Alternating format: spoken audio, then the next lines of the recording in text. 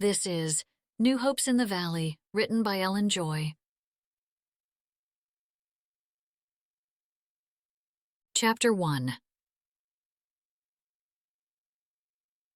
Hannah swiped the package over the scanner. The register beeped and the price flashed onto the screen, right next to the time.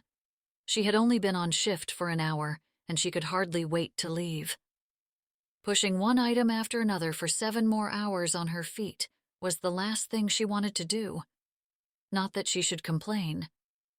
She was lucky to have a job, which was something her boss, Lloyd Hooley of Hooley's Groceries, didn't hesitate to remind her of. "I don't usually hire girls like you," he had told her many times throughout the last decade. She usually just smiled and kept her thoughts to herself, even though the girl he'd hired was an adult, a mother who paid all her own bills, and an honor student. She'd even had a scholarship to college, but she'd stayed home to marry her high school sweetheart and have the baby. Yet the girl Mr. Hooley sneered about was the person Prairie Valley believed she was. Drunk Joel Destin's daughter, who let some boy knock her up before she was even out of school. She continued to swipe Mrs. Nyberg's items as her eyes wandered around the store. 7 more hours might be torture, but things could be so much worse. Troy hadn't had a job in a year. Not that it would matter to Hannah if he did. He hadn't paid child support since the day he left, when Emma was only a baby. And though her rent was reasonable, there were still all the other expenses like utilities and food and gas, and a daughter who wanted fancy things and name-brand clothing like all the other girls had. She tried to save up, but never seemed to get anywhere. She had no idea what she was going to do when Emma needed money for college. "Hannah, those cucumbers are supposed to be on sale," Mrs. Nyberg pointed out. It took her a moment to snap back to reality. "I'm sorry," she said, tapping the register keys, then flipping a switch. Her station's light began to flash, and Tim Hooley hurried over. She faked a smile. "The cucumbers are coming up at the regular price." He pulled the keyring off his belt. "Sorry about the mistake, Betty." "It's no problem." She waved her hand. "Hannah's doing fine." Hannah gritted her teeth and didn't say a thing. Tim was in charge of pricing, not her. Hadn't she just been telling Emma to think before she spoke? Did she need to say something? Would it help the situation? Did he deserve to be called out? Well, yes, he did deserve it. He was the owner's only son, and never let anyone forget it, and never let her forget who she was either. "You're all set, Betty." He flipped the flasher off and stood next to Hannah as she continued with the groceries, close enough that she could smell the mint he was flipping around in his mouth. "Hey, that's Jake Malloy," he said suddenly. Hannah looked up and saw a tall, dark, and handsome man striding into the grocery store. "Jake's back home?" Mrs. Nyberg seemed surprised. She turned to Hannah. "He was in the Marines, you know, overseas." Tim left her station and headed toward the dairy section, where Jake was headed. Hannah? I think you made another mistake." The woman pointed at the bread. "It's supposed to be 2 for 1. Hannah let out a tiny sigh and flipped the switch again. Then she realized she'd have to make an announcement because Tim was no longer in sight. "Mr. Hooley, Register 5 needs your assistance," she said over the loudspeaker. She smiled at Mrs. Nyberg and finished ringing up the rest of the groceries, bagged them, and waited. And waited. "Maybe you should page him again." Hannah suppressed an eye roll and spoke into the receiver, more loudly this time.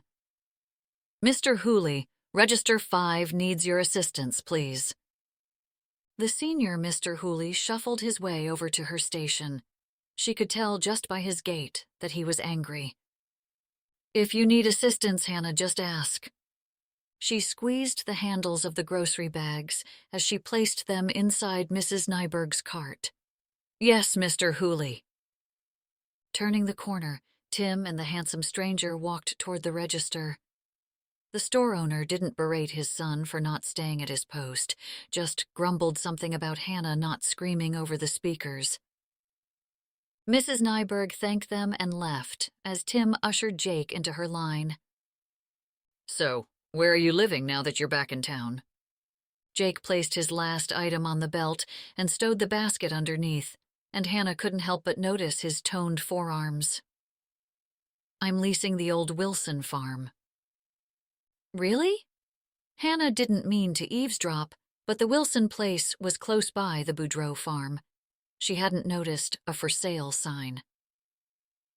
"Yeah, they've decided to retire up to their cabin in winter in Florida." He didn't seem to mind her intrusion. In fact, he flashed her a smile. "Don't I know you?" She shook her head. "No, I don't think so." "Hannah would have been a couple years behind us if she graduated," Tim said condescendingly, while Jake kept his smile focused on her. "I did graduate." "Right, with a GED, I forgot." She was sure Tim had not forgotten and would soon bring up her being an essentially single mother, or her daddy, or worse, Troy. But he didn't have to, because there, coming through the sliding doors, was Troy himself. Her stomach dropped like a boulder falling off the river cliffs. She looked down, pretending not to notice him. She was positive he wasn't there to buy groceries. "Hey, Hannah, do you think we could talk?" Tim made a grand gesture of huffing out a breath, then turned sharply on Troy.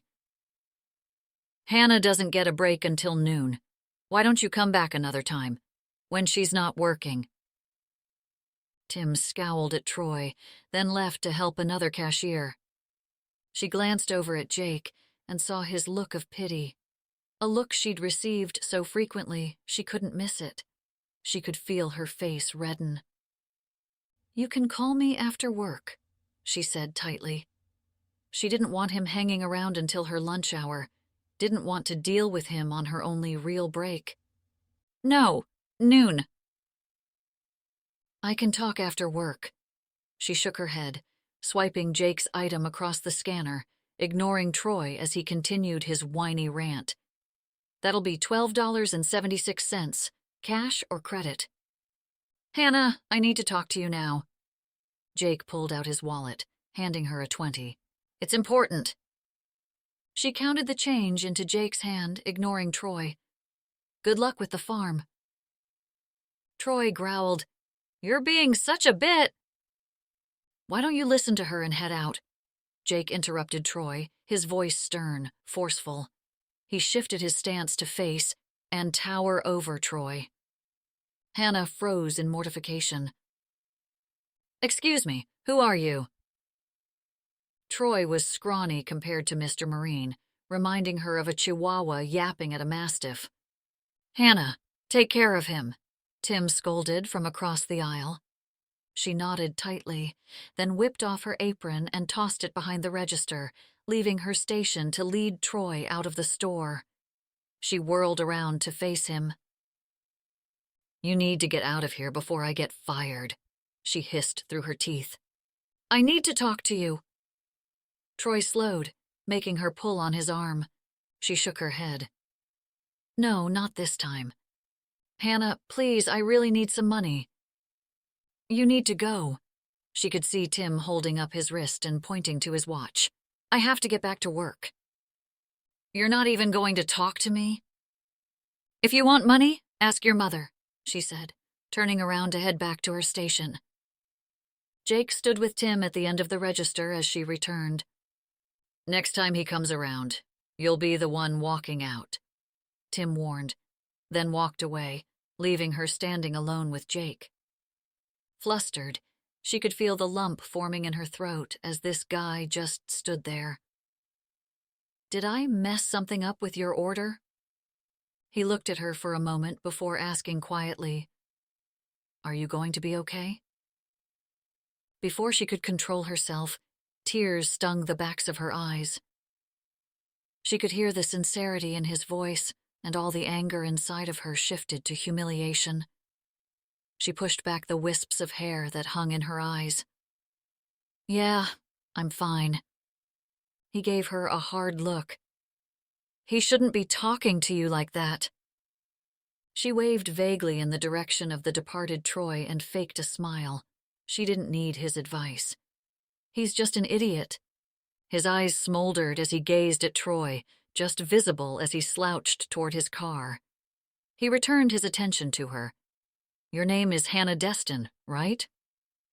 So, he did know her after all, and just like the rest of the town, probably by reputation. Yeah, he nodded. Hopefully I'll see you around. He gave her a small wave as another customer came up to her register and took her attention. When she was able to look back out at the parking lot, he was gone. Tim drifted back over to her station. She asked, "So, Jake is your friend?" She had a feeling that in high school, the hot Marine and Tim's social circles had been very different. Tim puffed up. "Oh yeah, me and Jake go way back, all the way to elementary school." "That's nice." "He was in all my classes." Tim loved to talk about how well he'd done in school, how much smarter he was than everyone else, how he'd attended college while she finished her GED in night school. So Jake being in his classes was saying a lot. "He got a Purple Heart," Tim told her, "over in Afghanistan." Even though she didn't know him, her heart suddenly went out to him. She couldn't imagine going to war and being injured. She couldn't imagine what his family felt. How scared he must have been. "Earth to Hannah." Tim waved a hand in front of her face. "Mr. Hannigan is waiting for his receipt." She shook herself out of her thoughts and handed the man his slip. "Have a great day, Mr. Hannigan." "Oh, I will. Got my loot fisk, so I'm good to go." He held up his bag, then scurried off. "That much pickled herring cannot be good for anyone," Tim mumbled, then climbed back up to the manager's office above the courtesy desk, where his father stood overlooking the store below. Hannah wondered if Troy would be waiting for her after her shift, and if he'd be even madder by then. She looked at the time, still hours until lunch. She hoped the handsome Marine would come again. "Hey, Ma," Jake said as he walked in the side door, handing over the groceries she'd asked him to pick up. "Thank you." She kissed him on the cheek, then looked inside the bag. "Do you want anything to drink?" He shook his head. "Nah, I can't stay long." She gave him the look, which always made him feel guilty. She knew he was avoiding Ted. "He's not here," she said, walking into the kitchen. "They're all at the club." Oh. The Grand Victorian had been updated to a modern luxury home with a white marble kitchen that overlooked the St. Croix River. Jake sometimes wondered why he'd returned to Prairie Valley at all.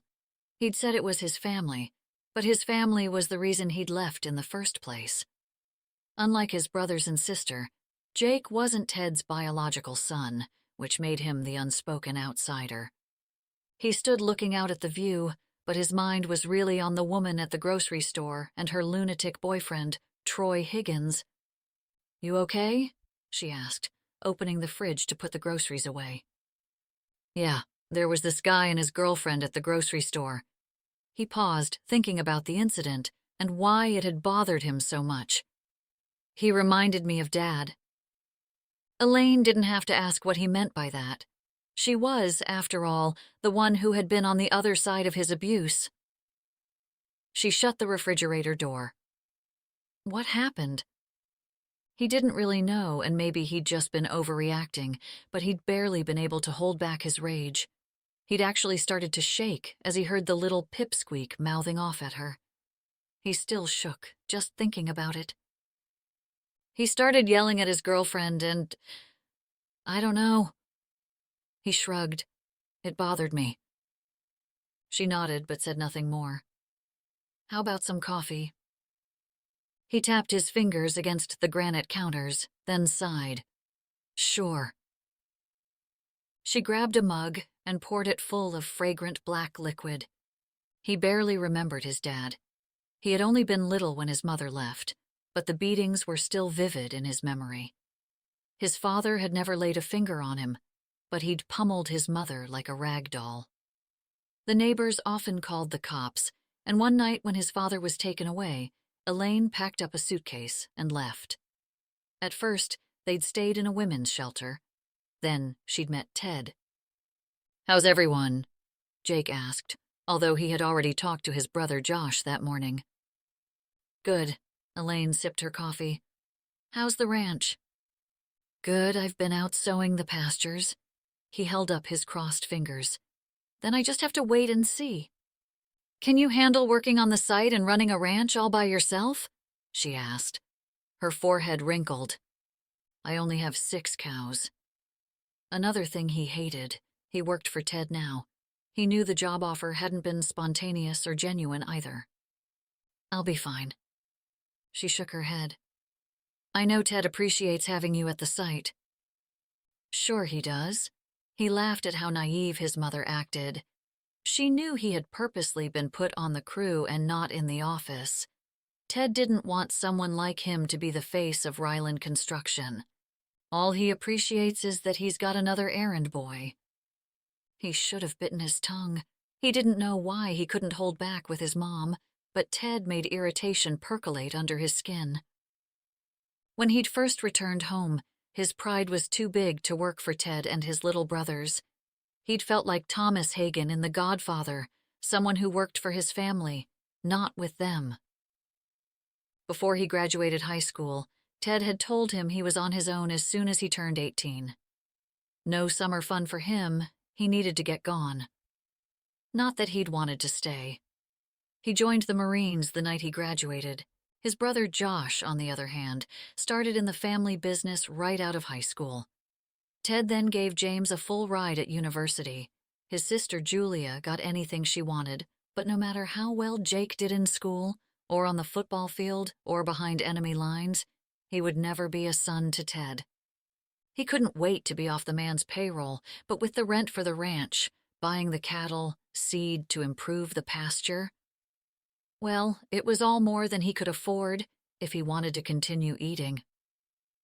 Ranching had already proved to be a bigger undertaking than his daydreams in the desert had suggested. That meant he needed Ted's handout, galling as that was. The reality was that Jake felt like he was drowning. His mom smiled and placed her hand on top of his. "I want you to know, I'm really happy you came back home." He nodded. He had promised to come back. For her.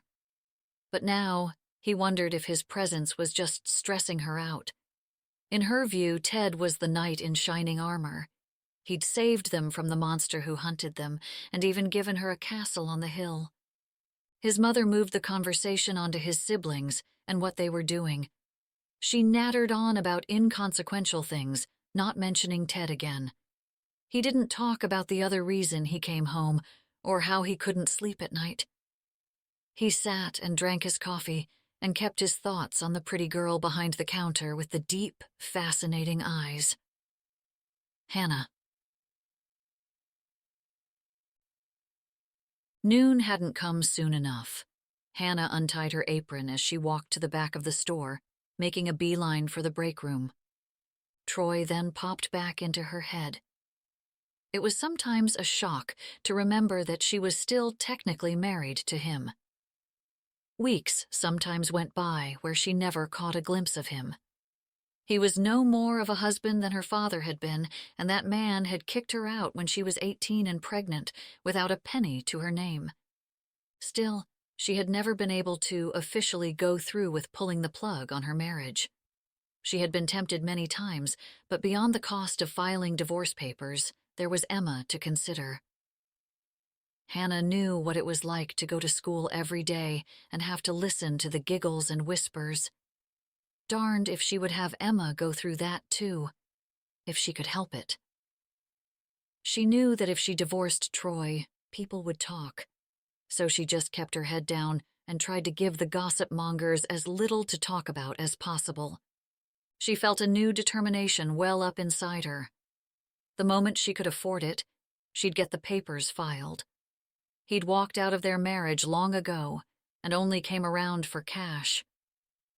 Now he was jeopardizing her living as well, and that she couldn't tolerate. She had been so naive when they first got married. She'd actually thought it could work. He'd seemed so different before Emma was born. She'd thought he loved her, asking her to marry him when he found out about the baby, promising to change, to get a job. But then Emma came, and he just couldn't seem to grow up. He still hadn't, more than a decade later. "Hannah?" Troy's voice called out from the other side of the store. Her heart sank as she saw Mr. Hooley stand up in his office, folding his arms against his chest. She kept walking toward the break room, ignoring Troy's calls, hoping to get him away from her boss before she lost her job. She knew he would follow, and she hoped to lure him behind the loading docks and let the truck's engines roar over his ranting. But Troy's short legs carried him to her before she could push open the door. He grabbed her arm and swung her around with more force than she expected. She stumbled. "Why are you being such a bit—" "Let go of her!" Jake Malloy stood at the other end of the aisle. He stormed toward them, and Troy turned to face him. "What is your deal, man?" Troy's face reddened. "Do you just hang out at the grocery store all day?" Jake got right into Troy's face. "I don't like you." "What is this, kindergarten?" Troy huffed. "Stay out of my business." Jake straightened up even more, towering over Troy. "Don't touch her again." Hannah saw Mr. Hooley making his way down the cumbersome stairs from his perch, and she knew her job really was on the line. "You need to go, Troy. Just go." Troy clenched his fist, his attention all on Jake. "What's your problem, man?" "My problem is, she asked you to leave, and you don't know how to listen." "Hannah!"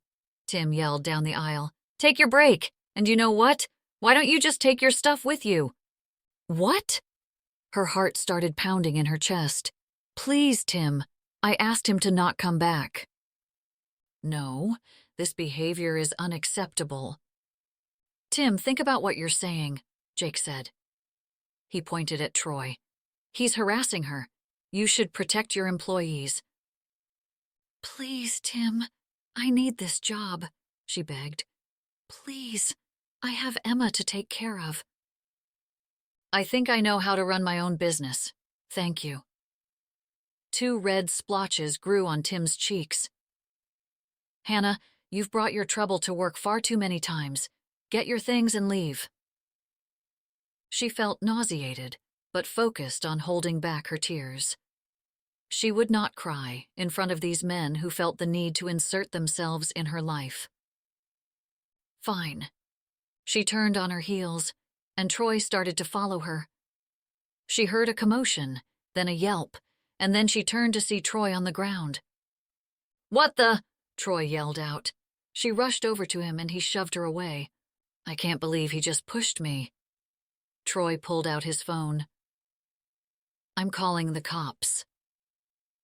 "So I can tell them you were harassing a woman?" "My wife!" Troy bellowed out at Jake. "Troy, just go!" She didn't want the police involved. She reached her hand out to help him up. "Please." He got up, slapping her reaching hand away. "You're going to just let this guy jump me?" She looked over at Jake, who was glaring at Troy, his fist clenched so tight his knuckles were white. "I'll sue you!" Troy shouted as Mr. Hooley arrived. "Young man, you need to leave this store right now. You are not welcome here," he boomed. "Hannah, that goes for you too." Troy shot daggers at her. "Mr. Hooley, it's not Hannah's fault," Jake said. "Mr. Malloy, you're lucky we're not calling the police." Lloyd Hooley and his son walked Troy out of the store, and once again, Jake stayed behind. "Are you okay?" "Did you come back here on purpose?" she asked. "I figured he'd probably show up." His hand loosened up, but he still seemed on high alert. "Well, thanks a lot, you jerk. I'm sorry, but I should grab my stuff. The tears were breaking through. His eyebrows scrunched, showing that look of pity again, and it ground at her. Being Joel Destin's daughter had never made her part of the popular crowd. It usually meant parents didn't want their children hanging around her. Few said anything to her face, but they didn't hesitate to say it behind her back, nor did they bother to hide their expressions of pity. And there it was, on Mr. Marine's face. You shouldn't let someone treat you like that. Who did this guy think he was? She could feel the rage boil up inside her. It usually scared her to get so angry so fast, like a tsunami first pulling back, then smashing into the harbor. But this was all just too much. Nobody asked you, she snapped. She turned away before she said something more, something she'd regret. He could pity her all he wanted, but he had no clue how she let people treat her. He was just like the rest of the men in her life. He only wanted to control her. I was worried that he'd hurt you, he called out as she stormed away, which made her angrier, because if she was honest, she had been worried too. I promise I only wanted to help. She didn't reply. She didn't have time to deal with him. She needed to figure out a way to get her job back. Chapter 2. Hannah waited until what would have been the end of her shift to talk to her boss, hoping he might have cooled off. But Lloyd Hooley told her he just couldn't have her there, even if Troy's actions were not under her control. I know you're a hard worker, but that man needs to stay away, and if that means you can't be here, then that's how it has to be. Hannah felt sick as she stepped into her apartment. What was she going to do now? She couldn't afford the rent without a job. She couldn't afford Emma's after-school program, or the soccer team she wanted to join, or the phone she wanted for her birthday in a few weeks. She held the tears in, splashing her face with cold water as she waited for Georgie, who taught at Emma's school, to drop her off. When she heard the car pull up, she opened up the door to greet them. "How are you?" she said in a cheery voice, pretending her world wasn't falling apart. "Olivia asked me to invite you and Emma to dinner with us," Georgie called out from the car window. Hannah hesitated, but only for a moment. "We'd love to come." Emma leaned over the console and hugged Georgie. "Bye, Auntie Georgie." "What can we bring?" Hannah asked, although she worried Georgie might actually ask for something for the first time. "Just yourselves." Hannah looked out at the mailbox and could feel the panic crawling over her skin, remembering the unpaid bills on the counter. "See you soon?" She tapped out 2 quick honks as she pulled away. "How was your day?" Hannah asked her preteen 12-year-old daughter, leaving the mail for another day. She followed her Emma inside, picking up the trail of items she had already dropped on the floor: backpack, shoes, and sweatshirt. "Emma, put your things away." "Fine, but after I eat something." Emma opened the refrigerator door. After perusing the shelves for a moment, she complained, "We have nothing to eat, and you work in a grocery store." Hannah's stomach twisted.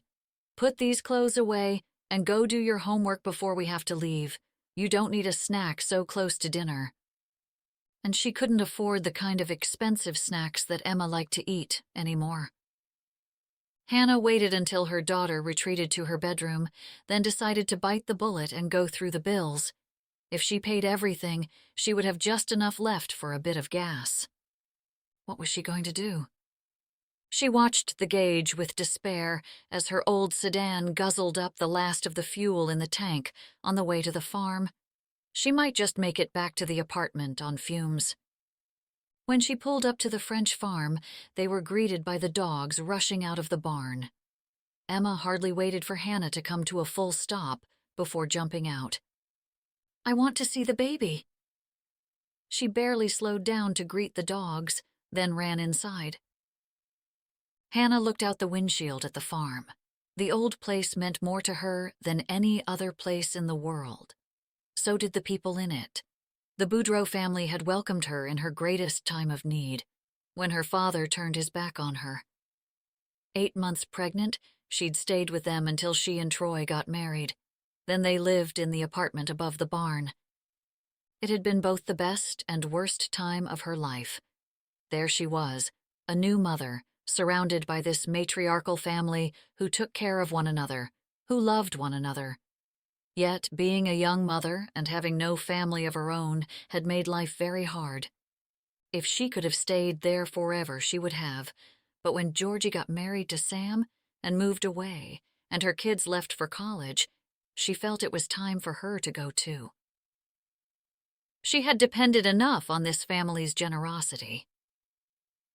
The Boudreaux didn't forget about her, though. They always included her, making her a regular part of holidays and Sunday dinners. Now Olivia and Jesse lived at the farm, and they were always doing something with Emma. They took her on long horseback rides, even got her into 4-H, with a darned chicken of all things. They even took her to the state fair when Hannah had to work. "Hey, ladies!" Olivia bounced baby May on her hip. "Oh my gosh, those cheeks!" Hannah swept May out of Olivia's arms and into her own. Emma stood on her toes to get closer to the baby. "You're just so cute," she squealed. May reached for Emma's nose. "You got my nose?" May giggled, and a tug in Hannah's belly made her wish she had enjoyed more of this stage. She had been so young, scared, and confused about life in general when Emma was this little. "How was school?" Olivia asked Emma, handing over a pacifier to May. "Good. We're learning about glaciers and why we have such fertile soil on the prairies." Emma took baby May's hand and kissed it. "Can I play with her?" "Sure. I have all her toys on the blanket in the living room." Olivia grabbed a burpee towel and handed it to Emma. Emma's after-school program included a babysitting course, and Emma was obsessed. She'd read the whole Babysitters Club series, watched the television version, and created a Pinterest account filled with fun children's activities. It had taught Emma to be responsible and confident, a confidence Hannah had never possessed. May reached out her arms and went happily into Emma's. Olivia grabbed paper plates and napkins and put them on a tray. "I'm so glad you could make it for dinner. It's just so nice out today. We thought we'd invite people over." "I'm glad you did." Then she thought about being grateful that it was a free meal and wished she could just one time return the favor. "I went to the grocery store today. I must have just missed you," Olivia said as she opened the refrigerator. "I must have been on break," Hannah lied. She knew if she told Olivia about what had happened, she'd parade over there and cause a stink, which definitely wouldn't get her job back. Then she'd tell the rest of the family, and they'd just start worrying. She'd talk to Lloyd again, maybe swing by Judy's station. She'd worked there as long as Hannah and knew how loyal she had been over the years. Always working overtime, never questioning the extra hours, late nights, extra duties tagged on with only very minimal raises. "I was going to ask Timmy Hooley where you were, but I didn't want to get stuck talking to him." She made a face and started setting the table. Hannah laughed, glad to have Olivia back in Prairie Valley. Even though they were complete opposites, the two had become as close as sisters when she'd lived at the farm as a new mother. Olivia lived a life most would only dream about. She was beautiful, and even now, with a baby, she looked like she had just stepped off a private jet from Washington. She could rope a 2-ton bull, wearing a suit and heels. She rubbed elbows with some of the most important people in the world, had a daddy who had been a well-respected governor of their home state of Minnesota, and married one of the most down-to-earth cowboys. But that's what she loved about Olivia. She lived life to the fullest. Hannah just tried to survive. "Hey, I was wondering if you guys would do us a favor?" Olivia asked. Hannah grabbed the silverware from the drawer, curious. Maybe she could help after all. "What do you need?" "A babysitter." She thumped a big bowl of salad onto the table. "Jessie and I need to get out, and Maggie helps a lot, but I don't want to always bother her and my mom." Of course. Anytime. Would Fridays be okay? I'll pay Emma whatever the going rate is for babysitters nowadays. I could babysit? Hannah smiled, hoping it hid her feelings, but Olivia's eyes were puzzled. I miss that baby stage, and you wouldn't have to pay me. No, that's silly. I'll pay you and Emma for your time. Olivia smiled, wiping her hands on a dish towel. I can't believe she's already turning 13. You're sure you don't mind having her party here? She calculated the price of pizza and cake in her head, now without her employee discount. Oh my gosh, I'm so excited, and so is Rosie. Olivia laughed as she set down a ceramic bowl of potato salad. She can't wait to have a whole group of little girls riding horses.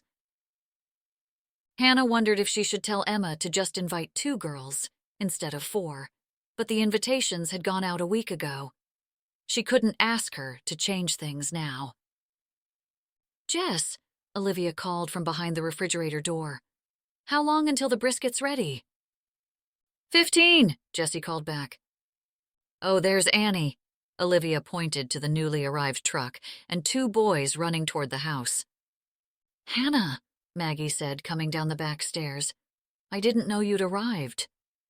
The matriarch of the Boudreau family wore a flowing dress with long johns underneath, slippers on her feet, her hair pulled back in a low braid. She gave Hannah a hug. I'm so glad you came. Hannah and Emma are going to be babysitting for us on Friday nights, Olivia said. That's a wonderful idea. Maggie peeked into the living room. I bet there's going to be another teacher in the family. The idea of Emma becoming a teacher made Hannah's heart swell. She had always wanted to be a teacher. School had been her saving grace, her safe haven from the chaos that was her home. The idea of Emma living out her dream made losing her own dreams worth it. She'd loved school so much, how badly she wished she could go back and do it all over again. Not that she regretted having Emma. No, Emma was the best thing that ever happened to her, but she'd love to go back and learn. It was why she didn't quit when she got pregnant. She'd had to start earning something, and she couldn't find a full-time job working nights. So, she started night school to earn her GED and worked during the day. That's where she'd met Georgie, who'd been teaching her first class in Prairie Valley. Emma took off for the barn with the other cousins, and Hannah held baby May in her arms. Thank God for babies. She could almost forget how bad things were at that moment. Emma's chicken is even fatter, if you can believe that, Rosie said as she came in the door. What's for dinner? Ryan asked. Hey, everyone. Probably one of Nana's casseroles, Rosie mumbled, leaning over to kiss Olivia on the cheek. Maggie was infamous for her hot dish dinners, especially her tuna and potato chip concoction. Hannah loved anything Maggie made. Staying with the Boudreaux had been a blessing. Before Georgie came into her life, she had been lost and broken. Now she might have lost her job, but she was still blessed. Dinner's ready, Olivia yelled out the door, and Hannah could see the kids running out of the barn just as Georgie and Sam pulled up. Let's go wash up. Hannah scooped up the baby and carried her to the bathroom. She sat May on the counter and turned on the faucet, pumping soap into her hands. She'd started singing the ABCs, accompanied by baby cooing, when she heard a new male voice in the kitchen. A neighbor had probably come to join them for dinner. The family table was often overflowing with friends, as well as family. Okay, now it's time to wipe our hands. She handed Emma a towel, patting her hands dry, catching a glimpse of her reflection. Dark circles discolored the skin around her eyes, and the new crinkles of crow's feet seemed prominent in the harsh fluorescent light, making her look older. Much older. What was she going to do? Well, she guessed she'd start looking for another job while Emma was in school. She could probably get something at the diner, or maybe at the bank. Were they hiring tellers? She was good with numbers. May flung her body around and squirmed to get down out of Hannah's arms. Olivia was going to have her hands full with this one. "Come on, let's go see Mommy." She spoke in a cheery voice, bouncing the baby high on her hip. "Trot, trot to Boston. Trot, trot to Lynn." Then she turned the corner and saw Jake Malloy standing in the middle of the Boudreau kitchen, carrying on a conversation with Georgie and Maggie. The moment he saw her, the smile was wiped from his face, and he stopped talking. "Hannah," Olivia exclaimed, "come meet our new neighbor." Jake knew Olivia and Ryan from the ranch, but didn't understand the relationship between them and the girl from the grocery store. She was the last person he would have expected to see in this kitchen. Olivia had shown up at his place after he moved in, asking him to dinner. He had politely declined, but when he ran into her at church, he couldn't refuse in front of his mother. Olivia turned toward Hannah, who looked like a deer caught in headlights. "Jake's working over at Broken Eagle Ranch, building a new barn." "Who's this?" he asked, nodding his head toward the baby. "This is May." Olivia made kissing noises at the baby and took her from Hannah. "Hi, May." Jake waved and smiled. She waved back, then twisted to get free. "Time to sit at the table." He glanced at Hannah again, and vague memories stirred. Stories about Troy Higgins getting a young girl pregnant and then behaving like an ass over it.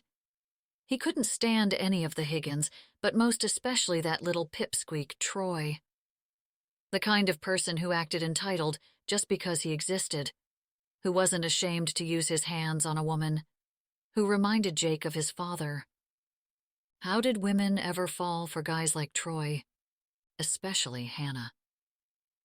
He thought about how she had stood with her chin raised, looking Troy straight in the eye while he yelled at her. How she didn't show an ounce of fear, even when he swore and grabbed at her. She was steady and calm and not afraid to speak her mind. Olivia turned to Jake. "Do you know Hannah and her daughter, Emma?" "We've met," he said, wishing he could apologize again, even though he knew he had done the right thing. The heat radiating out of her eyes was pure disdain. "This looks great," he said, turning away. The table seemed to be lined with half of Prairie Valley's population, the children at a separate table in the kitchen. He glanced at Hannah often while he ate. He noticed her keeping an eye on a young girl he knew must be her daughter. She was the spitting image of Hannah. "So, Jake, when did you return from Afghanistan?" Olivia asked. "I was discharged a couple years ago." He had been in Germany since then, recovering. He had been lucky, the doctors said, that what he felt was called survivor's guilt. All he knew was that he didn't want to close his eyes, because his friends, his brothers, lay dead behind his lids. "How do you like ranching so far?" Rosie asked. He let out a chuckle, thinking about how sore he was after working all day on the Gunderson barn, only to come home and work the ranch in the evenings. "It's a lot harder than I expected." The conversation moved on to ranching. He couldn't help stealing glances at Hannah. Once she caught him looking at her, but he just smiled and nodded, hoping she wasn't still too upset, wishing he could ask. As dinner wrapped up and the table was cleared, he tried to get her attention. But with so many people everywhere, he never got the chance, and she appeared to be doing everything she could to avoid him. Maybe he could talk to one of the Gundersons about the situation.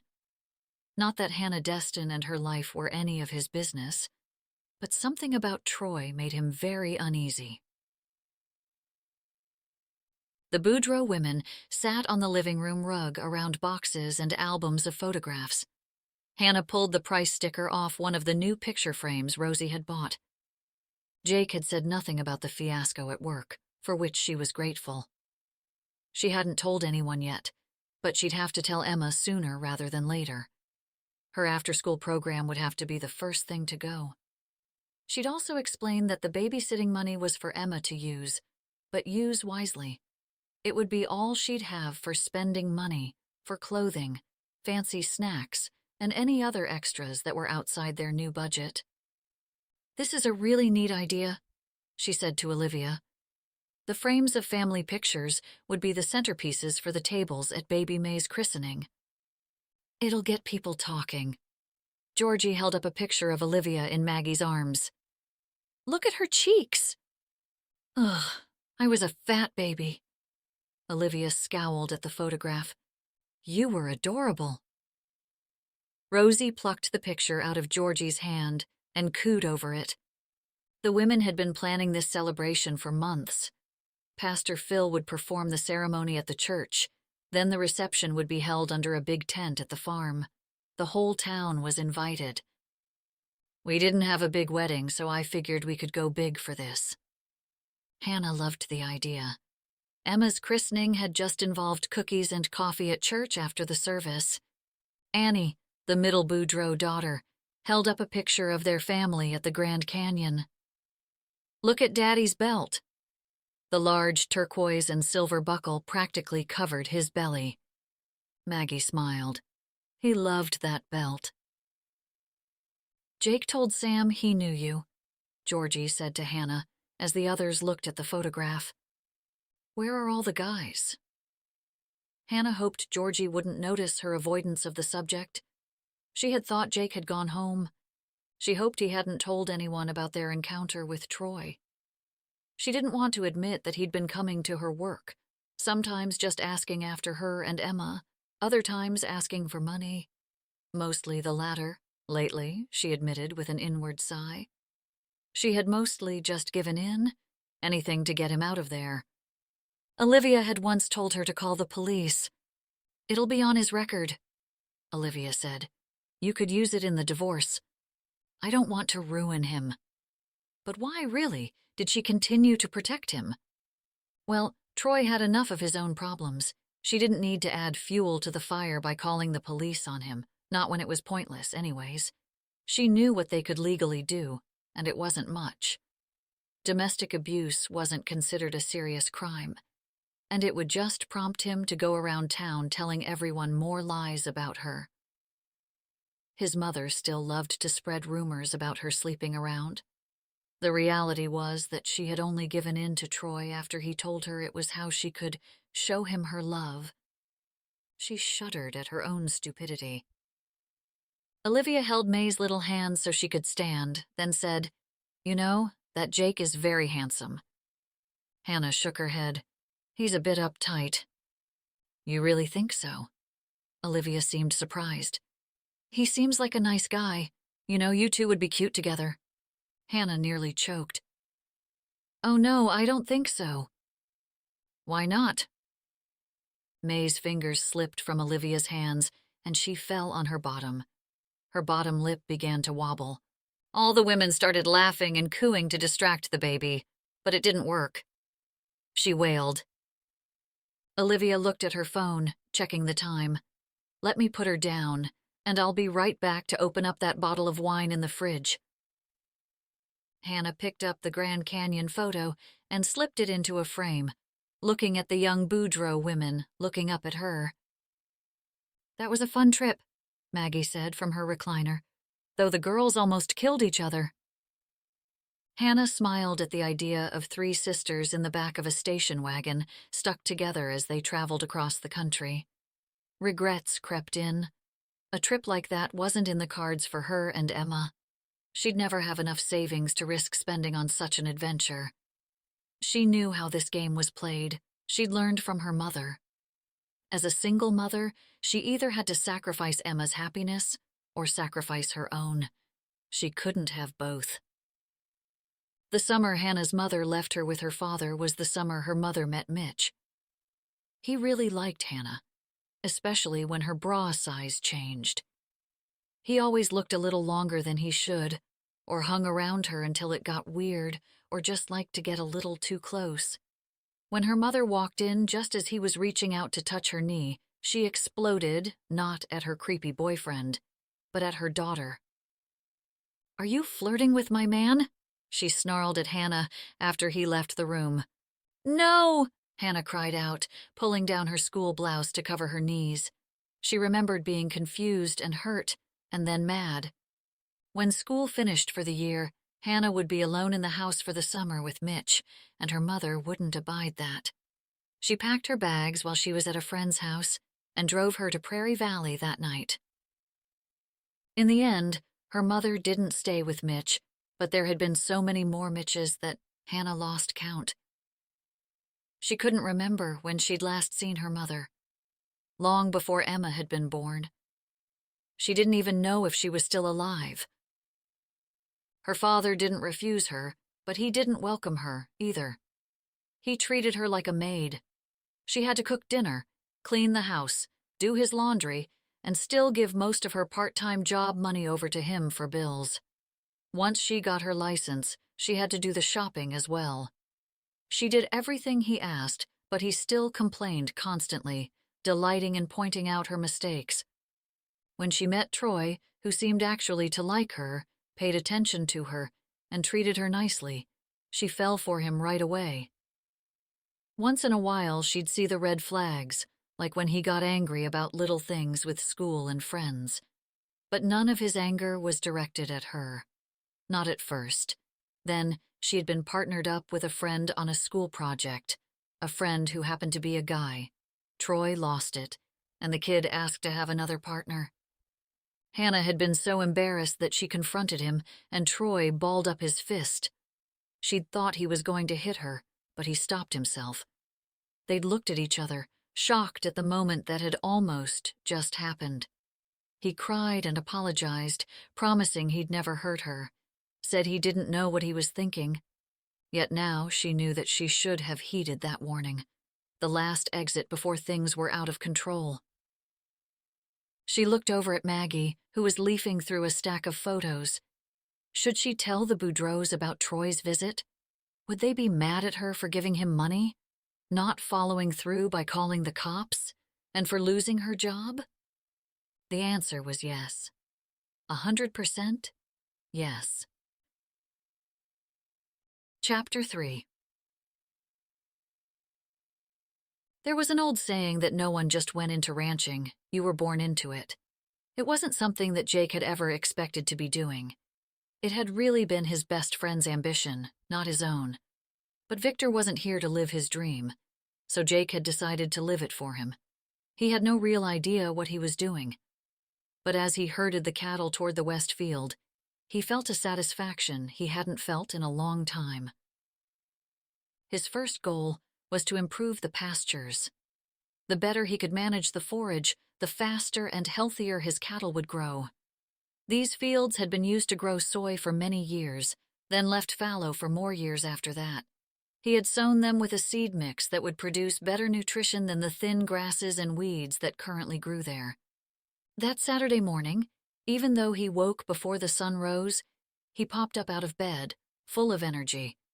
Maybe it was the fact that he'd slept through the night for the first time in months, or that it was Saturday, so he didn't have to go to work and deal with Ted's nonsense. Or maybe it was just because he had finally left the farm and talked to someone besides his pet. As he walked out of the barn, wiping the sweat from his brow, he saw Allison standing on the front porch, arms crossed against her chest. She was dressed as though she was going to a fancy nightclub, not the local bar. "You forgot, didn't you?" she huffed. He had. "I must have lost track of time." She flung out a hand at him. "Jake, this is like the third time you've blown me off for some cows." "I'm sorry," he said, but he knew it only made her madder. She rolled her eyes. "Whatever." "Look, let me just shower, real quick." "I'm not the kind of girl who sits around waiting for a farmer to shower." She stalked dramatically down the stairs. She was even more stunning when she was mad, but at this point, Jake didn't know why she even stuck around. "It's a ranch, not a farm," he mumbled. "Whatever." She slapped her hands against her thighs. "You're still making me wait around for you again." "It'll only take a minute." He kissed her on the cheek, guiding her toward the door. He already knew how their fight would go. First, he'd apologize. "I'm sorry. I've got a lot to do here if I want to make it work." She'd pout. "I'm sick of being treated like an afterthought." He'd apologize again. "I'm really sorry. Come in and I'll get you something to drink." She gave him the silent treatment, but just as predicted, she came into the house. She wasn't going to stay mad. Not when all their friends were waiting at the bar for them. When they arrived at Lumberjack's, his brother and girlfriend were already there, along with the friends who'd stuck around town after high school. Jake had it all back then, at least from the outside. First-string quarterback, a state trophy, and good grades. But the truth was, he'd never really fit in with this kind of crowd. He hadn't seemed to fit in with anyone until he joined the gang of Marine misfits. There were people who served for duty, for family, for honor, and then there were the ones who didn't know what else to do, like him and Victor. Heck, Jake still didn't know what to do, which was part of why he'd stolen his friend's dream. They'd be sitting around the barracks, waiting for something to happen. Jake felt like they were always waiting, and while they sat, Victor would talk about moving to the country and living off the land. "Everyone goes and buys chickens," Victor would say, holding an AR-16 as they sat watch. "But I'm buying pigs." Pigs. Jake had never thought of owning land, much less animals. Don't they smell? Not if raised properly. Victor would get lost in his dreams. Imagine waking up on your own time, nobody telling you what to do, living off your own hard work, not working hard for someone else. Sounds like heaven. Jake thought of the farms and ranches back in Prairie Valley, not ever imagining he'd someday live on one. But after Victor's death and his medical discharge from the service, he somehow found himself driving by the Wilson farm. Then he saw the sign. He drove right up to the house and took on a gentleman's agreement lease between Mr. Wilson and himself. Of course, he'd quickly found out that the idea of waking up on your own time and making your own hours was far from reality. Earth to Jake. Allison waved her hand in front of his face. "We're going to head to the freight house. You coming?" He had opened his mouth to beg off when he saw Troy and his cronies coming in the back door. They moved up to the bar, loud and obnoxious, acting like overaged teenagers. "Jake?" Allison stood up. "We're going." He looked over to see that his brother and girlfriend had already paid and were leaving the table. "Okay." He threw down his money, checking Troy out one last time before following. On Monday, when he arrived at the Gunderson Ranch, Sam met him and the crew. "Morning?" Sam held out his hand, and he and Jake shook. "It was nice to see you at dinner the other night," he shouted over the noise of the excavators working on the foundation. "Olivia invited me when she swung through here the other day." He realized that this was a golden opportunity to dig for information, and he blurted out a question before he could think better of it. "I was wondering, is Hannah a part of the family, or is she a neighbor?" He felt his face grow hot, realizing how abrupt his question had been. Would Sam think he was being creepy? Sam took a sip of his coffee. She was Georgie's student, and they took her in when she had Emma. That's really nice. He didn't know how to segue naturally, so he just came out and said it. "So, what's the deal with Troy?" "Do you mean, are they still married?" Jake shrugged. "I think all she has to do is sign the papers, but for some reason she hasn't. But he hasn't been in the picture for years." Years? Jake might be crossing a line, butting into her business, but he suspected that what happened at the grocery store wasn't the first time in years. "I saw him at the grocery store bugging her." Sam's face immediately turned concerned. "Recently?" He nodded. "He was pretty aggressive." Sam slowly shook his head, processing the information. "How aggressive?" Jake told Sam the whole story. And for the rest of the day, he worried. Maybe he shouldn't have gotten involved with her business. She was a grown woman, after all. But he didn't trust what a man like Troy might do. He wasn't going to apologize for watching out for her, but he did need to make things right. He had butted into her life and could have escalated things by confronting Troy. The next day, Jake went down to the grocery store to talk with Tim Hooley. It was the last place he expected to run into Hannah, but he saw her right away when he walked in the door. She stood at the customer service desk with Tim, holding her maroon smock in white-knuckled hands. When he got close enough, he could hear Tim's pompous voice. "I wish things could have worked out," he said, shaking his head, "but we just can't have these kinds of disturbances." "Tim, please," she begged. "I promise he won't come around anymore." "That's what you said the last time." He looked at a clipboard as if whatever he was doing was more important than her frantic pleas. Jake could feel his anger rising. "Why don't you give her a second chance?" He made his voice as commanding as he could, using what his mother called his soldier voice. Tim's head jerked up, momentarily rattled by this challenge to his authority. But Hannah swung around, eyes narrowing the moment she heard his voice. "I don't need your help." "Here's your last check."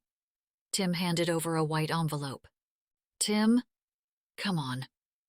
Her voice cracked. He rolled his eyes. "We've been over this, Hannah." She turned on her heel and marched toward the exit, her back straight. Tim shot a smug look at Jake. "Can I help you with something?" "You really are a jerk," he said, and went after Hannah. He reminded himself again that he should stay out of her business, that he should keep his mouth shut, but as usual, he failed to follow his own advice. "Hannah," he called, catching up to her. "What do you want?" she said coldly, not slowing down. He shook his head. "I'm sorry, I shouldn't have said anything." She stopped impatiently to let the sliding doors open, then ran out as if the place was on fire. But then she suddenly stopped, straightened her shoulders, and turned on him so quickly he almost ran into her. "What are you doing here?" Her hands fisted on her hips. "Are you following me?" "No." Oh, God, did she think he was a creeper? "Well, you seem to have a real problem with butting into my business." "Look, I'm sorry. I just can't stand seeing people treat a lady that way." She laughed scornfully as anger flashed across her face. "Troy was right the other day. What is your deal? You don't even know me." "I know guys like Troy." "Yeah, well, I can take care of myself." Her voice broke. "I lost my job because of you starting something with Troy." She turned and walked away just before his second apology came out. "I'm really sorry," he muttered. Well, he really needed to just let it go now. She didn't want his help, and he thought uneasily that maybe he had also crossed the line by talking to Sam. "I won't bother you again." Emma sat next to the tub as May splashed in the water. Hannah sat on the edge with her hands hovering over the baby. "She's fine, Mom." Emma rolled her eyes. "Have you ever heard of dry drowning?" Hannah asked her. "Yes, every time I went near water during my entire childhood." "It's frightening." Hannah wasn't ashamed of caring. She turned her focus back on the baby. "You are just the cutest, except this pretty girl over here." "Mom, stop." Emma continued with the eye rolling, and Hannah assumed this behavior would become the norm as she traveled through her teens. "You'll always be my baby." "Do you ever want more babies?" Emma suddenly asked, handing May a plastic alphabet letter. May splashed it hard in the water, then threw it across the tub. Hannah didn't know how to answer Emma, but the truth was, she did. She had always wanted more, not necessarily a redo, but a second chance. "Don't go throwing your toys around, please." Emma picked up another letter and put it on the edge of the tub. B for baby. "That's good, to practice her letters," Hannah said. "She's more interested in eating her letters than learning them." She pulled the plastic M out of May's mouth. "M is for Mama." "Emma?" Hannah hesitated. Would you mind coming straight home after school instead of going to the club? Emma studied her carefully before answering. Sure. Why? She knew money was tight, but never knew what tight really meant. That would have to change now. I don't want you to worry, but I'm looking for a new job. The half-truth was as good as she could do right now. She didn't want to scare Emma. And since I'm home, you don't need to go to the club. You're going to be home? Her face dropped. Emma obviously had more of an inkling of what this meant than Hannah liked. Are we going to be okay? You can have the money from tonight. Hannah shook her head, her heart hurting. We're going to be fine. You get the money. It's yours. What about Dad? Hannah was startled. Emma never talked about her father. He doesn't have any money. Maybe you should ask, she said quietly. I said no, Emma, she warned. Let's get this one into her pajamas. Hannah laid out a towel on the fluffy bath mat. Emma picked up the slippery baby and lifted her out of the soapy water. Watch the head, Hannah warned. I know, Mom. Gosh. She laid the baby on her back and patted her dry. She grabbed the lotion Olivia had left out. We should take her on a walk. That sounds nice, Hannah said, thinking of how much she missed living on the farm. Emma pushed May in the stroller as Hannah walked behind, looking out at the prairie sunset.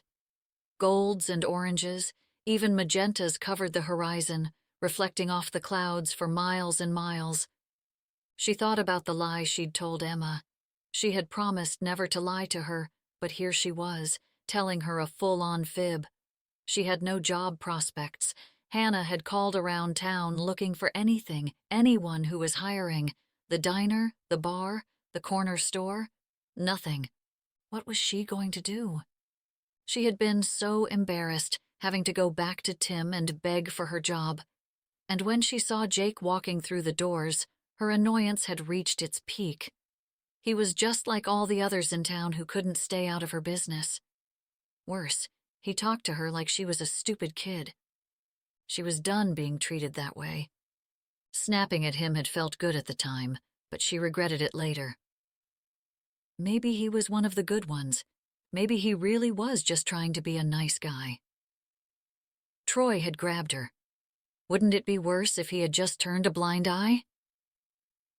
May loved the walk, almost as much as she loved dropping her sunglasses on the ground. Emma pushed her down the rocky, dusty road, and before she knew it, they were right in front of the old Wilson farm.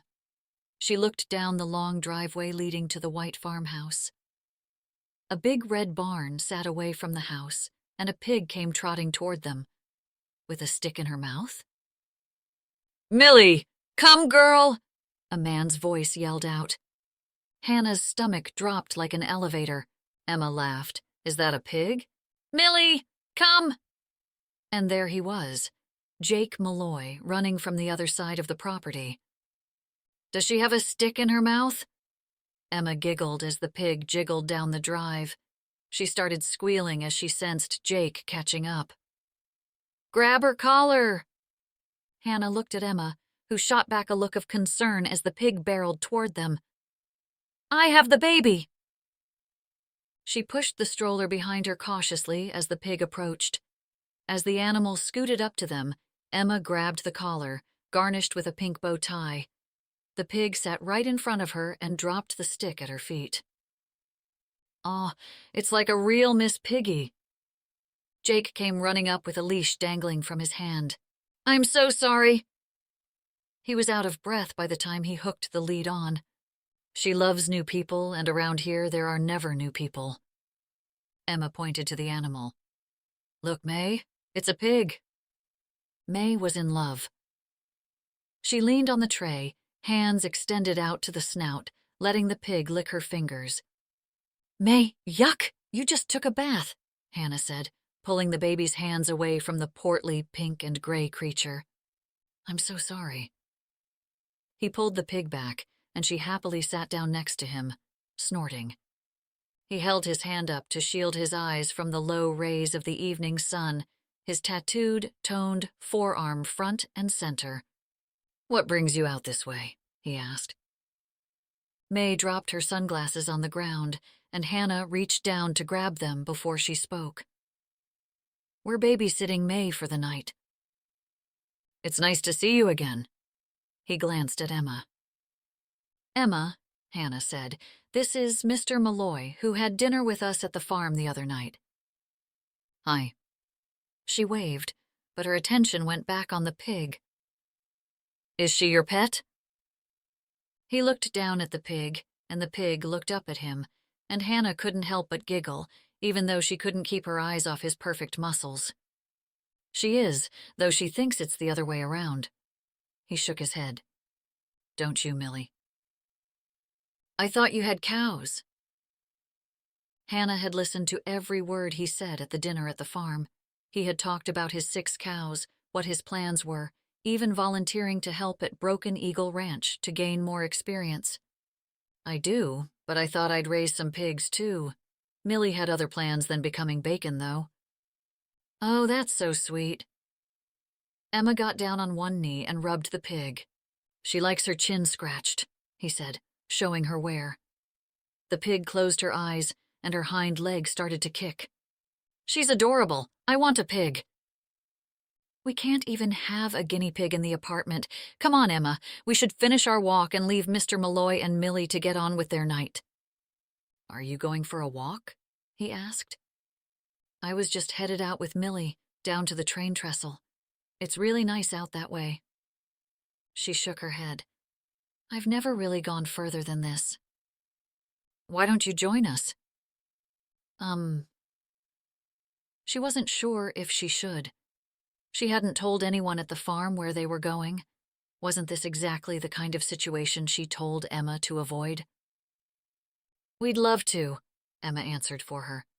Hannah nearly squirmed with discomfort. What would they talk about? Would May even tolerate such a long walk? Would he bring up how she'd lost her job?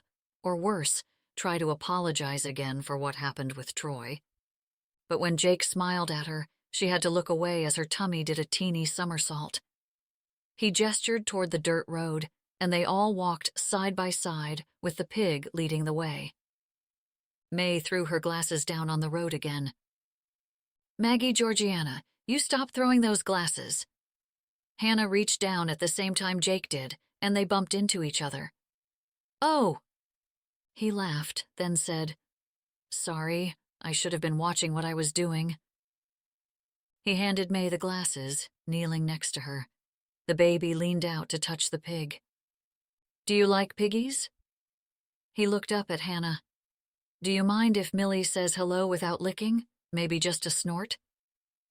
"Oh no, not at all. She lives on a farm after all," she warned May in a stern tone.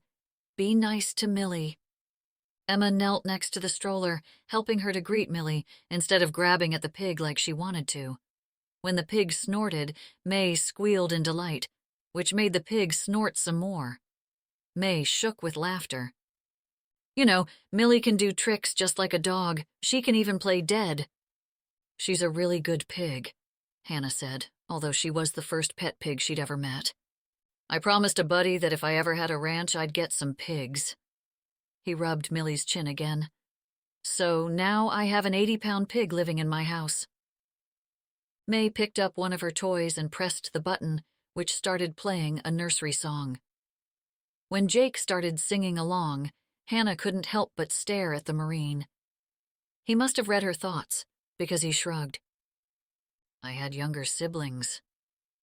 She smiled at the thought of Jake taking care of his little brothers or sisters.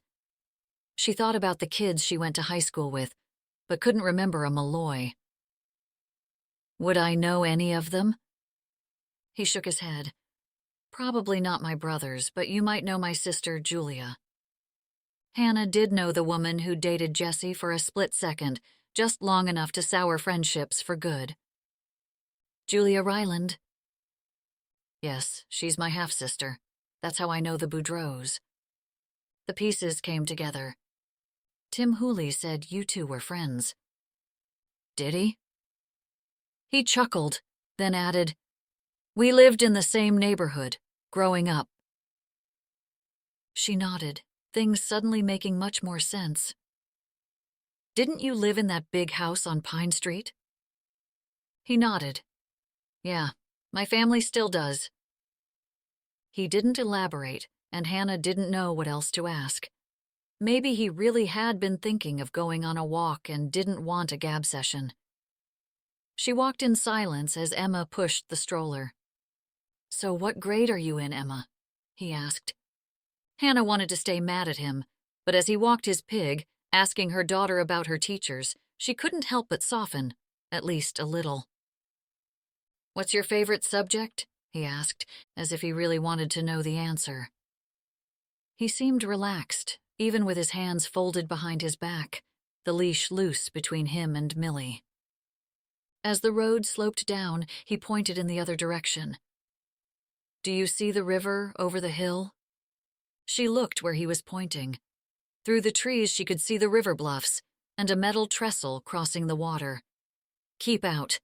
Private property signs were posted along both sides of the road. This is the Gundersons' property up here.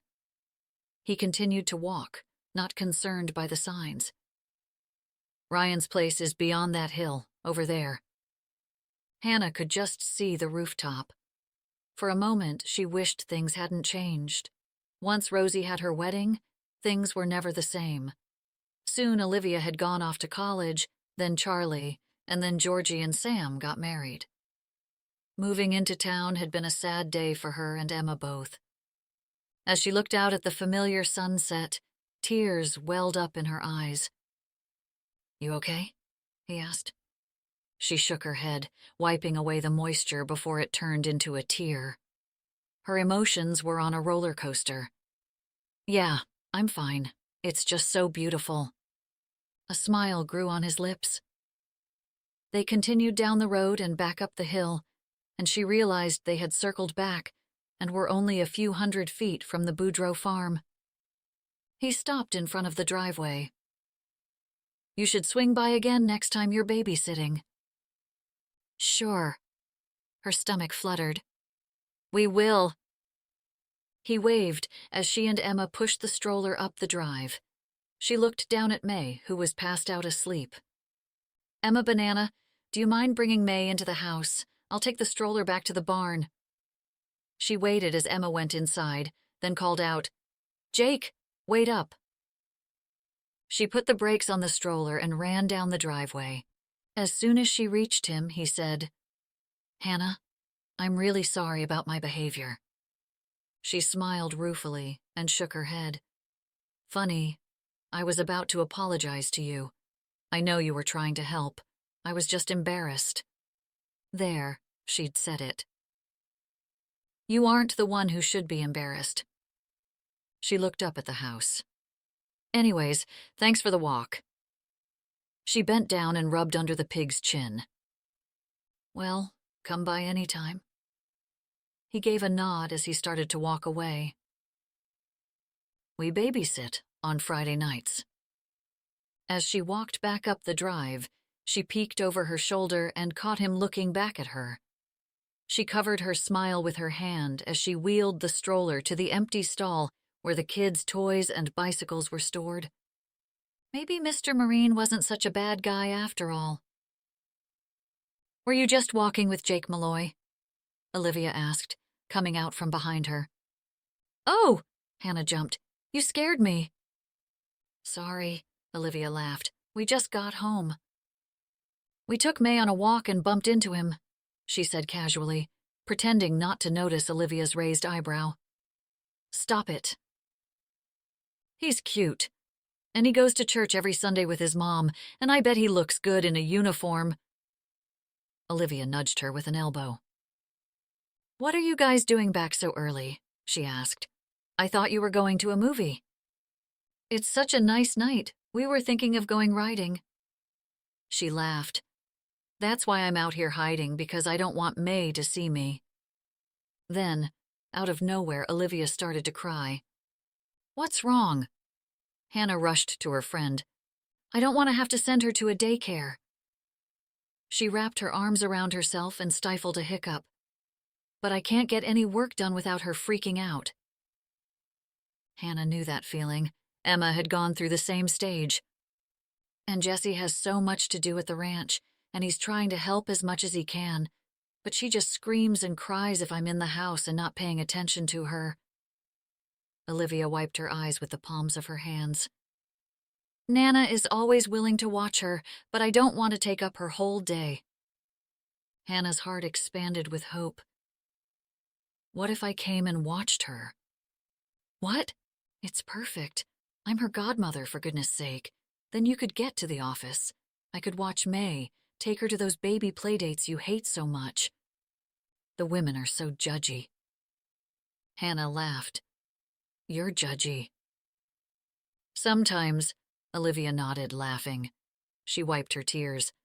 I'm just super hormonal right now. Hannah hadn't forgotten how challenging it was to care for a baby, and she knew Olivia had it extra hard. She worked partly from home, and as a small-town lawyer, she was often swamped with work. With Jesse out in the fields all day, Hannah couldn't believe they'd gone it alone for as long as they had. You should hire me. Olivia looked at her. You really want to watch May? I can come to the farm, take care of her, and help around the house, like with the wash and cleaning. Olivia's eyes widened as the idea set in. What about Hooley's? It's actually perfect timing. I need to move on from Hooley's. Really? Hannah didn't want to lie to Olivia, but she squirmed at the idea of admitting the truth, that she needed this. She couldn't stand the idea of having to go back to being a burden on this family. Luckily, Olivia was excited enough at the idea that she didn't push any further. Hannah, that would be great. And she threw her arms around her. She bit her bottom lip to hold back the trembling. Thanks, Olivia. Olivia playfully smacked her arm. It'll be just like old times. Besides, you need an excuse to take more walks with the haughty neighbor down the road. She shook her head, ignoring how her belly swirled at the thought of walking beside him. You two really would be cute together. Hannah almost choked on her own laugh. Jake Malloy isn't interested in some washed-up single mom. Trust me. I wish you would see what we all see. She bit back a retort. Olivia just didn't get it. She was the kind of woman a Jake Malloy would want, never a Hannah. Jake stared at the gun in his hand like he did almost every night. He'd been sitting there long enough for his skin to warm the cold steel. Some nights he held it, sometimes he placed it on the table and studied it. Tonight, however, the living nightmares didn't haunt him. It was habit more than anything. He thought about Hannah and her daughter. He didn't want to think about them. He didn't want this feeling creeping inside of him. He'd chosen to ranch partially because of the imagined isolation. He wanted to be away from people. He almost wished he had ignored what was going on between Troy and her like everyone else had. He didn't want another person in his life, another person to lose. She had been quiet on the walk, but he'd enjoyed himself despite the awkwardness. He could still smell the soft fragrance she wore. Her daughter had kept the conversation going, talking about school, with Hannah saying little but obviously proud of her.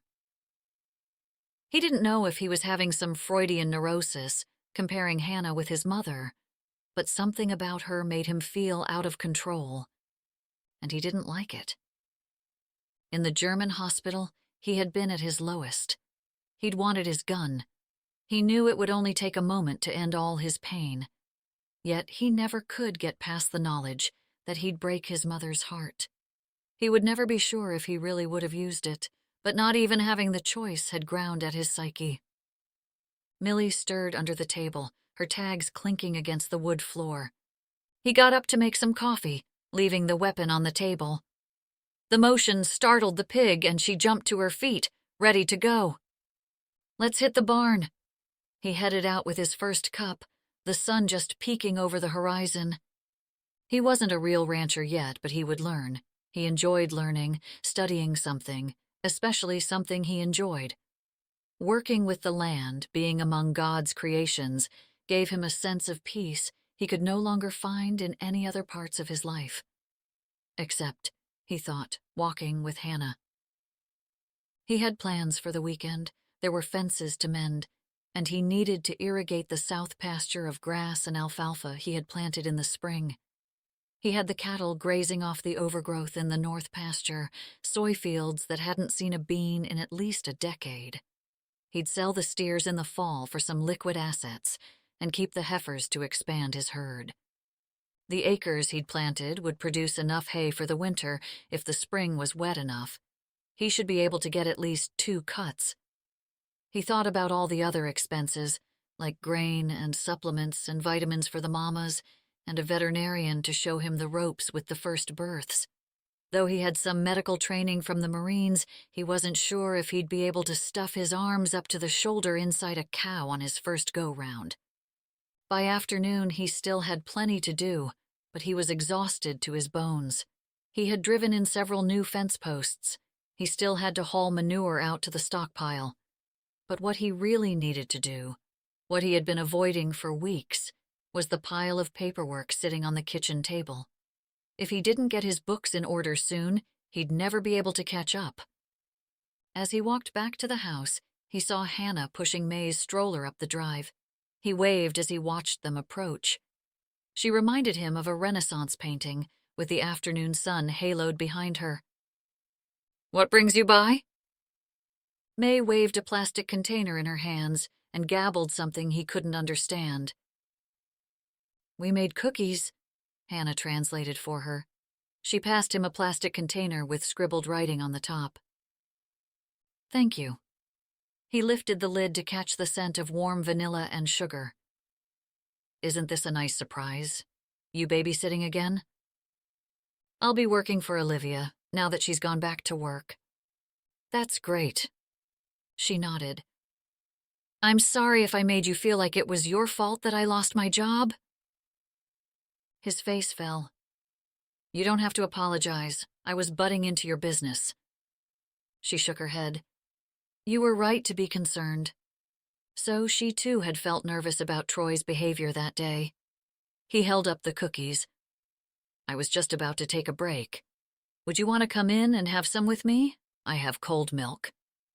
Hannah hesitated, but for only a moment. "Sure, that sounds great." She picked May out of the stroller, and he gestured her toward the house. He opened the door, then stopped dead before stepping inside. The gun was still sitting on the kitchen table. "Let me just grab some plates and glasses." He pointed toward the dining room. "Please, sit." He rushed into the kitchen and swept the weapon into his hands, cursing himself. He ran up the stairs, locked the gun in the safe in his closet, then hurried back down. He grabbed the dishes from the cupboard. Hannah looked uncomfortable. "I'm sorry if we're interrupting." "It's a welcome excuse to not have to do that." He nodded at the papers stacked on the coffee table. "I'm afraid I'm terrible with organizing my paperwork." "Do you use any software programs for it?" she asked, sitting May in her lap. "There are a lot of good products out there." He shook his head, placing a cookie on a plate and passing it to her. "Any programs you recommend?" "Sure, but it's what works for you. There are just programs that are much easier to use." "Easier sounds nice." He was surprised, and it must have shown on her face. "I've worked with them before. I could help." "That's really nice, but I couldn't ask you to do that." "I wouldn't mind." She shrugged. "It would be fun." "You think spreadsheets are fun?" He couldn't wrap his head around the idea. He poured the milk. "I hate that part of the business."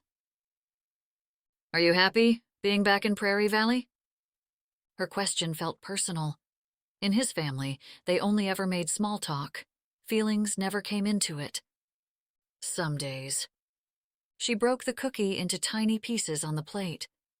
May reached out for a chocolate chip and put it in her mouth. "I've only left Prairie Valley once, back when I was a kid." He took another cookie. "Afghanistan's a really pretty country, with golden mountains and deep valleys. There's a lot of green farmland with snow in the higher elevations, but lots of barren desert, too. I've always wanted to go somewhere, anywhere. She stared at the container of cookies. Someday. So, you're going to be watching May during the week? He asked. Monday through Friday. He liked the idea of Hannah being just down the road. Their conversation flowed as they nibbled cookies. How many animals do you have?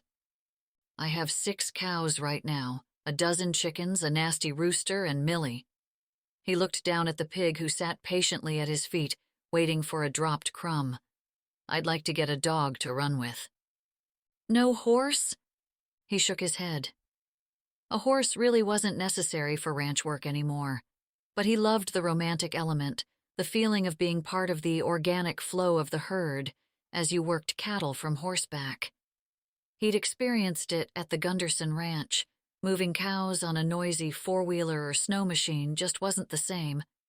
But for Jake's tiny ranch, a horse just didn't make economic sense. I'd love to have one someday, though. I'd love to get Emma one. She's wild about horses. As soon as May finished her last drop of milk, she stood and said, "We should get back to the farm." Sure. He picked up the plate and got up from his chair. Hannah adjusted May on her hip and brought the cups to the sink. Say thanks to Mr. Malloy. Please, call me Jake. He waved to the baby. Thank you for stopping over with those delicious cookies. Hannah's cheeks blushed pink as he held her gaze. I'll probably go on a walk tomorrow afternoon if you two would like to join me and Millie. A small smile grew on her face. We'd like that, wouldn't we, May? May clapped her tiny hands and pointed to Millie, who eyed the baby's sticky hands. Piggy! He opened the screen door for them and walked them back to the stroller.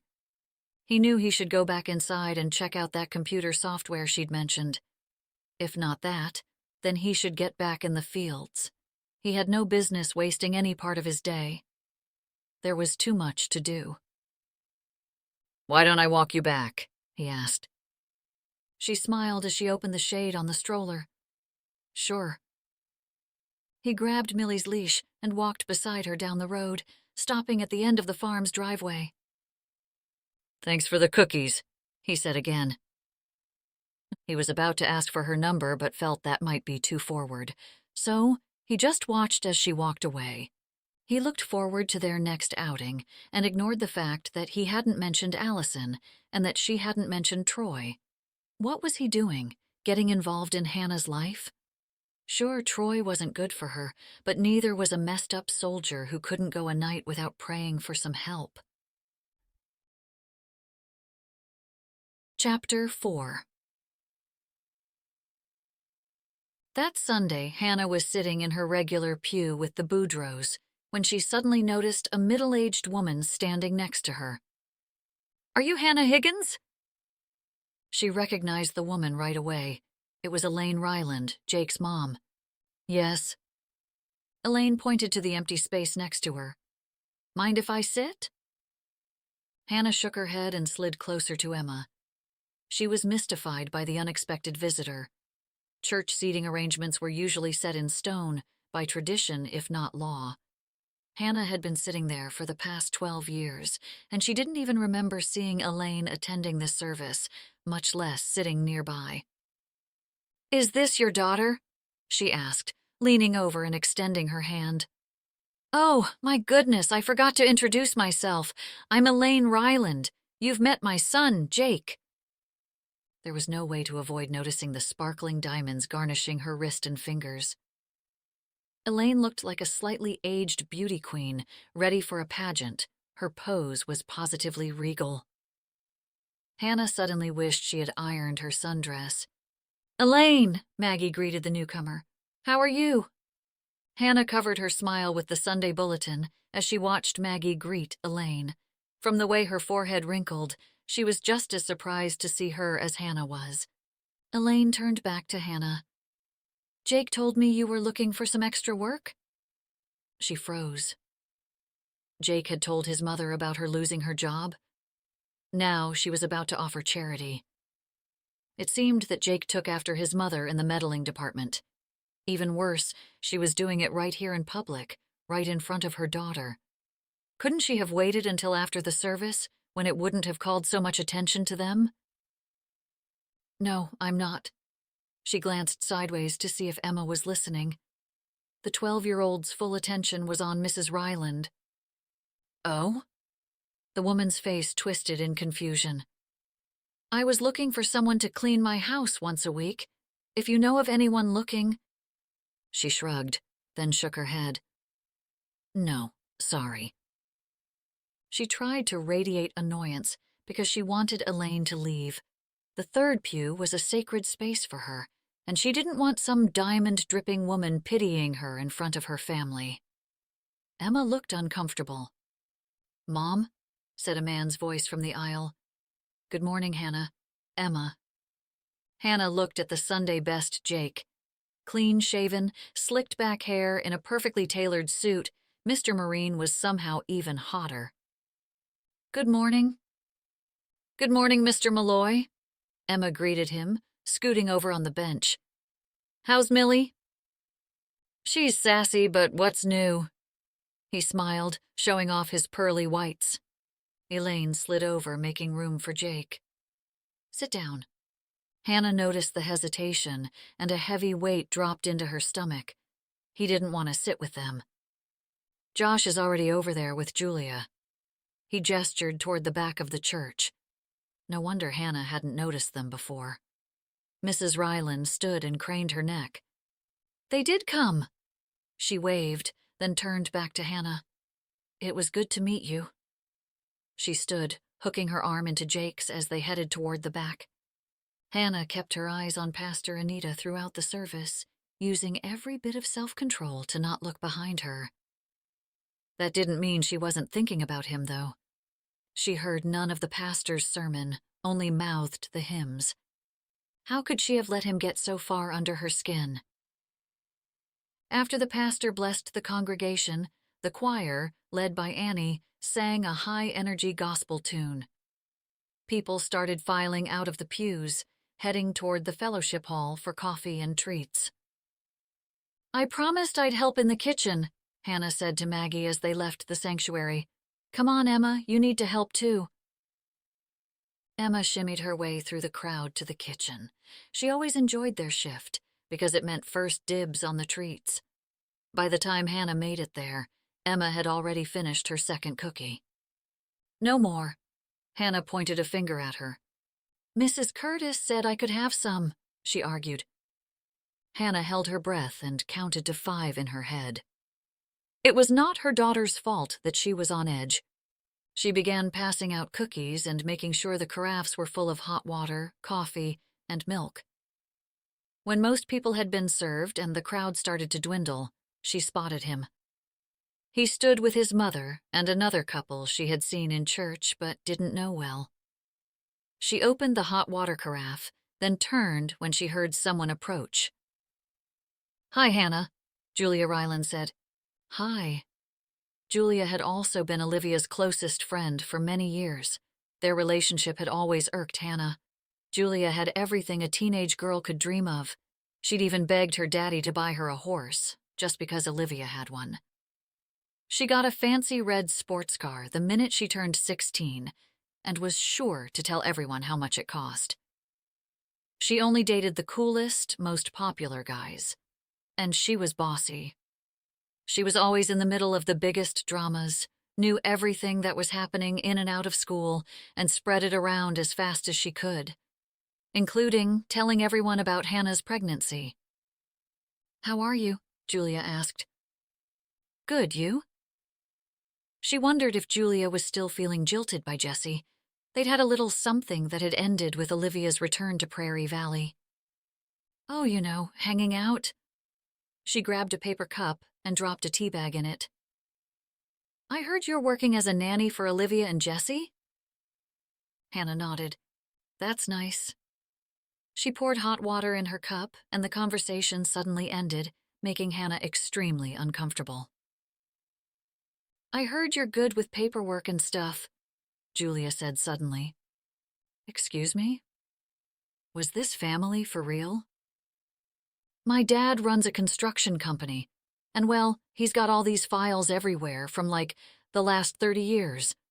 Julia kept talking, completely unaware of the change in Hannah's demeanor. It's a mess.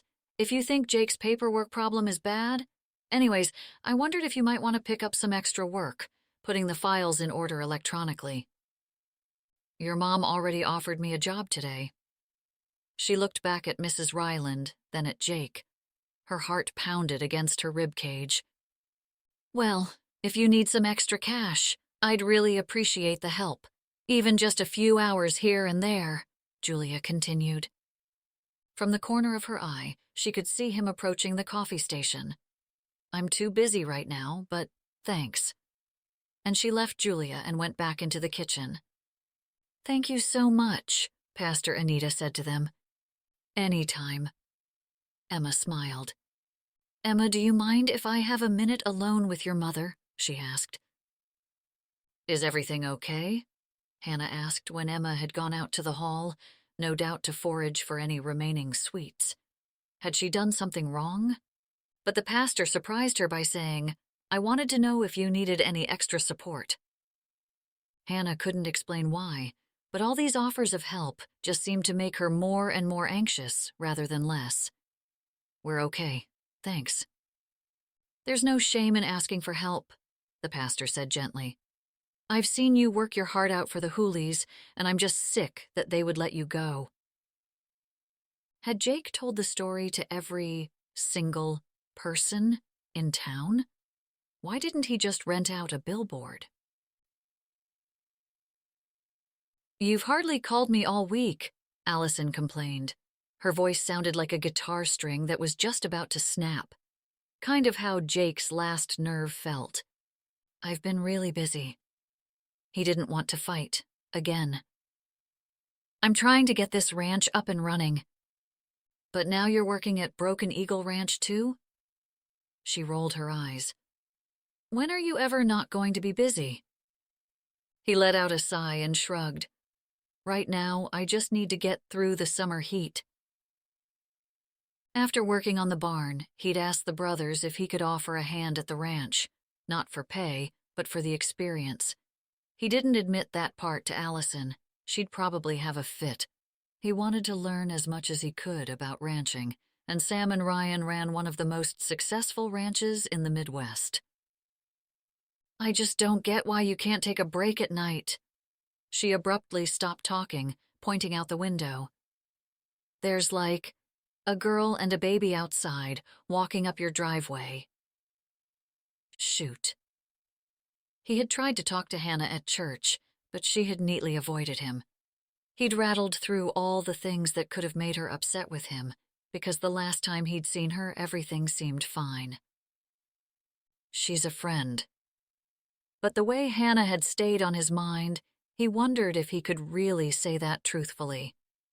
He could see the hair rise on the back of Allison's neck, her claws flexing as she checked out Hannah from afar. Uh-oh. How do you know her? He watched as Hannah put May on her hip and climbed the stairs. The sound of her footsteps alarmed Millie, who jumped up and ran towards the door, snorting and making a fuss. I still can't believe you have a pig in the house. Hannah, he said as he opened the door, not waiting for her to knock. He could feel Allison's eyes drilling into his back. How are you? I want you to know that Emma and I are okay. She stood tall, her shoulders squared. She reminded him of a teacher staring down a naughty student. We don't need your charity, so please, if you don't mind, stop talking about me. Allison's mouth dropped open. Who is this woman, Jake? Hannah's eyes widened when she noticed Allison. Hannah, I don't understand. Did my sister say something to you the other day? He thought about the fellowship hall after the church service, when he'd noticed Hannah and Julia talking by the coffee station. Your family keeps offering me work. I'm not a charity case. He rolled back all the conversations he's had with his mother. She had asked him about Hannah. He'd had no idea that what he'd said would get back to her or upset her so much. Jake? Allison now stood beside him in the doorway. Why don't you introduce us? Allison, this is Hannah. She's working for the Boudreaux. He gestured. Hannah. He looked away, wishing he'd mentioned her earlier. This is Allison. His girlfriend.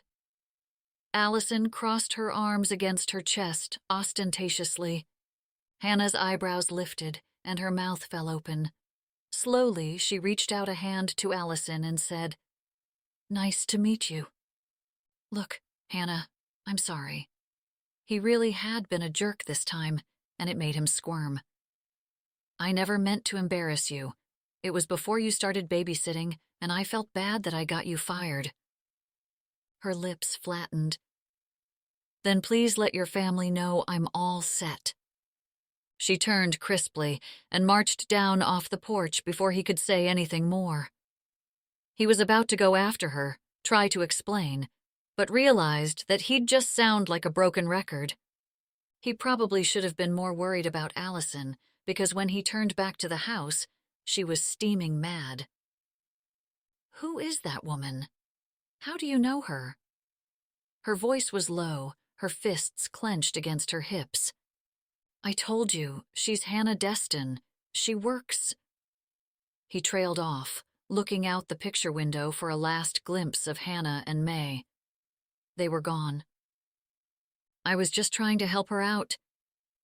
I don't know why you'd let her talk to you like that if you were only trying to help her out. He decided to just let it rest. Should we go meet Josh and Veronica? He asked, hoping to divert her attention. It seemed to work, for as they drove to town, she went right back to their previous argument. I mean, I thought you were asking your stepdad for a promotion? He squeezed the wheel. No, you thought I should ask for a promotion. Well, he's got a really successful business, and you're like part of the crew. Jake couldn't believe they were back to this again. He's not going to hire me for an office job. Not if you don't ask. The look on her face showed her thoughts clearly enough. She was dating the wrong brother. Allison pouted throughout dinner, barely speaking to him. What's going on with you two? Josh asked, when the women got up to use the restroom. Jake shrugged. Same old thing. The truth was, he should have broken up with Allison months ago, because she thought the relationship was somewhere much further along than it was. Which was why he supposed she was always mad at him. She wanted a husband and family now. Jake just wanted to get through the day. She talked about the future, and Jake was firmly fixated on the past. They ate dinner at the dock. It was a place he could barely afford, yet no one thought to ask his opinion. Let's go to Lumberjacks, Josh said as they left the table. Jake was exhausted and wanted to do nothing more than get to bed. I really should get some rest. Come on, don't go yet. Yeah, let's all hang out. Veronica glanced at Allison. Maybe it's all that extra help you give, Allison snarled. Her anger had ramped up when he admitted he wasn't going to be able to make the festival the following weekend. The expensive tickets were more than he could afford. Just have Josh pay for it, she said, after they got up to leave. He shook his head. I'm not really that interested in going anyways. Allison huffed. Where's the Jake I used to know? The one who liked to have fun? He wished he'd told Allison to go out without him and walked with Hannah instead. Hannah spread the blanket on the grass and arranged May's toys. The day was perfect. Sunny, a slight breeze, and a perfect 78 degrees in the shade. May crawled about, venturing off the blanket, but not going far enough away to get into trouble. The Boudreaux were busy. 1 week left until the christening, and they had their hands full. Everyone seemed to be running around, picking off last-minute tasks. Hannah helped by watching May. Emma was with the cousins, riding horses. It made her feel warm inside to see Emma's face glow in that special way. The way that said she belonged. It meant everything to Hannah that Emma had something she never had. She ran around with Rosie's and Annie's boys as if they were real family, real blood. Yet a nagging, uneasy feeling kept worrying at her. She wanted to go for a walk. She had all the rationalizations ready in her head. Emma was occupied. She needed the exercise. May would love to see the pig. Ugh. The reality, of course, was that she wanted to see Jake. She smacked her forehead and said to May, "Why do I still want to see him?" May chewed her plastic rings and babbled something back. Am I falling for the same kind of guy? A man who can't be trusted? She supposed she was being just a little unfair.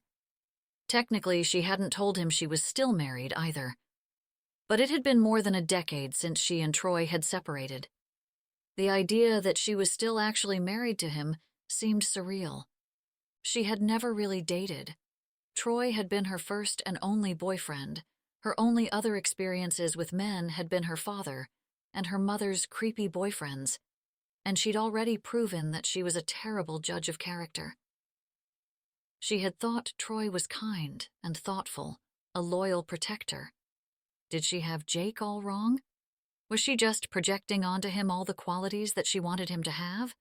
Turning him into someone who was too perfect to be real? She wished she could get up, grab the stroller, and head up the road. Then she looked at Emma, laughing as Connor did something she thought was hilarious. Hannah wanted this. She wanted Emma to have a family.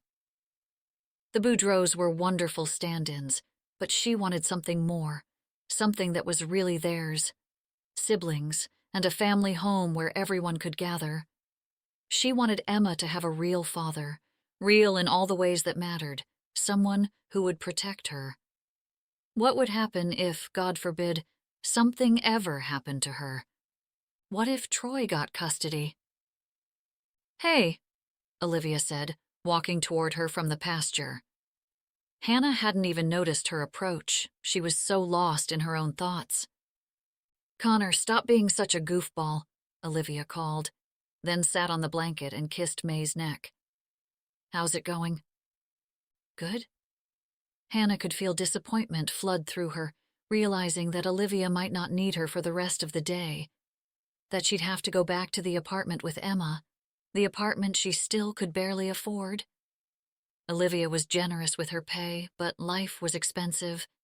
Gas, electric, water, taxes, food, a tween. Her salary barely covered it all. "You all done?" "For today, at least." Olivia shook her head. "You'd think May was getting married. The aunts have gone nuts." Hannah laughed, understanding exactly what she meant. She had lived at the farm and been there through all the weddings, christenings, and birthdays. Everything was over the top. They always had twice as much food as they needed, everyone was always included, and the women started preparing weeks ahead of time. "Look, I know it's none of my business, and I should have stayed out of it, but, Hannah said, with some trepidation. "I talked to Julia. Did you guys talk about Jesse?" Olivia shook her head. "I asked her about her brother." "Oh." Her heart sped up with anxiety. "What did you say?" "I just, mentioned that he moved in down the road," she said sheepishly, but there was something else she was holding back. "What is it?" From the look on her face, it had to be something bad. "She told me Jake's got a girlfriend." Hannah suddenly realized how ridiculous she must look. Was that what Julia wanted to really talk to her about? To tell her not to get any ideas about her already taken brother? "I know." She shook the image of the beautiful blonde out of her head. Her emotions surged, but she pushed them down hard. She didn't want Olivia feeling sorry for her, like Jake did. All her daydreams were so embarrassing now. All they'd done was go for a walk. It wasn't like he had pledged his undying love. If anything, the fact that he hadn't brought up his girlfriend just showed how casual the relationship was. She was just a neighbor he was helping out, nothing more. She tried to stop her chin from trembling, but it felt like the whole world was against her sometimes. "I told you that someone like him would never be interested in a woman like me. Tears blurred the vision of Emma romping with the boys. What? Olivia leaned over and took a closer look at her. He'd be lucky to have someone like you. Hannah huffed, then sniffled, wiping away a loose tear before it fell. I've been a burden all my life, a burden to my mother, my father, Troy, you guys, and someday I'll be Emma's burden. Hannah, that's ridiculous. Olivia didn't understand. The truth was the truth. She didn't have a clue what it was like. Everyone fought for Olivia to be in their lives. Nobody ever really wanted Hannah. I should have known better than to get my hopes up about a guy like Jake. She laughed at her stupidity. He only felt sorry for me. No way. Olivia shook her head. I saw the way he looked at you. I would have sworn he was into you. Maybe he still is, but Allison's got her talons into him. She's probably really nice. Hannah got up on her hands and knees, feeling suddenly old, wiping off dirt and grass. I should get going if you're all set. She wiped her eyes, putting on a smile. Hannah, don't go. Stay for the day, hang out with us, Olivia said as she stood up with May on her hip. This is all my fault. This is not your fault. She blew out a breath. I was the one who put the idea in your head. Olivia reached out, taking Hannah's arm and squeezing it. Stay, please. Hannah knew that she was being selfish, jealous, and petty. Olivia lived a dream life. She should be happy for the one friend who had stuck by her all these years. Even when she lived in Washington, Olivia had made the effort. But Hannah was tired of being tired. She shook her head. Olivia had Jessie and May, and Emma had the cousins, and the others had their families and homes, and Maggie had all of them. Do you mind if Emma stays? Of course not. I could get a few errands done, she lied. Are you really all right? Yes, of course. She widened her smile, but at that moment, she had never felt more alone. Chapter 5. As soon as the bus picked Emma up, Hannah pushed her landlord's doorbell and waited. Mrs. Curtis shuffled toward the door while Hannah fought the urge to run away. Hannah, she said as she opened the door. How can I help you? Hannah wrung her hands. Mrs. Curtis, I'm afraid I'm going to be late with the rent. About a week. Mrs. Curtis's face wrinkled. Is everything all right? Hannah nodded. Yes, but I just started a new job, and my paycheck is off by a week now. You should start trying to save some money, her elderly neighbor chided, but she was right, of course. One missing paycheck and Hannah was broke. 1 week is fine, the landlady said, giving her an uncertain smile. Just so long as it's no later than that. Hannah knew she had been wary of taking on a struggling single mother, expecting this sort of grief. She acted a lot like Mr. Hooley, and Hannah was kicking herself over being late, hating to prove her right. I'll pay the late fee, Hannah said. And I won't be late again, she promised. But it was more of a hope. She needed to find a second job, or a cheaper place. The empty apartment above the Boudreaux barn kept rolling around in her head. It would be so easy. Olivia and Jessie wouldn't even hesitate to offer it to her. It was the perfect solution, if only she was a Boudreaux, but she wasn't. She was a Destin. Worse, she was still legally a Higgins. Have you seen your father lately? The older woman asked.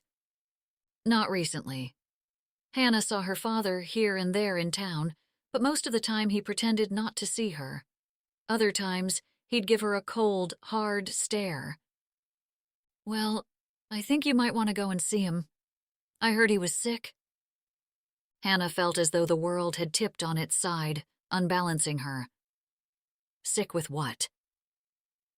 She tilted her head. With cancer. Oh, Hannah whispered.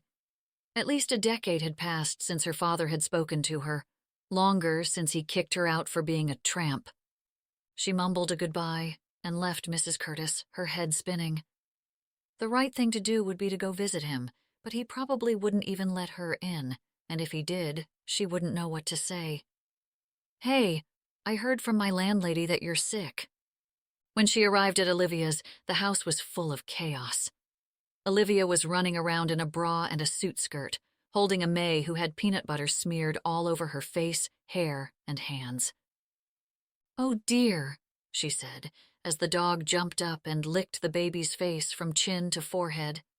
"Help!" Hannah began to laugh, taking May out of Olivia's arms and into her own. "What did you do?" Sticky hands reached out to the dog. "Yucky, May." Olivia grabbed a towel and ran it under the faucet. She tried wiping the globs of peanut butter off her lavender skirt. "Hannah, do you mind if I go change?" "That's why I'm here." Hannah lifted May into the air, away from the dog's slobbery tongue. "Why don't I clean you up and get you dressed?" May giggled as Hannah swooped her up and down. "Jesse's running the cattle today. He left at 3 in the morning." Olivia looked around. "And I have court this afternoon. Do you think you could stay late tonight?" Hannah nodded. "I'll just have to pick Emma up." "I'll leave the car seat in the barn," Olivia said, and started up the stairs. Hannah thought about visiting her father. She certainly wouldn't bring Emma near him before checking his mood. Would cancer change the stubborn old man? Or would the illness make him even colder and harder? Should she even visit? She hadn't deserved to be treated like a piece of trash for one mistake, and he'd never even wanted to know his granddaughter. Joel Destin didn't deserve to know her. He deserved his loneliness. May knelt on the floor, holding a toy horse up in the air. It reminded Hannah of a figurine she'd had when she was a kid, a birthday gift from her parents, one of the happiest moments of her childhood, left behind when her mother took her away. The front door opened, and Maggie came inside. "Nana," May called out. "Look at you, playing with your horsey," Maggie said. "Good morning, Hannah." "Good morning," Hannah waved at the matriarch. "Were you at the women's Bible study?" "Yes, I was." She snapped her finger at Hannah and said, "You should start coming with me. You can bring May."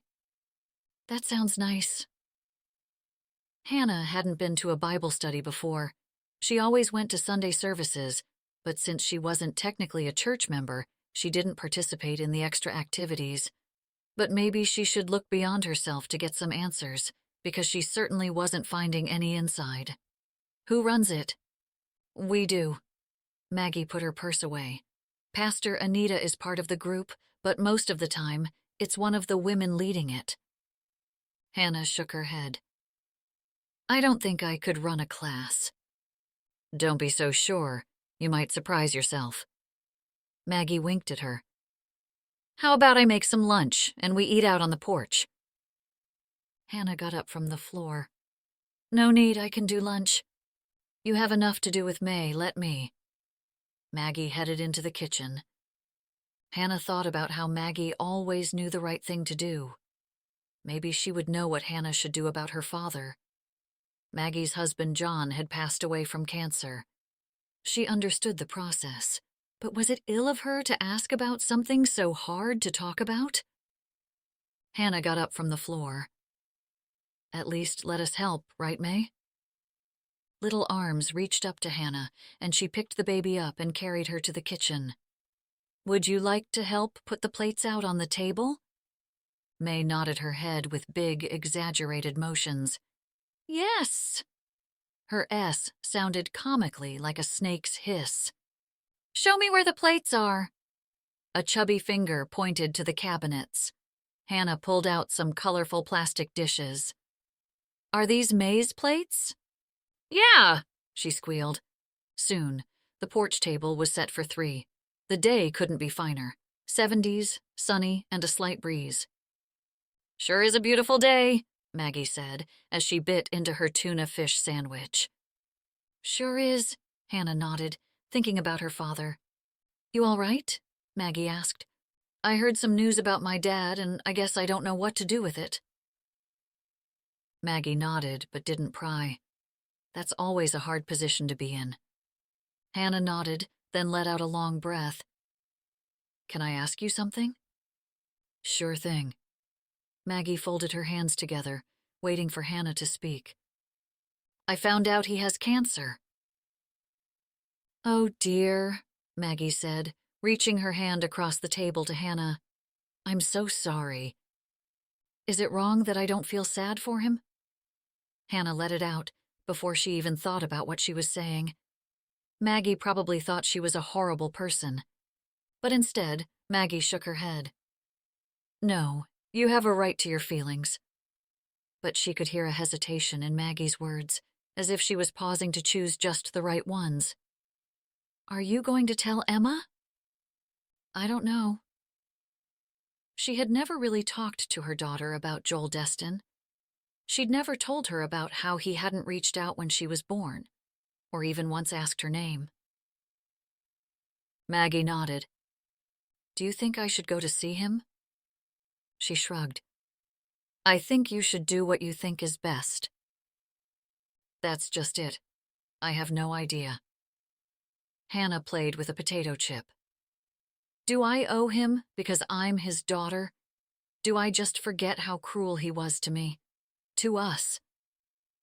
Hannah could feel the emotions she had pushed away for so many years building up inside her chest.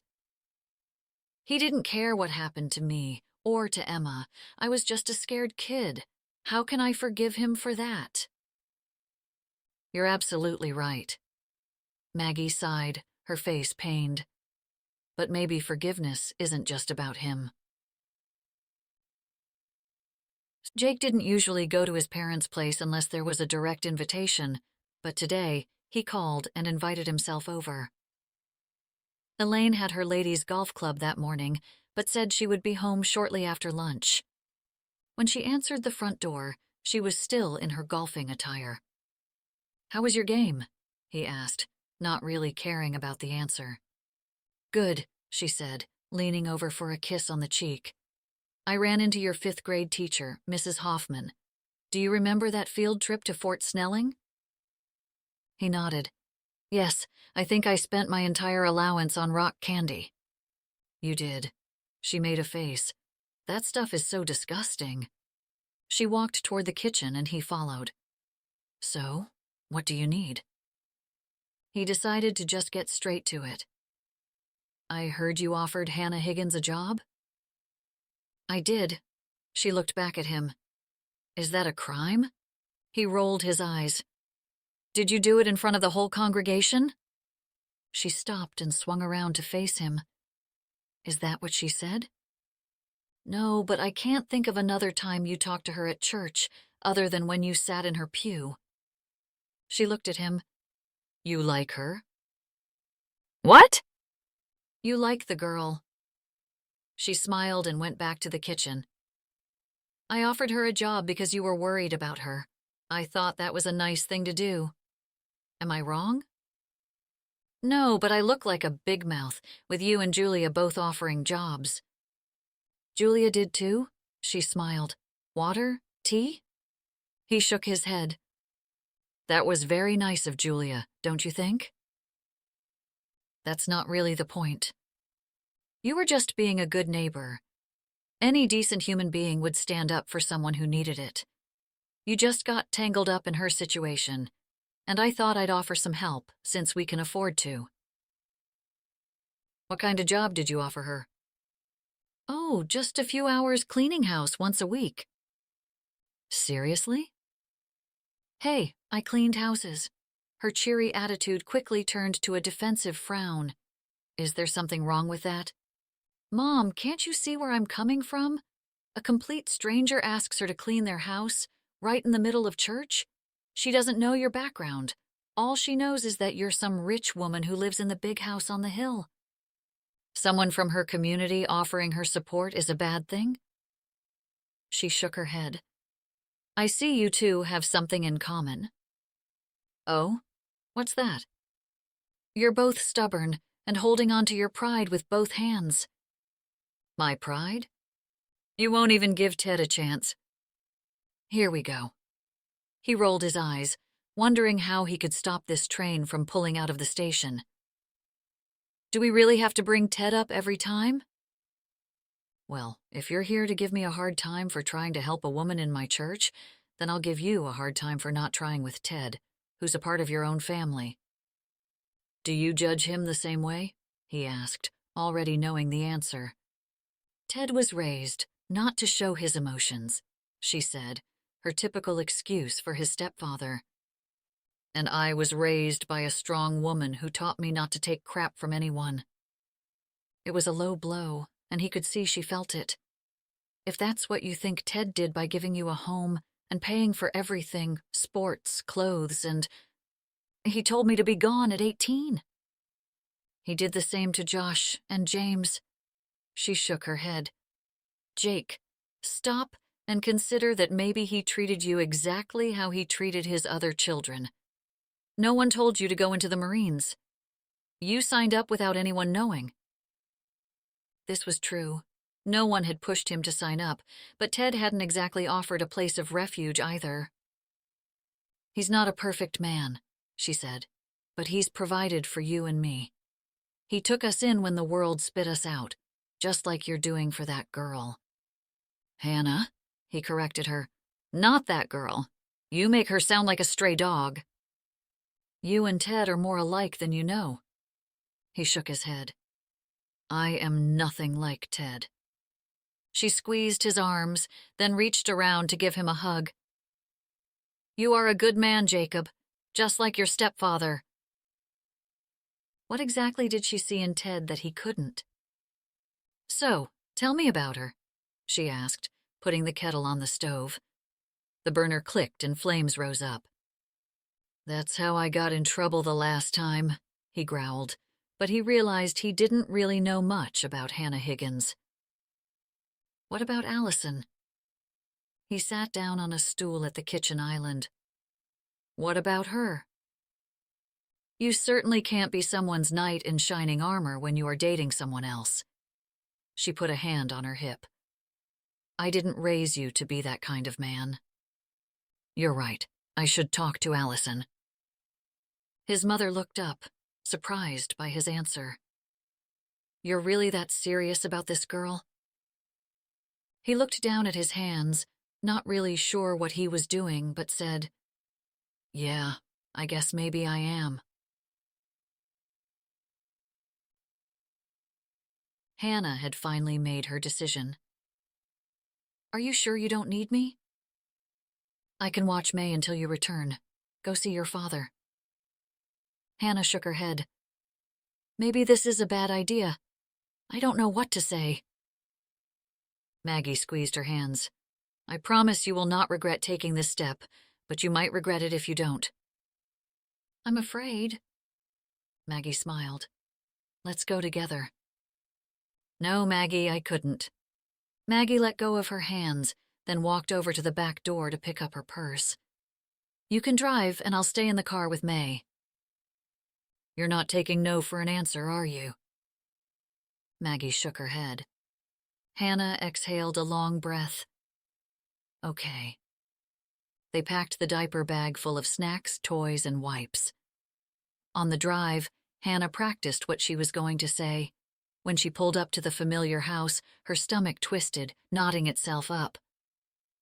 Look him in the eye, Maggie said. Don't let him take your strength away. What strength? Hannah thought. She had never stood up for herself. Over and over again she'd allowed men, her father, Troy, the Hoolies, to treat her badly. She never even saw it, except in hindsight. I don't think I can do this, she said, looking out at the unkempt yard. A pickup truck sat in the driveway. You're going to be okay, Maggie assured her, but Hannah wasn't so sure. Joel Destin had never laid a hand on her, but his volatile behavior always scared her. Maggie took her hand and said, Dear Lord, lead Hannah through this moment of trouble and allow her to find peace in whatever may happen. Hannah inhaled deeply before reaching for the door handle and getting out of the car. She walked up the familiar sidewalk, memories flooding into her with each step. She stepped up to the front door and rang the doorbell.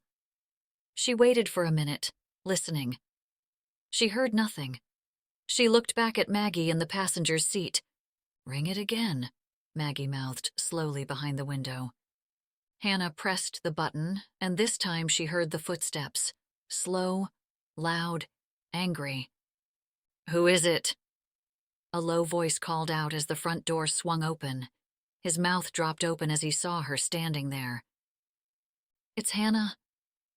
The little girl she'd tried so hard to forget returned at that moment. He grimaced. "What do you want?" The harshness of his words sliced into her like a sudden paper cut. Just like when she was a girl, she'd held out just a little bit of hope he'd be happy to see her, but she should have known better than to believe in fairy tales. As she looked down at her feet, she remembered Maggie's advice and lifted her chin, looking him in the eye. "I heard you were sick." "You coming for my stuff?" he hissed. She shouldn't have been taken back by his manner. He had never been any different. "No." She squared her shoulders. "I plan to tell my daughter that her grandfather has cancer, and I wanted to know if you wanted to meet her, but only if you can be civil." It wasn't exactly how she had prepared it in her head, but she got it out. At first, he just stared at her. "You never told her who her grandfather was?" For the first time in Hannah's life, her father looked vulnerable, weak. She noticed he was practically bald and completely gray. The deep, dark crevices on his face made him look ancient. "I didn't know how to explain why he never wanted to meet her," she said levelly. "You were the one who never came back," he huffed.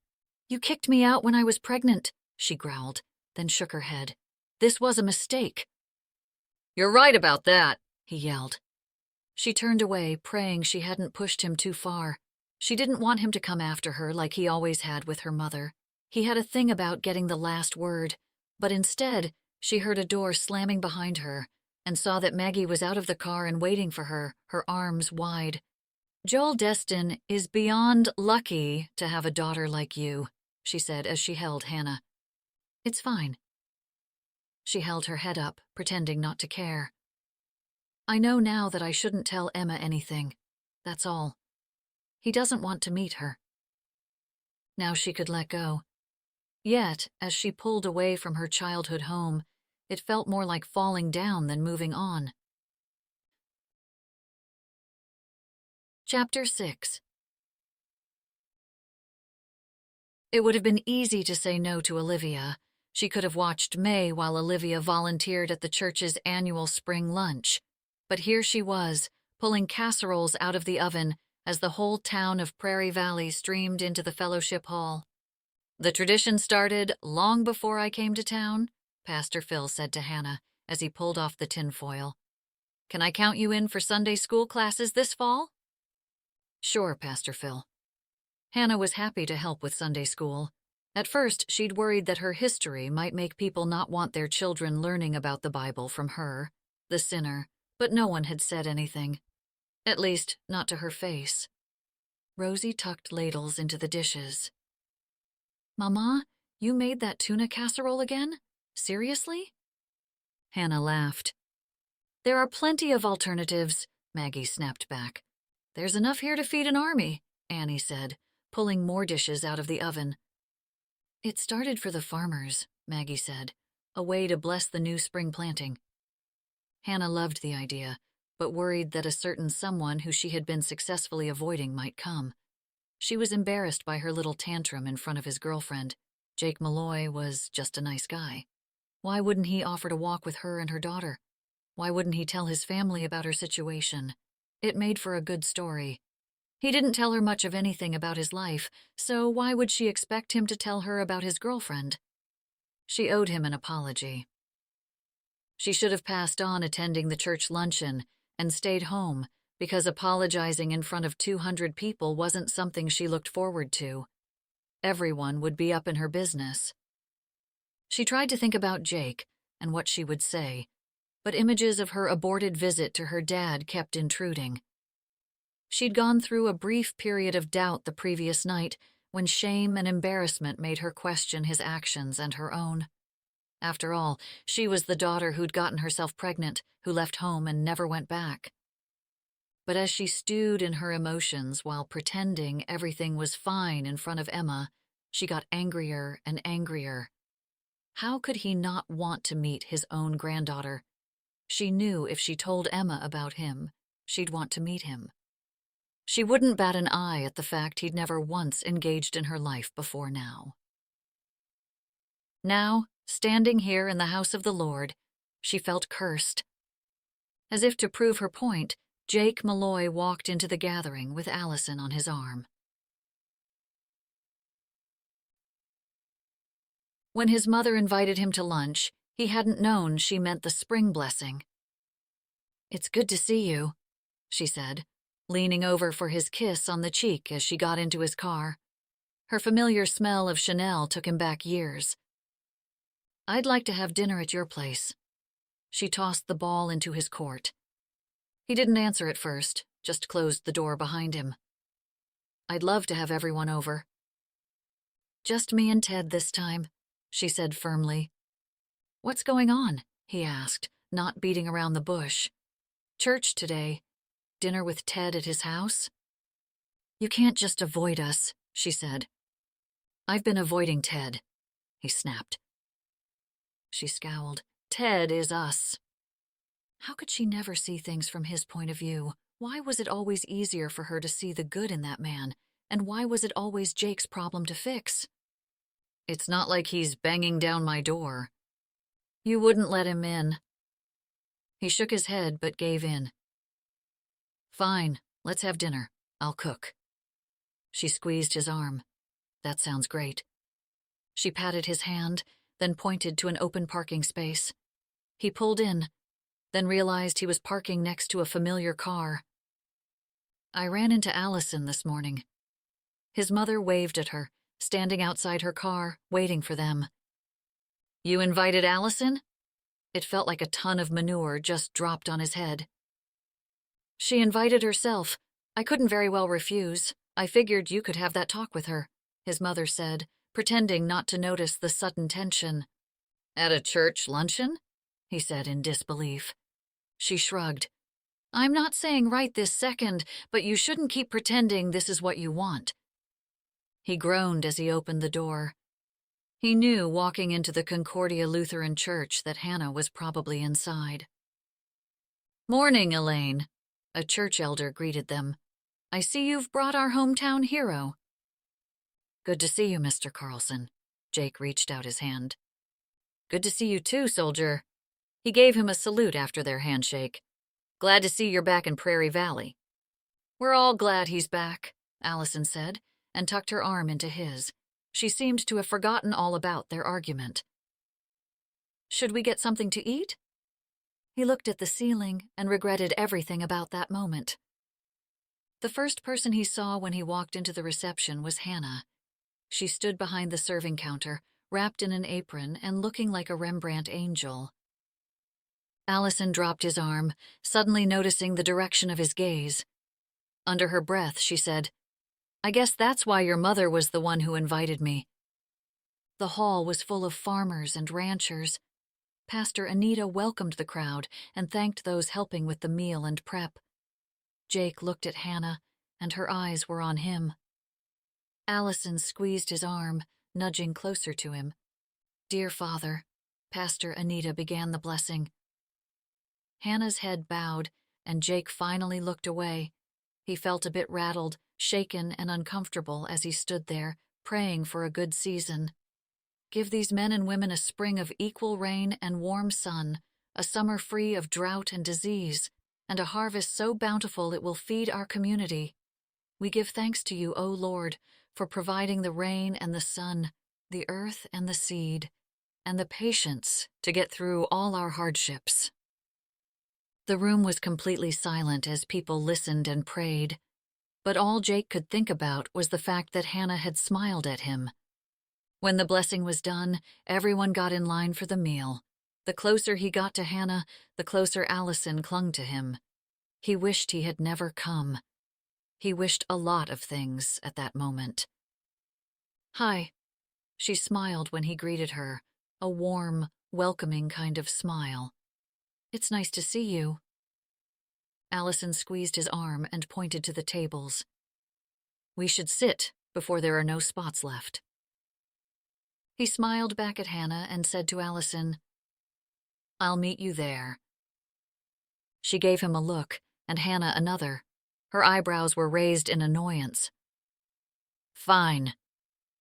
He just wanted to do the right thing, and that was to apologize. "Look, Hannah, I just want to say I'm—" "It's fine," she interrupted him. "Allison's right. The seats fill up fast. You should go." She scooped up another serving and turned to the next person in line. "Hannah." He didn't move, and Mr. Anderson went around him. She lifted an empty serving dish. "I should go get some more food from the kitchen." With that, she was gone.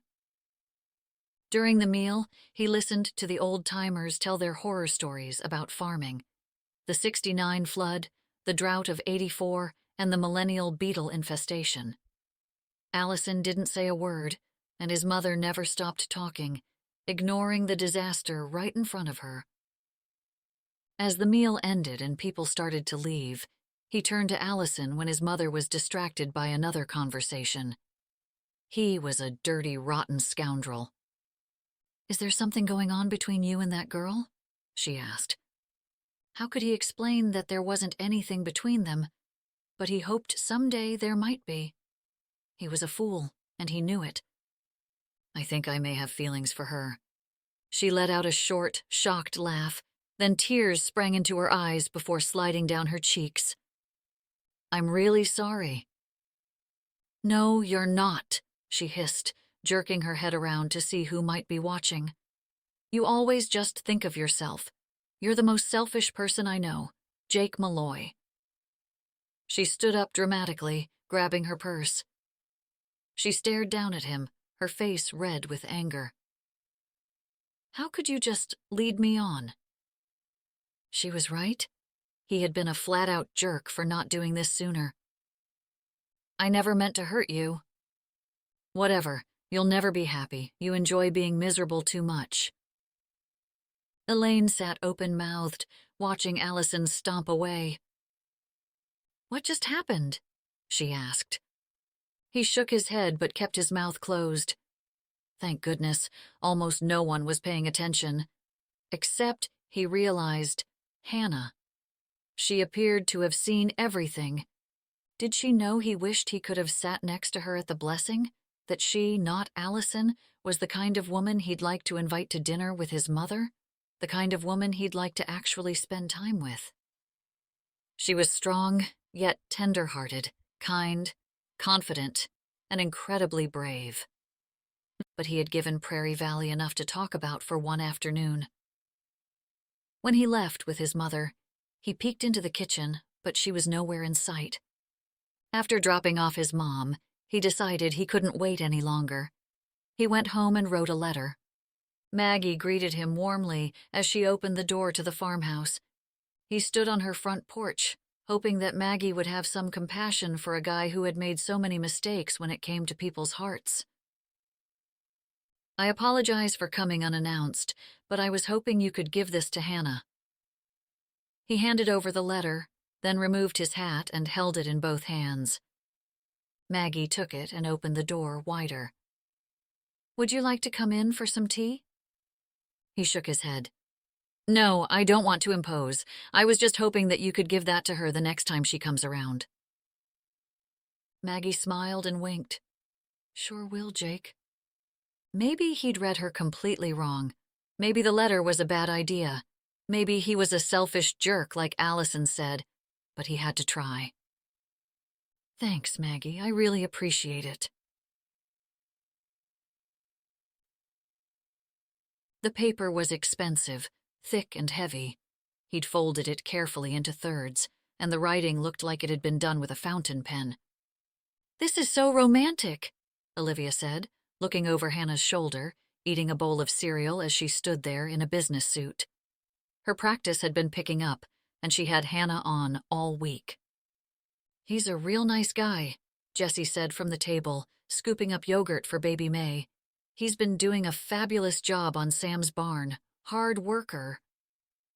"He was with his girlfriend at church the other day," she reminded them. "This is a confession of love." Olivia grabbed the letter from Hannah's hand. "I haven't stopped thinking of you. I think you're amazing. I want to know if this is real." Hannah couldn't believe it herself.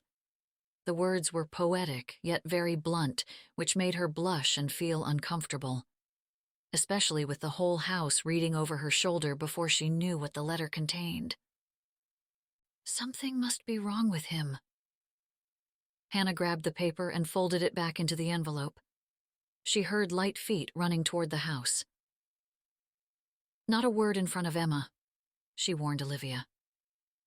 Olivia made an X over her chest. "But you should totally go for it." "Enough, Liv," she warned, as Emma and Maggie returned from the barn. "You ready for school?" Hannah asked. Emma had started taking the bus and coming home again straight to the farm on days when Hannah watched May. "Yes," she said. "We're just getting some treats for midnight."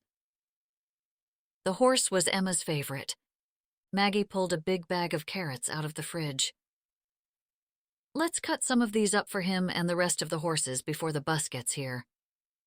Hannah stuffed the letter in her back pocket and took in the scene before her. Everything was coming together.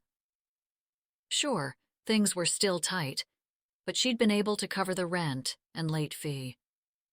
Olivia and Jessie paid her well. She was earning more than she had made at Hooley's. Emma was ecstatic to be able to spend so much time at the farm, and if Hannah was honest, so was she.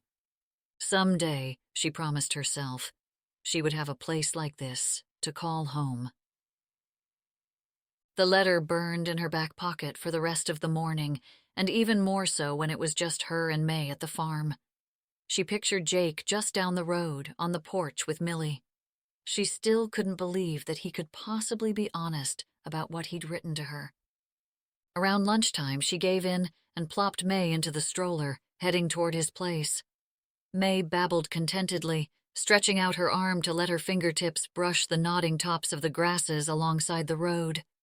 The smell of ferns and dewed stalks of grass permeated the air around her. A buzz of insects sang in the background as she swung up the driveway and looked out at the white farmhouse. 2 dormers adorned the second story. They needed window boxes filled with bright-colored petunias, she thought. She knocked on the door and heard Millie's trotters click against the floor as he called out, "I'm coming, hold on." The door swung open, and there stood Jake. "Hannah," he smiled. "Hey." She looked back at May, sitting in her stroller at the bottom of the steps. "We were on a walk, and I have something to say." She wanted to talk about the letter, but it was so personal. Too personal to just blurt out how she felt. Was she behaving like a teenager with a crush, or just a fool? "I read the letter, and She trailed off as he stepped out of the house with Millie.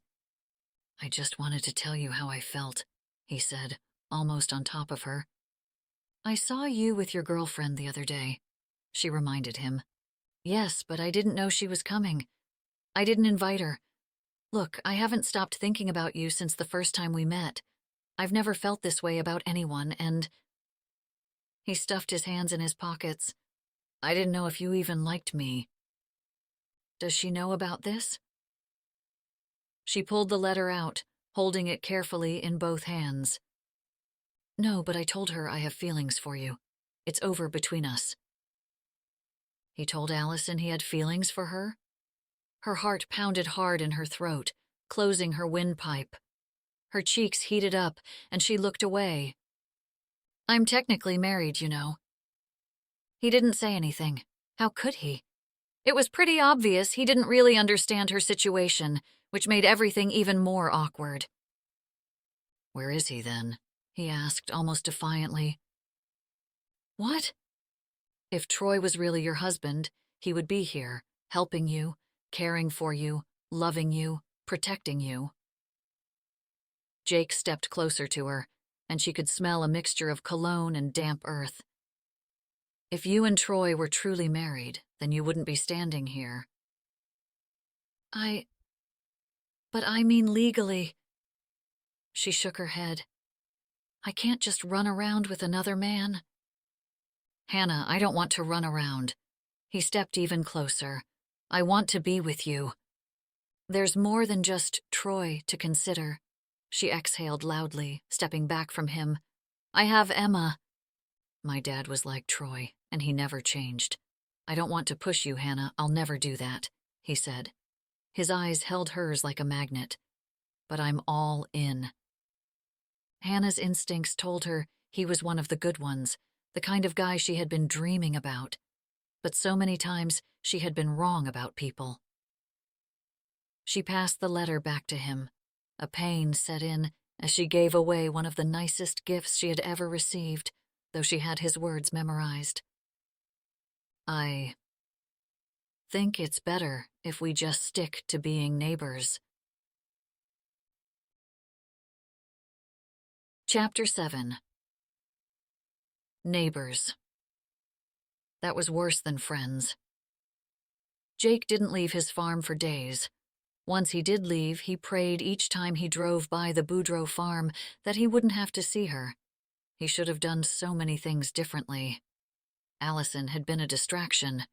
Hannah was something else entirely. Jake! Olivia called out as she climbed out of her Land Rover at the Broken Eagle Ranch. She ran up to him and put a hand on his arm. I have a confession to make. I read your letter. Oh, dear Lord. Don't let her attitude fool you. She really does like you. She told me she's married. She's scared. Olivia crossed her arms against her chest. She's never had someone who truly loved her before, someone she can trust. For 10 years, she has been included in every celebration, every holiday at our place, yet she still doesn't consider herself part of the family. She even has a stocking on my mantle at Christmas, and she still can't fully trust us. Jake thought about his own life. If his mother hadn't escaped the abuse when she did, he was sure his own trust issues would be even worse. I think she needs me to give her some space. No, you need to come to May's christening. Olivia handed over an invitation. I don't think that's a good idea, he said, handing the envelope back. I don't want to make Hannah uncomfortable. Then just come as a neighbor, right? She passed back the invitation. Don't forget to pick some wildflowers on your way.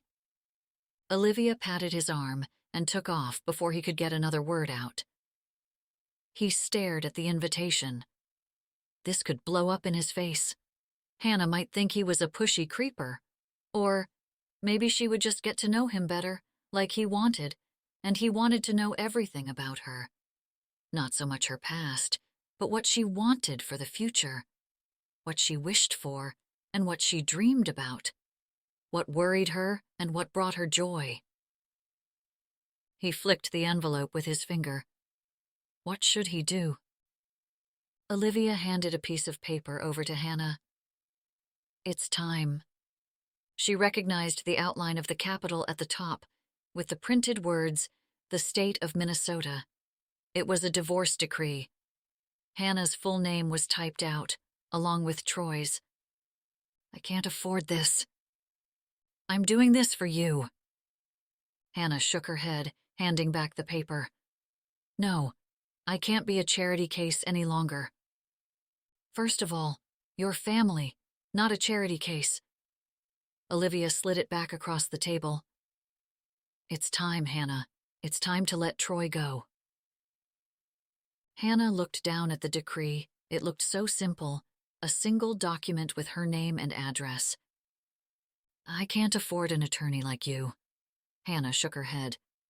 Hannah, this is a no-brainer, Olivia said. You deserve this. Olivia, I can get my own divorce, you know. Stop it. Olivia slammed her hands on the table. There's a great guy who wants to get to know you, right down that dirt road, on a perfect little farm, all your dreams within your reach, and you are purposefully walking away. No, you're running away. I'm not. Yes, you are. Olivia pointed at her. I love you, Hannah, and I've had to watch you spend your entire life punishing yourself. Why are you so afraid of being happy? Because he's going to leave, just like everyone else does, Hannah blurted, before she could stop herself. Olivia tilted her head. How do you know that, if you won't even try? Ugh, Olivia. She shifted in her seat, trying to hold back tears.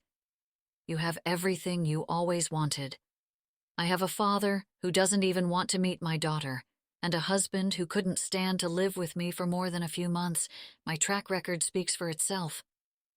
Look, I know you've had it hard, but you can't just give up on life. Olivia shook her head. Jake's a really great guy who likes you and admires you. You owe it to yourself to give this a chance. Troy's not going to just let me go. There. She'd finally admitted what she really feared. Troy would never go along with a divorce, and the idea of the bitter fights and public humiliation it would provoke made her shudder. Are you worried about what Troy might do? Then move back here to the farm. What? Move back. The apartment's empty and would be more convenient for both of us anyways. Oh. Look, the truth is, Hannah, Troy isn't going to need a divorce decree to do something stupid. He's overdue for something stupid right now. Olivia didn't mince words, but you have a choice about making up excuses as to why you can't be happy. Maybe you won't be happy with Jake, but that's life. You try, and if you fail, you pick yourself up and try again. Don't waste your whole life just flying in a holding pattern. Hannah wanted to tell her closest and dearest friend to just stop, because the truth made her heart ache. Why are you so bossy? Olivia shrugged. I just can't watch you being down on yourself any longer. It's time to make a change. It's not just Troy, it's everything. The floodgates opened. I thought having cancer would change my dad, make him see that I've done okay for myself, but he couldn't wait to see the back of me. She brushed away a tear, laughing at how pathetic she must look. And then there are the bills, and Emma's growing up, and everything she needs gets more expensive every year, and my car needs repairs, and then move to the farm. Olivia took her arms, steadying her. How many more signs do you need to show you that you belong here? Jake had breakfast at the diner with his brother and sister. They sat outside on the patio, overlooking the park and river. Even on a Sunday morning, Prairie Valley was filled with tourists and boaters. A red trolley bus on wheels, not rails, shuttled gray-haired sightseers around. Today was baby May's christening, and as much as he dreaded seeing Hannah, he longed for it too. Are you serious right now? Julia looked like he had punched her in the gut. You want me to help you find a gift for the kid of the guy who dumped me? Sorry, I didn't really think about it like that. Hannah's a fool not to jump at the chance of dating a guy like you. Julia meant well, but he knew she didn't see the same Hannah that he did. You're my sister. You're supposed to say that. You're a catch. Don't waste your time on someone who doesn't see it. She's different. Not only that, he felt different. Something had shifted in the way he thought about life now, as if there was something to look forward to, something to work toward, something he wanted. Julia didn't know what it was like to have trust issues. Her needs had always been met. Jake's father had taught him one thing, and that was to never fully trust anyone. He knew that with someone like Hannah, he'd need to prove himself. Speaking of Hannah, guess who was looking for a job the other day? Josh asked, then took a bite of bacon. Who? Jake took the last sip of his coffee. Troy Higgins. He almost spit out his drink. Troy? Josh nodded. And he said he had a run-in with you. Jake couldn't believe he'd bring that story up at an interview. He talked about me? Says he's been clean and sober since. This was news to him. What? Says he started a 12-step program and found God. Josh shook his head. I've never had an experience like that before in my life. He comes to the job site downtown at the condos and just lays everything out, right there. How he has a family, how he lost his job and was in this really bad spot, and how my brother fought him in aisle 12. Jake mulled this information over in his head. Seems like he's really trying to get his family back together. He wondered if Hannah knew anything about this. Are you going to hire him? He thought about the Gunderson barn. Would Troy work for Josh downtown, or would they dump him at Jake's job site? Josh shrugged. I'm always looking for someone to do cleanup work. Site cleanup was the bottom of the barrel at a construction site. Jake knew that well. He'd done plenty of it ever since he was a teenager. Pieces of drywall, insulation, sharp wires, all had to be piled into dumpsters for removal. And stickers. There were always lots and lots of stickers to remove, on windows, appliances, tubs, you name it. Jake had cleaned and scraped till his hands were raw. Have you ever done that job? Jake asked his brother. What? Cleaned up a site. No, why? Have you? I did it all the time. He shouldn't be surprised that yet another family member hadn't even noticed how differently Ted treated him. Look, should I hire this guy? Jake scowled. Why are you asking me?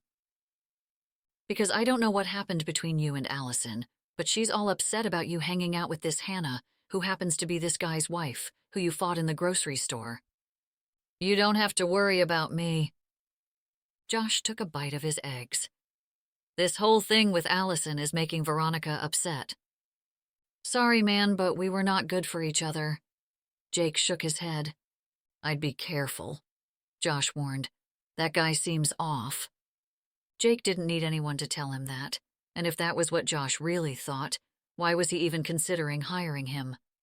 Josh looked at his phone. I've got to get going. Do you mind sticking around for the bill? He threw down some 20s on the table. Jake hesitated as his siblings got up to leave. The morning sun felt good, and the view of the river was nice, but his nerves were jittery as he thought about the christening.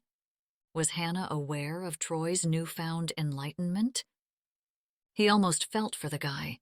If Hannah was his wife, he'd certainly never let go, and he'd never be able to walk away from his daughter. The fact that Emma was one of the happiest teenagers he had ever met showed what kind of a mother she was. When he got home, he spent a long time getting ready. He pulled out a new razor, dabbed on an expensive aftershave his mother had given him for a Christmas gift, and wore the suit he'd picked up for Victor's funeral. He walked, carrying a card with a check, and picked some wildflowers on the way, just like Olivia had commanded. Cars and trucks were parked all up and down the road near the farm. When he walked up the drive, he saw the enormous event tent and heard people talking and laughing and having a good time. Music played from inside. Just as he walked up the drive, Maggie came outside and saw him. "Jake, you made it," she gestured with an empty pitcher. "Everyone's in the tent." He nodded, looking down at his flowers, feeling suddenly foolish for bringing them to a christening. Inside, he saw the usual faces from town. Every Boudreaux and Gunderson, kids running everywhere. He saw Pastor Phil and some other familiar faces from church, even his school principal, Mr. Studer.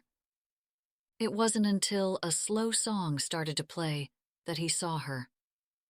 Hannah stood at the other end of the tent with Olivia and Jessie, holding May in her arms. She wore a blue dress that brought out sparkling color in her eyes. Her long, silky hair flowed down her back. He wasn't sure if she saw him, but he couldn't keep his eyes off her. He went straight to her with the flowers in his hand.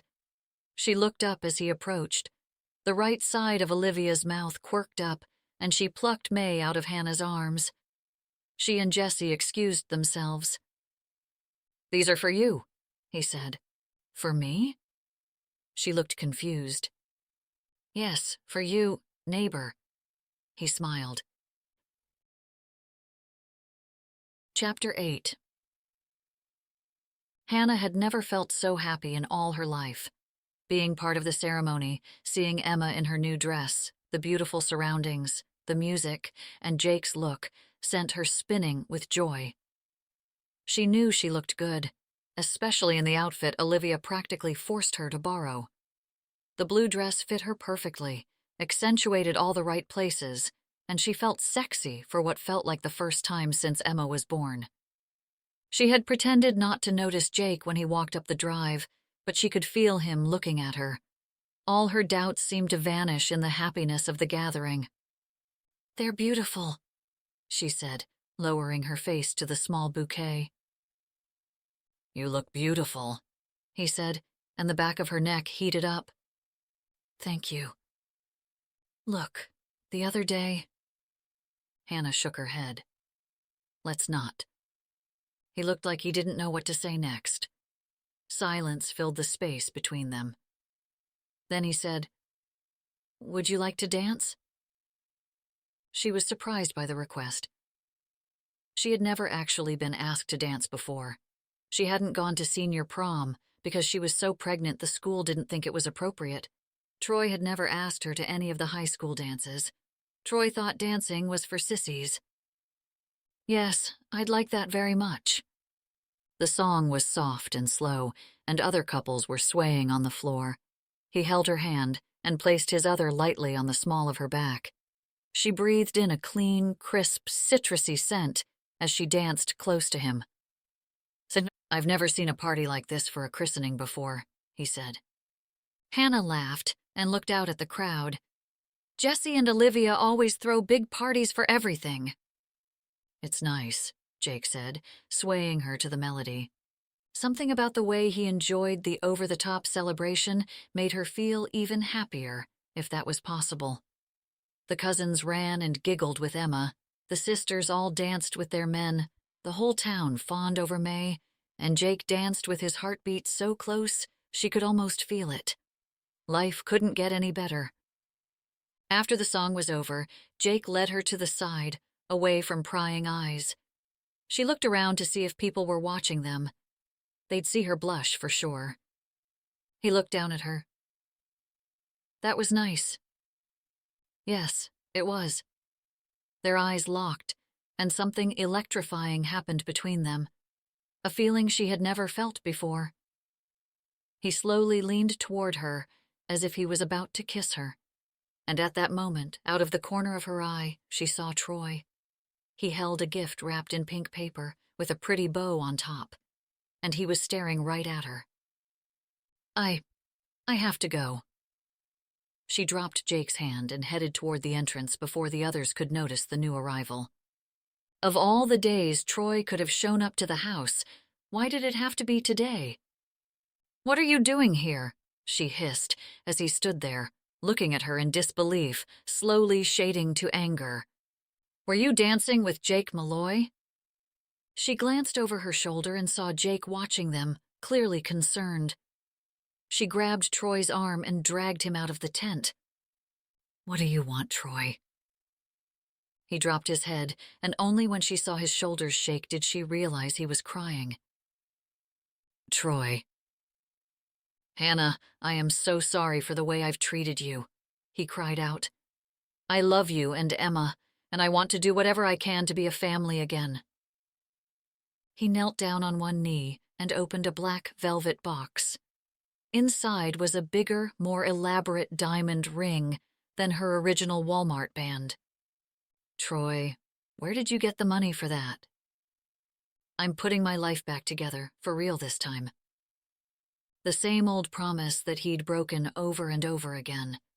"Troy, no, we are not doing this again." He took her hands and held on tight. "Please, Hannah. I've screwed up, but I'm working on fixing myself. I promise I will do whatever it takes to make you happy." She turned her head, wishing she could just vanish into the ground to escape this embarrassing scene, and saw Jake standing in front of the tent, arms crossed over his chest. She turned back to Troy on his knees, tears streaming down his face. "Please, Hannah, for Emma." Anger burned in Hannah's chest. From inside the tent, she heard cheering and clapping. She hoped whatever was happening would distract people a little longer. "This isn't going to happen. You need to let go." "What?" Troy stood up. The tears dried up instantly, and dark shadows covered his eyes. "Are you serious?" "Go. I mean it, Troy. I'm not leaving without you." He put a heavy, possessive hand on her arm, and Jake was there so fast he almost seemed to have teleported.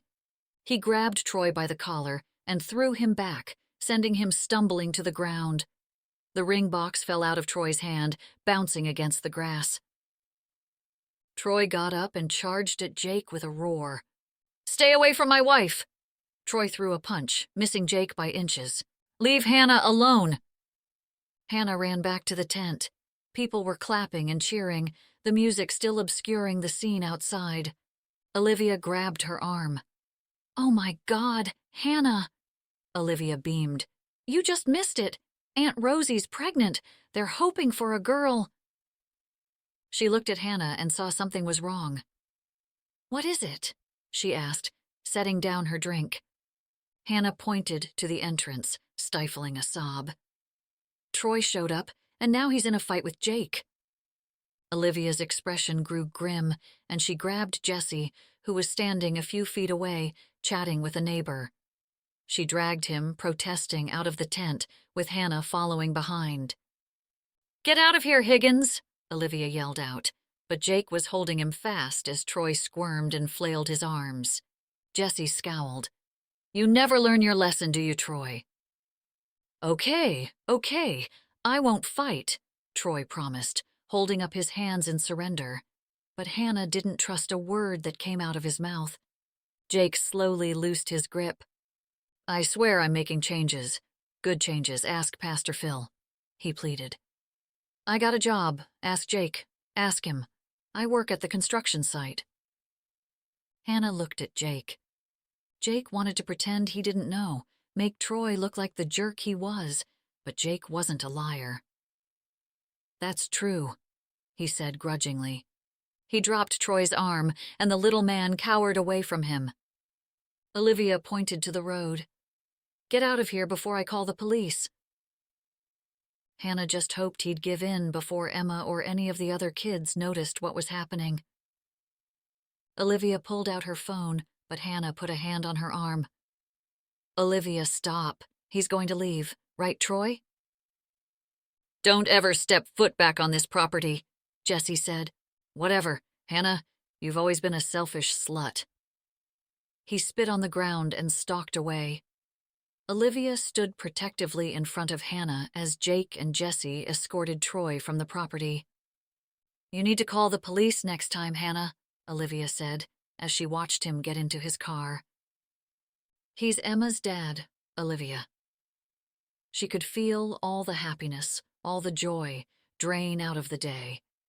And in its place, the old feeling of being an outsider crept back inside her. She didn't belong at the farm because her life would always have a Troy or a Joel. She didn't belong in the Boudreaux's circle, or with a guy like Jake Malloy. They'd never understand where she came from, and they'd never understand the hard choices she had to make. She walked away without saying another word, without even a glance over her shoulder. Jake really didn't know what to make of it.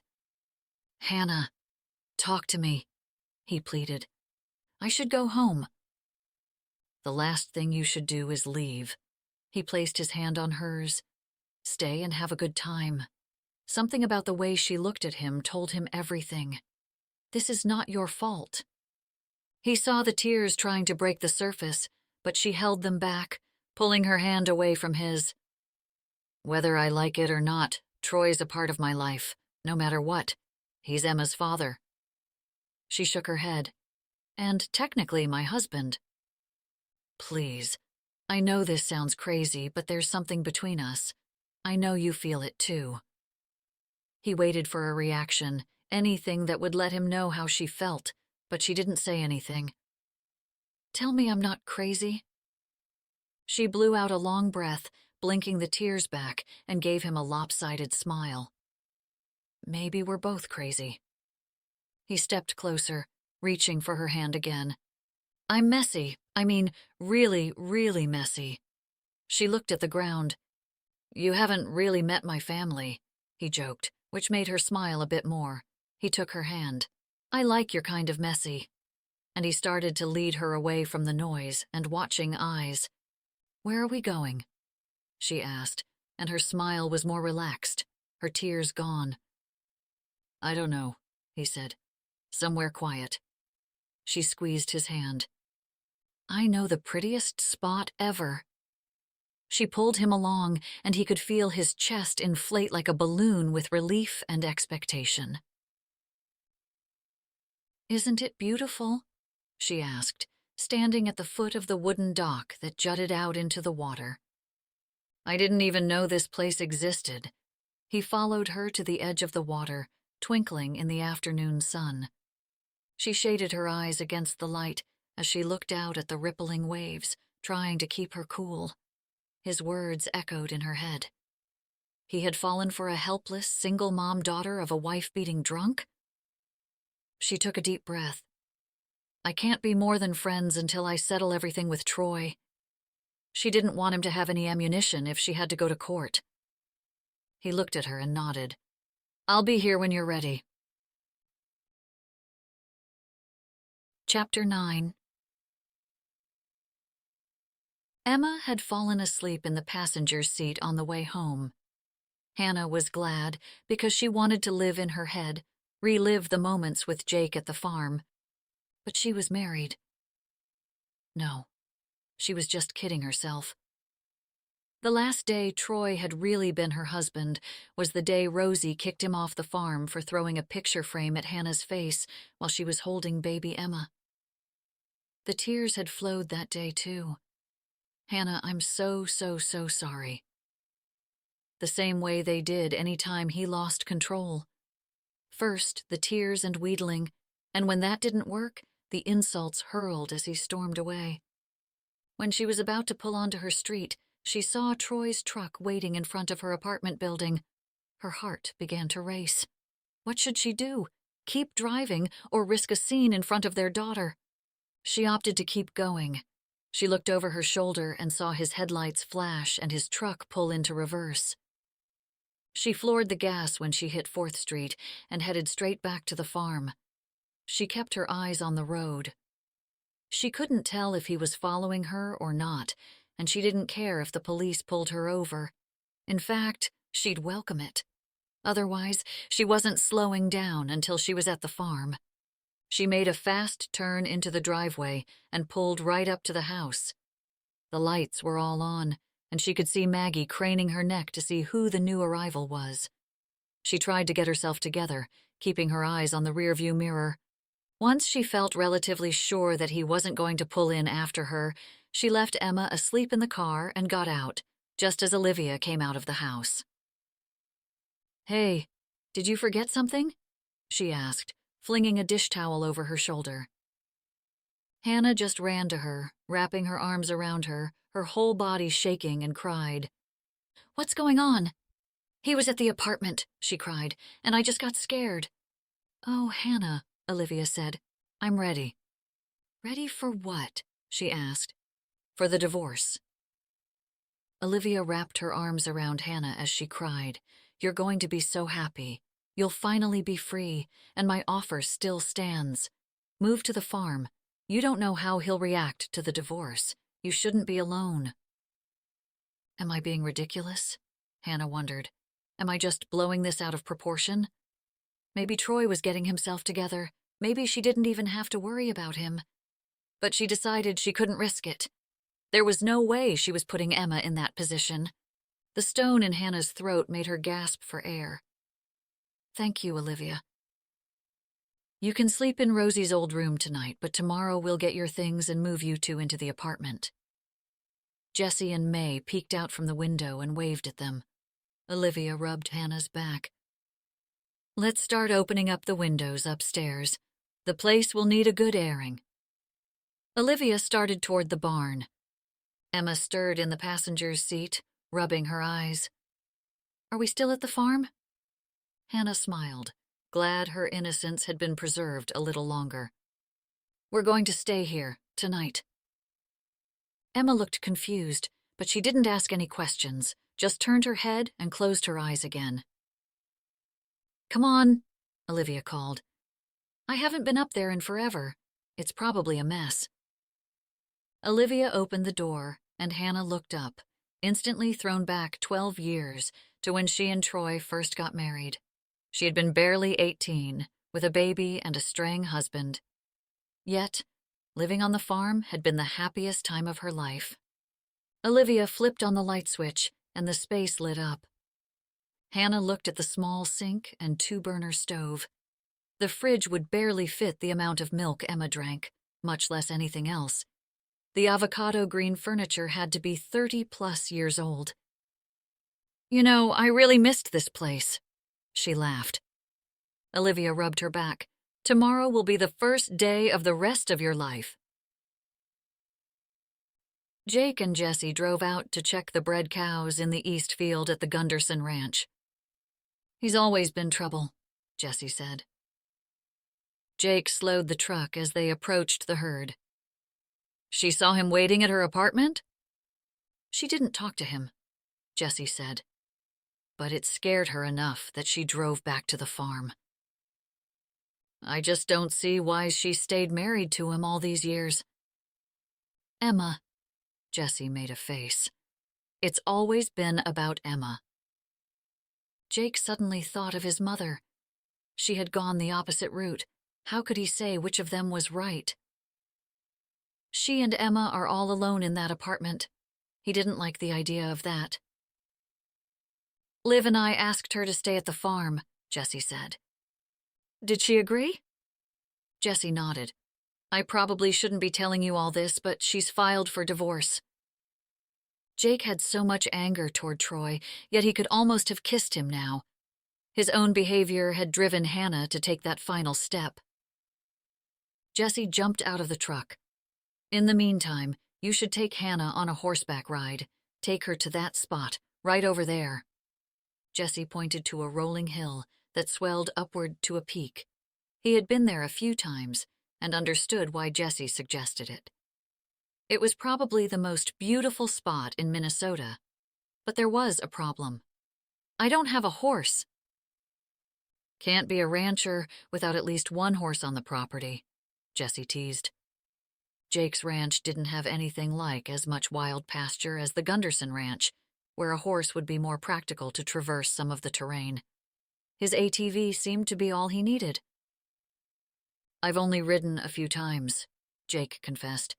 That's gotta change. Jesse shook his head. Something about that spot makes women swoon.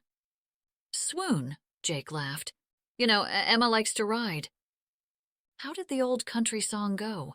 His dog, well, pig, his horse, and his girl. Was Hannah really going to be his girl? He shook his head, feeling like a teenager again.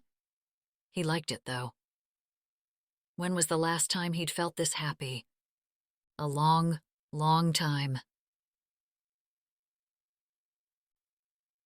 The apartment above the barn had one bedroom with a set of French doors, a kitchen along the back wall, and a sliding glass door leading out to a tiny balcony. Hannah remembered when she'd first moved in as a teenager. She'd thought she hit the jackpot with her own balcony. She'd imagined putting out flowers in pretty clay pots, setting up a couple of chairs and a table, maybe even growing herbs or something in the summer. Troy had hated the apartment. He didn't like the witches watching over him. He felt too far away from his friends.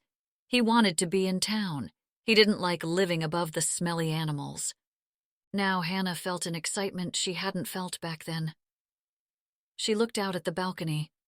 There was a table with a couple of chairs and a tiny umbrella, a flower box with 3 clay pots hung on the rail, ready for planting. She could look out over the fields, see the rows of green crops curling around the rolling hills toward the creek. It was a dream come true. Hey, Jesse's back, Olivia called. Want to go and grab some of your things? Hannah put her hands on her hips and nodded firmly. Yes, let's go right now. When they walked out to the driveway, she saw Jake standing next to Jesse. He removed his hat when he saw the two women approach. Jake? I heard you were moving and might need some help, he half asked, wringing his hat in his hands. That'd be great. Olivia grinned, then winked at Jesse as she headed to the truck, pulling Jesse by his sleeve. The kids came running out from the barn. Emma, go grab your school bag, she ordered. She looked down at her feet, making sure they were still on the ground, because she could have sworn she was floating. I'll meet you guys at my apartment. She hurried to her car, hoping Emma wouldn't dilly-dally. She wanted to get back to the apartment quickly, to make sure she hadn't left underwear lying around or anything else that Jake didn't need to see. When she pulled up, the truck didn't register at first, but then Emma said, "What's Dad doing here?" Her heart dropped. Troy stood next to the front door. Hannah knew she only had a few minutes before everyone else showed up. "Stay here," she said to Emma. "Let me find out what he wants." Emma didn't complain. She wasn't close with Troy, hadn't spent any real time with him in years. When she got out of the car, he started toward her. He held a yellow envelope in his hand, his face livid. "You're divorcing me." He threw the envelope at her feet. She stopped where she was, looking around nervously. "Troy, please leave." "As far as I know, this is a free country. I can stand wherever I damn well please." His face darkened. She could smell the booze. "Mom?" Emma called from the car window. She sounded scared. "Is everything okay?" "Stay in the car, Emma." Her heart pounded as she hissed at Troy. "I will call the police if you don't go." He spit on the envelope, and Hannah jumped a little. Then he walked away. She didn't take a breath until he got into his truck and pulled away. Just as he was leaving, the Gundersons pulled in. Troy slowed down, revving his engine and then squealing his tires before peeling out of the parking lot. Hannah reached down to pick up the envelope and saw one of her neighbors watching from behind her curtain. She could feel her eyes welling up from the swift progression of fear and relief. She pulled in a deep breath before she turned around to face the others. She smiled reassuringly at Emma, whose eyes were still wide with alarm. Jake and Jesse got out and rushed toward her. "Are you okay?" "Yes, I'm fine," she said, wrapping her arms around her stomach. "Let's go inside." She couldn't look at Jake, embarrassed once again, but she wasn't going to let Troy ruin this day for her and Emma. No. This was the day they were not only moving out, but moving forward as a family. If anything, this moment with Troy marked an end to the era of Hannah letting other people control her emotions. As she walked into her apartment, she looked down inside the envelope and found the divorce decree ripped to pieces. Well, Troy could rip up the papers all he wanted, but as far as Hannah was concerned, she was now free. After most of the larger pieces of furniture had been taken, Hannah looked at the half-empty apartment as Emma packed up her room. She remembered being so frightened the first night she'd moved in. New noises, more traffic, and strange people talking next door. She had felt very young and very scared. After the last of the boxes had been packed and moved, everyone congregated around the table at the farm. Hannah's heart swelled. If someone had asked what she most wished for, it would have been this moment. Right here, in this kitchen, everyone sitting together, praying together, talking together as one big family. When dinner was over, everyone sat on the back porch drinking coffee and tea, talking about the fields and the cows. Country music played in the background as the kids chased lightning bugs in the backyard. Hannah couldn't place the feeling she'd had all night. It was a floating feeling, and she kept holding on to things to ground herself. Each time Jake snuck a glance her way, the feeling grew, the electricity between them connecting them in a way that was totally new. When it was time for him to leave, she walked him out and thanked him for his help. The intensity of his gaze warmed her neck, and something swirled inside her that she had never felt before. An excitement, like being on a roller coaster ride. She found herself struggling to concentrate on his words. "Maybe you'd like to go for a walk with me tomorrow?" he asked, walking backwards to face her. "That sounds nice." She was sure her heart would explode when he smiled at her. As she walked back up the drive, she refused to let any worries about Troy take root. She had butterflies of memories of Jake and butterflies of excitement for her new apartment, her new balcony, and a new life for her and Emma. When she finally dragged Emma inside for the night, she fell asleep as soon as her head touched the pillow, her mumbled, "I love you," barely audible. Hannah opened the couch out into a bed. She'd willingly given the only bedroom over to her daughter, who at nearly 13 needed the privacy more than she did. The next morning she rose early and just sat looking around the apartment. The small space felt cozy and warm, the wood-paneled walls glowing with fresh polish, the furniture old but well cared for. "That's where John and I lived when we first got married," Maggie explained that morning at the breakfast table. Emma stood by the screen door, waiting for the bus, letting the cooler morning air sigh into the room. "You did?" "Yes," she laughed. "I hated it at first. Mice, bugs, lots of spiders. I was a city girl, after all." Hannah hadn't really thought of all the little critters that might like to live in the barn, nor of Maggie ever having been a city girl. "But I remember those being some of the happiest days of my life," Maggie continued. Hannah wondered if Maggie would ever be able to move on after John. Over the past 10 years, she had never seen Maggie even look at another man. Would she stay a widow?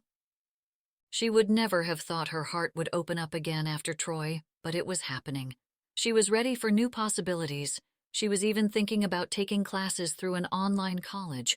She could get some of her general education classes, and then maybe one day she could go for a degree. "We lived up there when Georgie was born." Maggie crossed her arms. "Things sure have changed."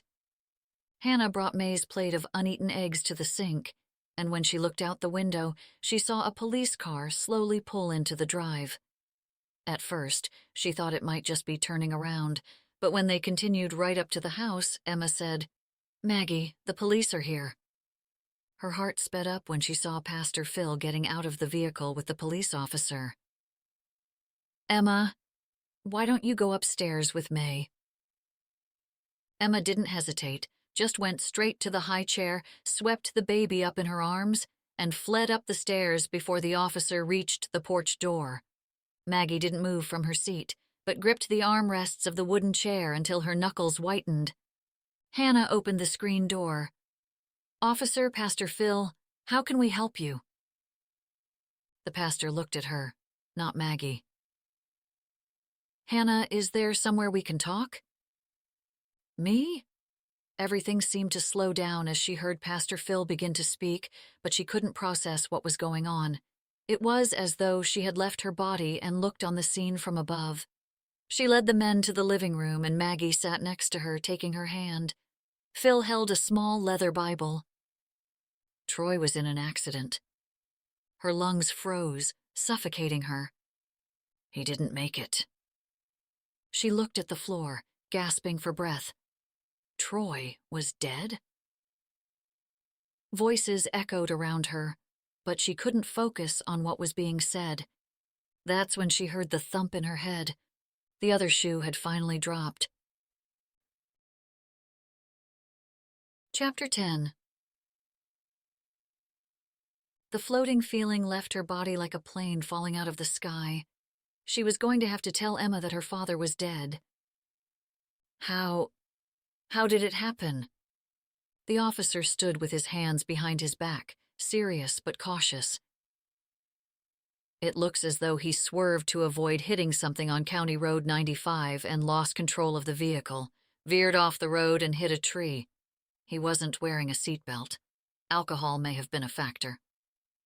Of course it had. I asked Pastor Phil to be here so he can help you decide what the next steps are for your husband. Hannah's emotions exploded inside her chest when she fully processed what the officer had said. He had been on County Road 95, coming to see her. The room started to spin, her stomach heaved, and a cold sweat beaded her brow. She could hear voices, but it was hard to make out what they were saying. Do you need someone to identify the body? Olivia suddenly standing in the living room and asked the officer, sounding like she was underwater. Hannah. Maggie leaned in front of her to look at her eyes. Hannah, do you want to talk to Pastor Phil? She looked at Maggie. How am I going to tell Emma? Maggie's chin trembled as a tear dripped from it. We'll all be right here with you. The officer gave his condolences and spoke some more with Olivia, but Hannah didn't move from the chair. She shook her head to the tea Maggie offered. She listened as the pastor prayed with them. She remembered getting up and asking Emma to come downstairs.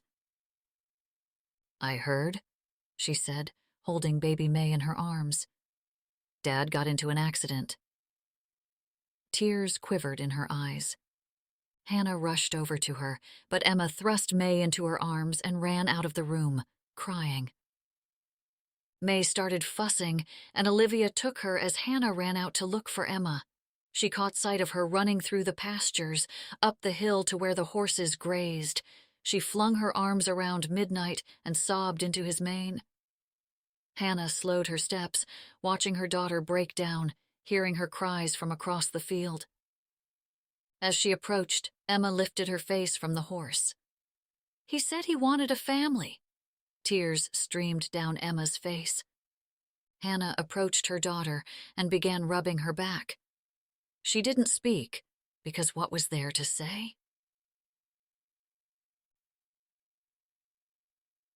Jake stood with Sam and Ryan as the new pastor gave Troy's eulogy at the gravesite. He kept an eye on Hannah, but there was really no need. The Boudreaux clan had closed ranks around her, protecting her like a horde of mama bears.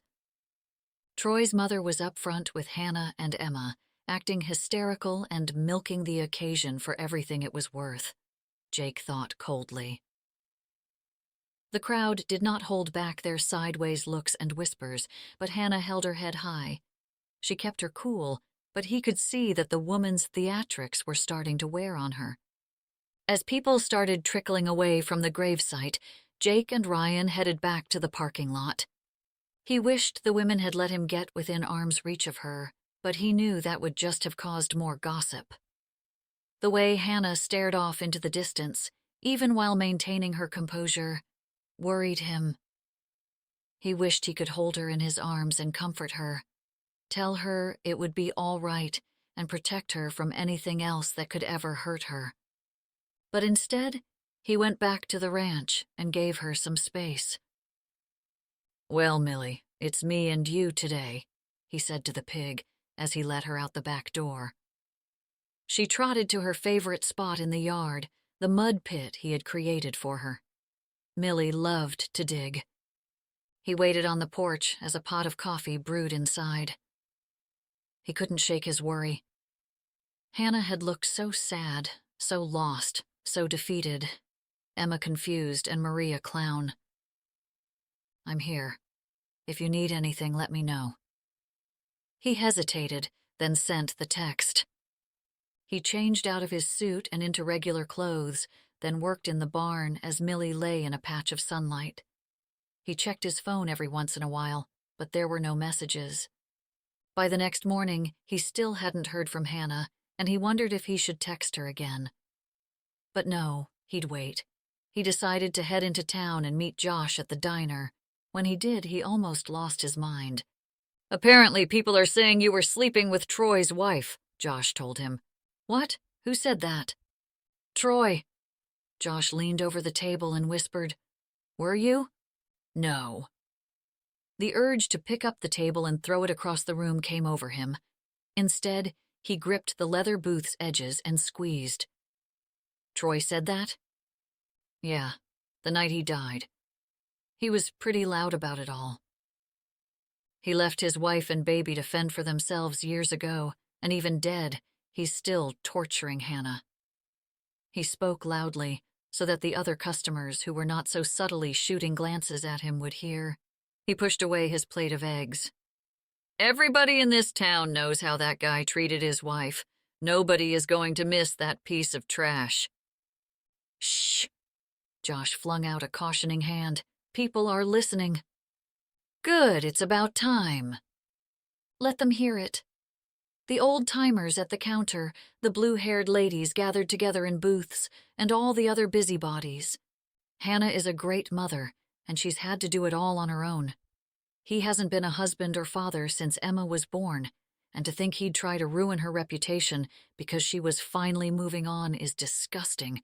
It's even more disgusting that certain people are buying into his sob story for the sake of some juicy gossip. He slammed his hand down on the table. Josh didn't say anything for a moment, just looked at him like he had gone crazy. Tell us all how you really feel about it. Jake pulled out his wallet and threw down enough to cover the tab. Jake, stop being so dramatic. He wished he could grab hold of Troy one last time. The guy left a mess behind, but it's only dumb luck that he didn't kill someone. He had heard that Troy had been 3 times over the legal limit, and there was no question in his mind where he had been headed.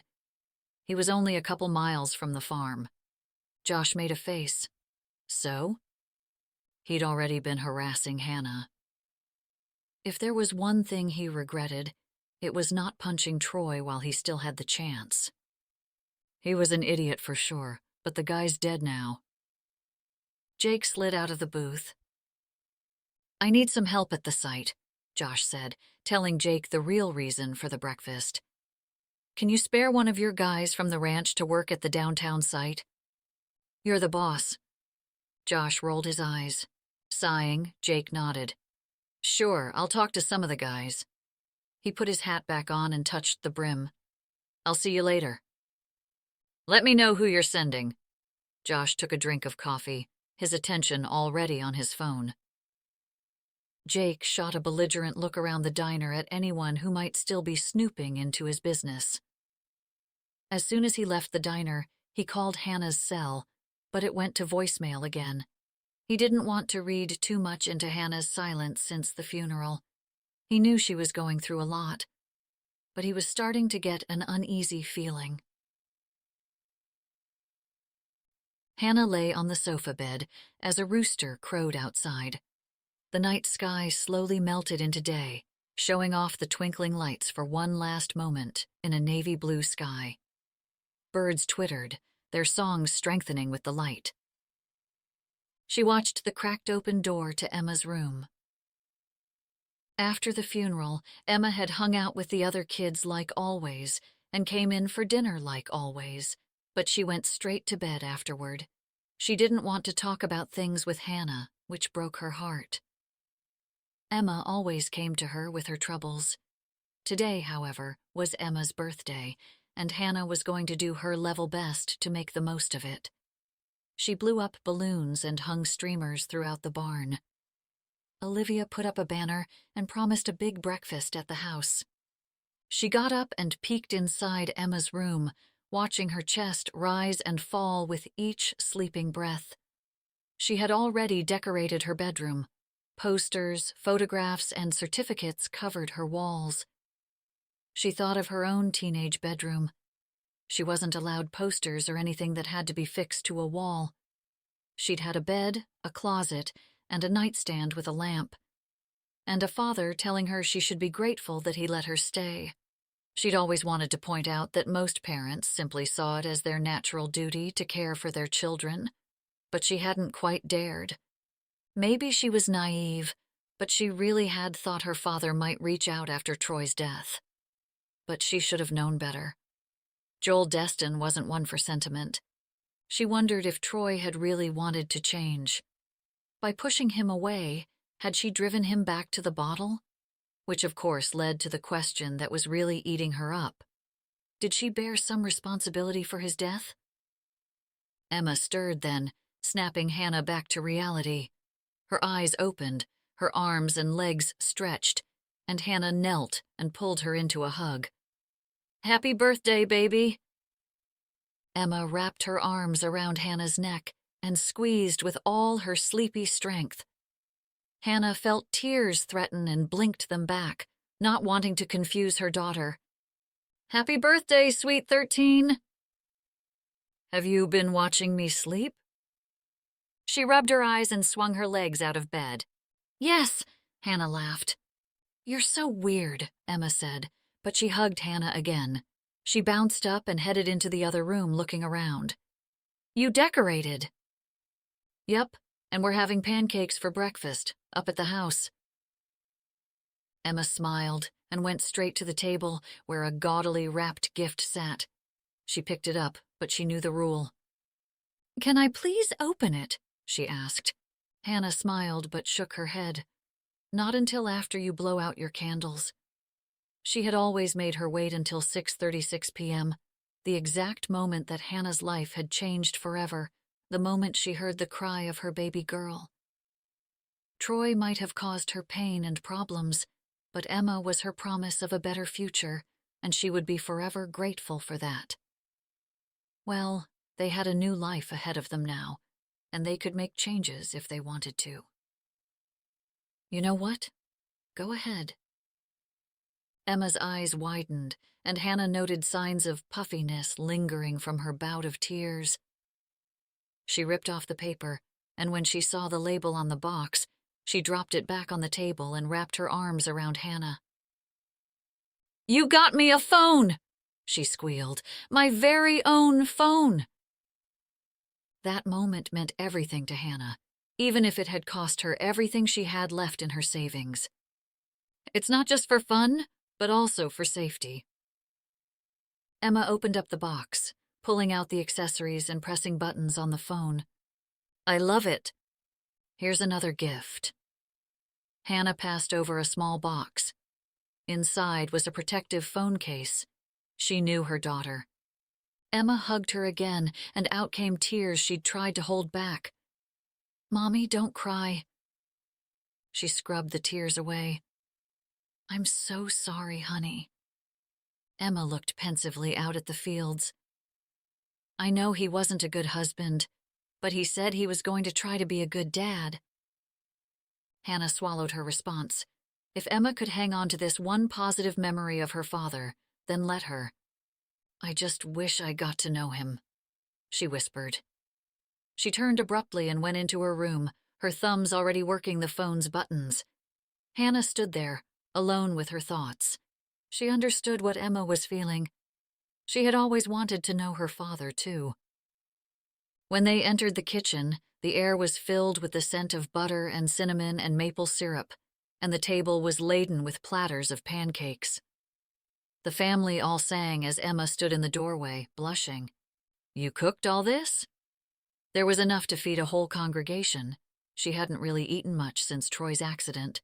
As she looked at the fluffy pancakes and crisp bacon and freshly made cinnamon apple muffins, her appetite returned with a will. She picked up a plate and served herself 3 pancakes, drizzling syrup with a heavy hand, then snagged some bacon and a muffin. "Atta girl." Maggie set May in the high chair and handed her a sippy cup of milk. "I'm just suddenly really hungry," she said. Maggie nodded in satisfaction. Breakfast over, the bus came to pick up the gaggle of kids. Emma seemed happy enough getting on the bus. Olivia departed for her office, and Rosie headed out to the fields, leaving her alone with Maggie and the baby. "When I lost Johnny, it was the hardest thing I ever had to go through." Hannah froze in the act of grabbing plates off the table. Maggie didn't talk about her John very often. The father who Georgie, Rosie, and Annie frequently brought into conversation didn't seem in any way comparable to Troy. He sounded like the perfect husband and the best dad this side of the Mississippi. "I sure was upset with God for taking him away from me." Maggie cut up bite-sized pieces of pancake for May.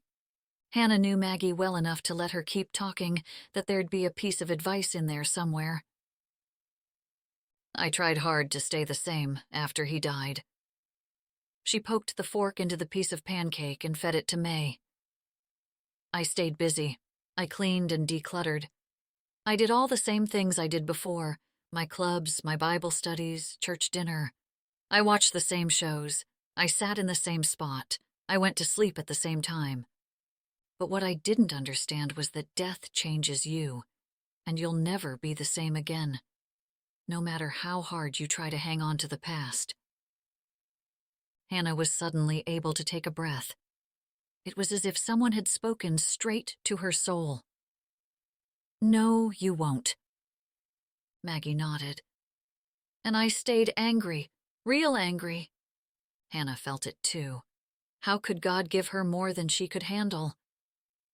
But as I let that anger grow inside of me, I forgot all the good things life had given me, that I still had in my life. She looked at May.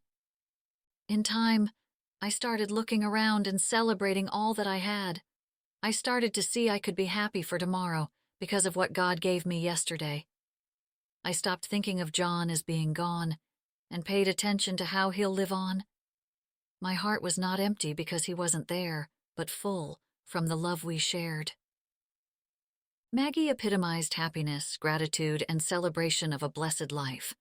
But Hannah was not there yet. You're right, Maggie. I know you and Troy went through hard times, but I know you loved him in your own way, and I know that he gave you more than what you lost. Maggie got out of her seat and hugged Hannah. Remember, we always take care of one another. That's when Hannah knew things would be okay. She had a family. Chapter 11. The next few days were a blur for Hannah. Pastor Phil came each night for dinner, just in case she wanted to talk. But Hannah didn't. She didn't want to admit, even to herself, that when Troy had died, the first feeling she'd had was of relief, then guilt for feeling relieved. She got down on her hands and knees and began washing the floor of the old apartment. Country music played from the little clock radio on the counter, and she didn't hear the footsteps until they were right outside the door. Knock, knock. Hannah looked up, the wet rag in her hand. Hi, Mrs. Curtis. She sat back on her heels, waiting for the bad news. Would she be penalized for breaking her lease? Losing the deposit already hurt quite enough. Here, Hannah. She passed over a white envelope. What's this? She stood up to take it. It's your deposit. Hannah's jaw dropped. She opened the envelope to see a check with the full amount of her first month's rent scribbled in. She closed the envelope and handed it back to the woman. I can't take this. It's yours. Mrs. Curtis stepped out of reach. You deserve it, Hannah. You and Emma have been great tenants. Mrs. Curtis looked around the room, then nodded her head and left. Hannah would have hugged her if she'd thought the old lady would tolerate it. She pulled out the check to look at it again. She had money, not a lot, but something to put by for a rainy day. Something to build on while staying on the farm, or maybe something to invest for her future. For the first time, she felt she might have a chance to get her feet under her. She opened her wallet and tucked the envelope inside.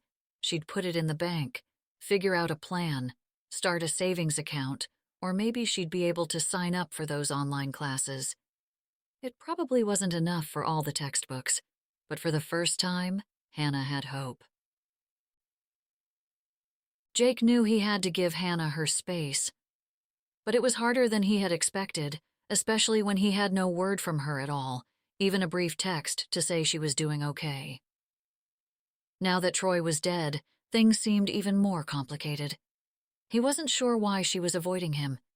If it was because of the gossip around town, he didn't want to add any fuel to the fire. Julia had been happy to share all the juicy details. Last night at Lumberjacks, people were talking about Hannah and you, she'd said, as they stood outside the Gundersons' new mega barn. It was the biggest job he'd ever managed, and he was proud. Again, What are they saying now? That you two had an affair while she was married to Troy. She looked away. An affair now? He couldn't believe some people. Everyone knows how Troy was. How can they talk about Hannah after all she has gone through? Well, Allison's still not super pleased with how things ended, but the conversation started because Joel Destin got kicked out for being too drunk, Julia explained. He was at Lumberjacks? He hadn't met Hannah's father before, but had heard enough about him to know what a deadbeat he was.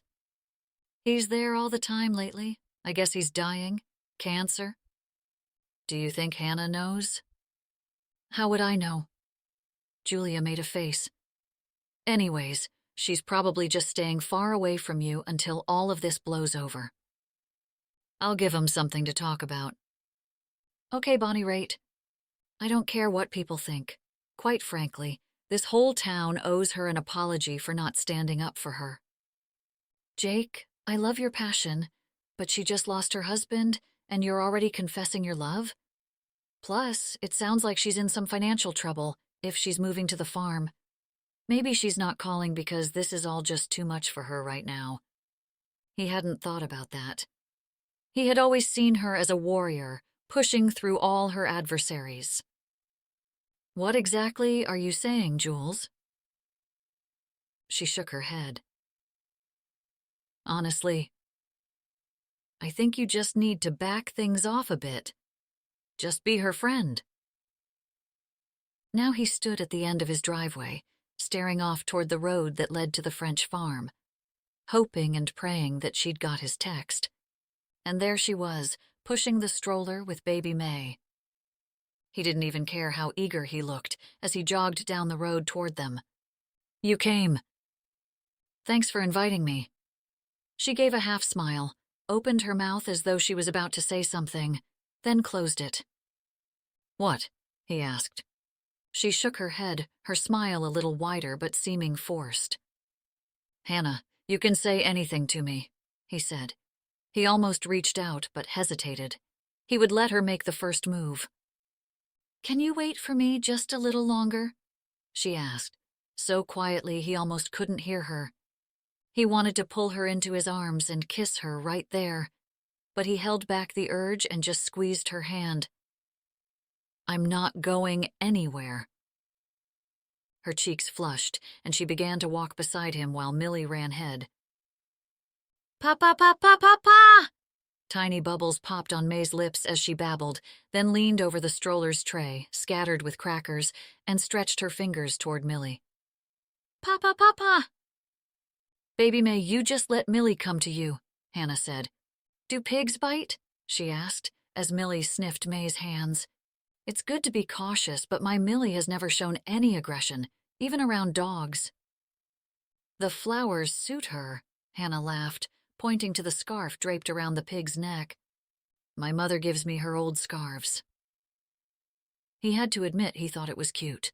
Victor would have busted a gut if he'd ever seen him dress up a pig. They walked on in silence for a while.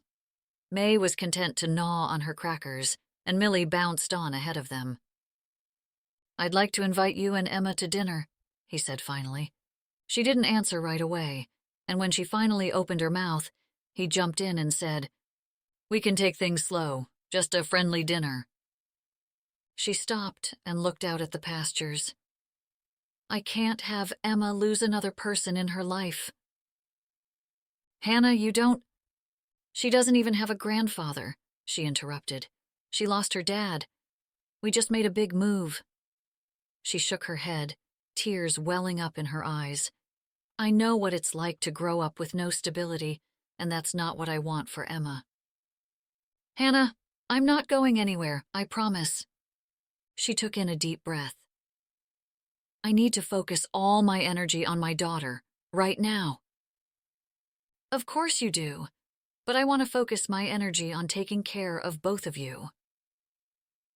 She looked up at him, but the look was one of pity, not understanding. You might have to wait a long time. She still didn't get it. Hannah, I'll wait forever if I have to. He asked you to dinner? Olivia squealed, wrapping her hands around her coffee mug. Shush! Hannah jerked her head around to see if Maggie, or worse, Emma, were standing close enough to hear. May had just gone down for her afternoon nap. What did he say? Olivia wasn't going to drop it. She shrugged, sipping the coffee. He said, "Will you come to dinner?" No, I mean, how did he ask? We were on a walk. She didn't add the part about waiting forever. It had to just be something a guy said, right? And you're not sure you should go? Olivia's confusion showed in her face. Why wouldn't you go? Because of Troy's mother and the gossip that's going around this town.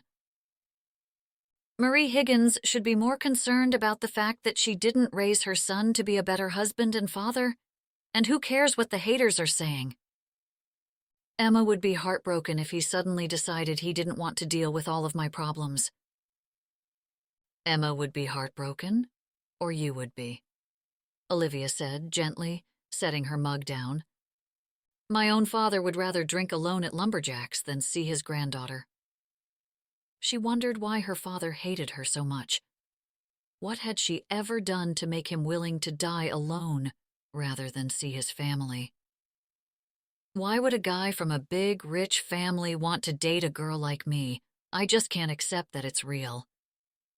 As a woman and mother and friend, Olivia leaned over the table. Hannah, you're a catch, believe me. Should I have dinner with him? She wanted Olivia to decide for her. She wanted to believe this could be her happily ever after, but hadn't she thought that about Troy? Hadn't her mother thought she'd had that with her dad and all the other men she fell for? Yes, you should. Olivia reached out and squeezed her hands. Emma is strong, and she wants you to be happy too. And you have us, Hannah. We have your back. I know. No, you don't, Olivia said, and slapped her hand down on the table. What? I love you, Hannah, but you still don't trust us. Olivia made a broad gesture with her hand. You have lived on this farm as long as I have. You are as much a Boudreaux as anyone here, but you still just about ask before you use the bathroom. Hannah could feel the stinging behind her eyes. But I'm not a Boudreaux. Family isn't always about blood. It's about being there for each other. Olivia leaned against the counter. And you've always been there for me. She fanned her hand in front of her face. Now I'm going to cry. Hannah laughed, but grabbed Olivia's hand and squeezed it. I'll say yes. I'll take Emma for the night. The back door swung open, and Jesse walked in. He froze at the sight of the two sniffling women. Am I interrupting something? They started laughing and crying. Olivia pulled Hannah into a hug. We're taking Emma for the night. Oh? Hannah's got a date. He finally did it. Jesse smiled, wrapping his arm around Olivia. No, she just finally accepted, Olivia said. On the baby monitor, May started to cry. Hannah got up from her chair, but Olivia stopped her. Go call him. I'm good for today. It was just past 2. What if he's already made other plans? I wouldn't worry about that, Jesse said dryly. Chapter 12. Hannah borrowed a teal sundress and a white shawl. She wore her cowboy boots but carried flip-flops in her purse. Her hair was down, but Olivia made her wear a silk scarf. Hannah didn't usually accessorize or worry about what held her hair back. She felt like a little girl playing in her mother's closet. You're dressing up, Olivia said, holding up a necklace to check it out in the mirror. You know, like dating women have done for centuries. It's just, I never dress up. Hannah felt ridiculous. You should. Olivia draped the necklace around Hannah's neck. You look great. Yeah, Mom, Emma said, playing on her phone. You look amazing. Hannah looked at herself in the mirror. She had to admit, she looked pretty. She touched the necklace as she studied her reflection. "Thanks, guys." Olivia smiled. She had planned out a whole night with Emma and Maggie. Chinese food, romance movies, mani-pedis, and lots of sweets. Jessie was on Baby May patrol for the night. "I found 16 candles on VHS," Olivia told her. "Maggie seriously has never thrown a thing away." No, Hannah thought, as excitement electrified her whole body. Boudreaux's never threw anything away. They took care of things. And people. Right on time, Jake pulled up to the farmhouse and jumped out of his truck, holding a bouquet of flowers. "You look incredible," he said. She couldn't hold back her smile. "You ready?" He opened the passenger door for her. "I hope you like steak," he said, turning over the engine. "Millie's kind of turned me off pork." She laughed. "Steak sounds great." When he turned into his long drive, she could see all the lights were on in the farmhouse. He'd even strung tiny fairy lights up around the front porch's railings and along the eaves. As they drew closer, she saw that he'd set up the picnic table with a tablecloth, candles, and a huge vase of wildflowers. "Jake, this is amazing." "Hold on," he said, coming around to her door. "I've got you." "I can open my own door," she chided him. "Oh, I know. Believe me." He took her hand. "But you don't always have to do everything yourself. Please let me help you, even if it's just something little like helping you out of the truck. It makes me happy." And that's exactly how she felt at that moment. Happy. Jake had listened to the Gundersons. He still wasn't sure whether or not he'd made a big mistake. "You got a horse?" Hannah asked, as the tall Morgan paced in the corral. Rosie had come to him at the barn one day. "Heard you're thinking of getting a horse," she said. He shrugged. "Just as a pet, you know. Maybe one who's good with kids." "I know a couple who want to downsize and have a 7-year-old Morgan. I was thinking about picking him up myself. But then Jessie told me you were looking." "I have to admit I'm not very experienced, but I've been doing my research." Rosie laughed. "Emma can teach you." He guessed his feelings weren't a mystery to anyone, but he didn't mind. He wasn't going to keep it a secret. He wanted Hannah to know. He wanted the whole world to know. "His name is Trigger," he told Hannah, unable to look away from her blue eyes. He patted the horse's neck. "I got him this morning." He felt a bit foolish. No, a lot foolish, even though Rosie had promised him all the help he needed. "He's gorgeous, but I can't believe you just bought a horse." "Neither can I," he said. "I thought it was a good idea, but now I think maybe I just lost my sanity for a second. Jessie always says you can't be a rancher without a horse." Jessie was a real cowboy. He had been riding since his teens, had even gone on the rodeo circuit. He could ride better than anyone Jake had ever seen. Jake was no cowboy, but maybe it wasn't too late. "Can you ride him?" she asked, almost as though she was reading his thoughts. He rested his arms on the fence rail, looking out at Trigger. "I haven't tried yet." "We should find out." She pushed off the fence, heading to the barn. "You can ride?" He was surprised for some reason, although he didn't know why, considering how much time she spent on the farm. "Olivia taught me, and I've ridden with Emma when she was little." Millie followed her into the barn. "Do you have a saddle and bridle?" "In the tack room." He led her into the barn. Trigger wandered in through the sliding door and arched his neck over the rail, seeming a bit apprehensive, but hoping for a treat. Jake grabbed a small plastic bucket filled with pieces of carrot and apple. Hannah rubbed the horse's neck as he munched on a carrot, sniffing her hair. "What exactly made you want to start ranching in the first place?" "I made a promise." She tilted her head. "A promise?" At first, it was to my buddy, the one who convinced me I should get pigs. He laughed, thinking about how Victor would have reacted to Millie. But now, it makes me happy. This. He looked out at the pastures, the fields, and the woods and river beyond. It sure is nice, she said, as Trigger took the last piece of apple off the palm of her hand. I want to buy this place from the Wilsons once they decide to sell, raise more cattle, and eventually work full-time on the ranch rather than in construction. He had put in his right of first refusal, but handling a 100-acre ranch alone was daunting, especially when he already had a full-time job that paid well. Why choose to overextend himself financially and physically just for the sake of some cows? I heard the barn you built is really beautiful. She focused on Trigger, and he wondered if she was thinking the same thing Allison had. Why ranch when you can have a secure job working for the stepfather? Yes, it was a big project, and I'm proud of how it's coming out. But the truth is, I don't want to work for anyone else but myself. Trigger shifted toward Jake, sniffing his outstretched hand. I've never even considered being my own boss. She shrugged.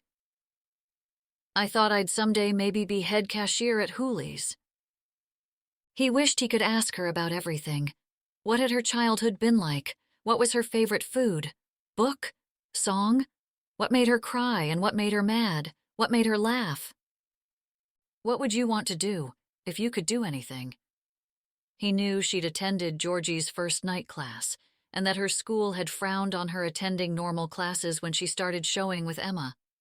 An old-fashioned way of thinking, he thought, especially considering that no one had made Troy drop out. High school had obviously taught him nothing about living in the real world or being a productive member of society. Maybe if the school had showed some compassion to Hannah, she might have higher aspirations for herself. Teach, she said it quickly, without having to give it a moment's thought. When I first moved onto the farm, I'd go to Georgie's classroom and help set up, give her a hand with prepping her lessons. I tried to save up enough to take college courses, but I only got through a couple before life just flew by. What about now? He asked. He could stay on with Ted and help pay her way, but he knew that Georgie and Olivia had probably offered to help pay for school already. Hannah would refuse anything she saw as charity. She shrugged. I was thinking about classes again the other day, actually. I was too, he said. I was thinking about taking an accounting or bookkeeping class, maybe a farm management course. With the GI Bill, he could go full-time if he wanted to, but he had no real desire.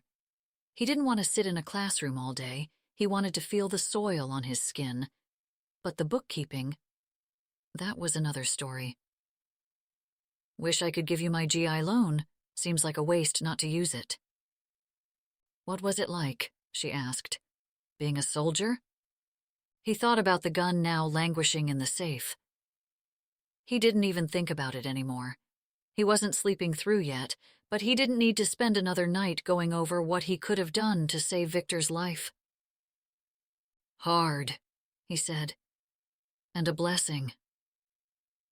She leaned on the stall door and stopped petting Trigger, focusing all her attention on him, waiting for him to say more. I saw the worst in people, and the best. He had to look away from her as images flashed in his head. I certainly wouldn't be here right now if I hadn't joined up. Did you meet your buddy there?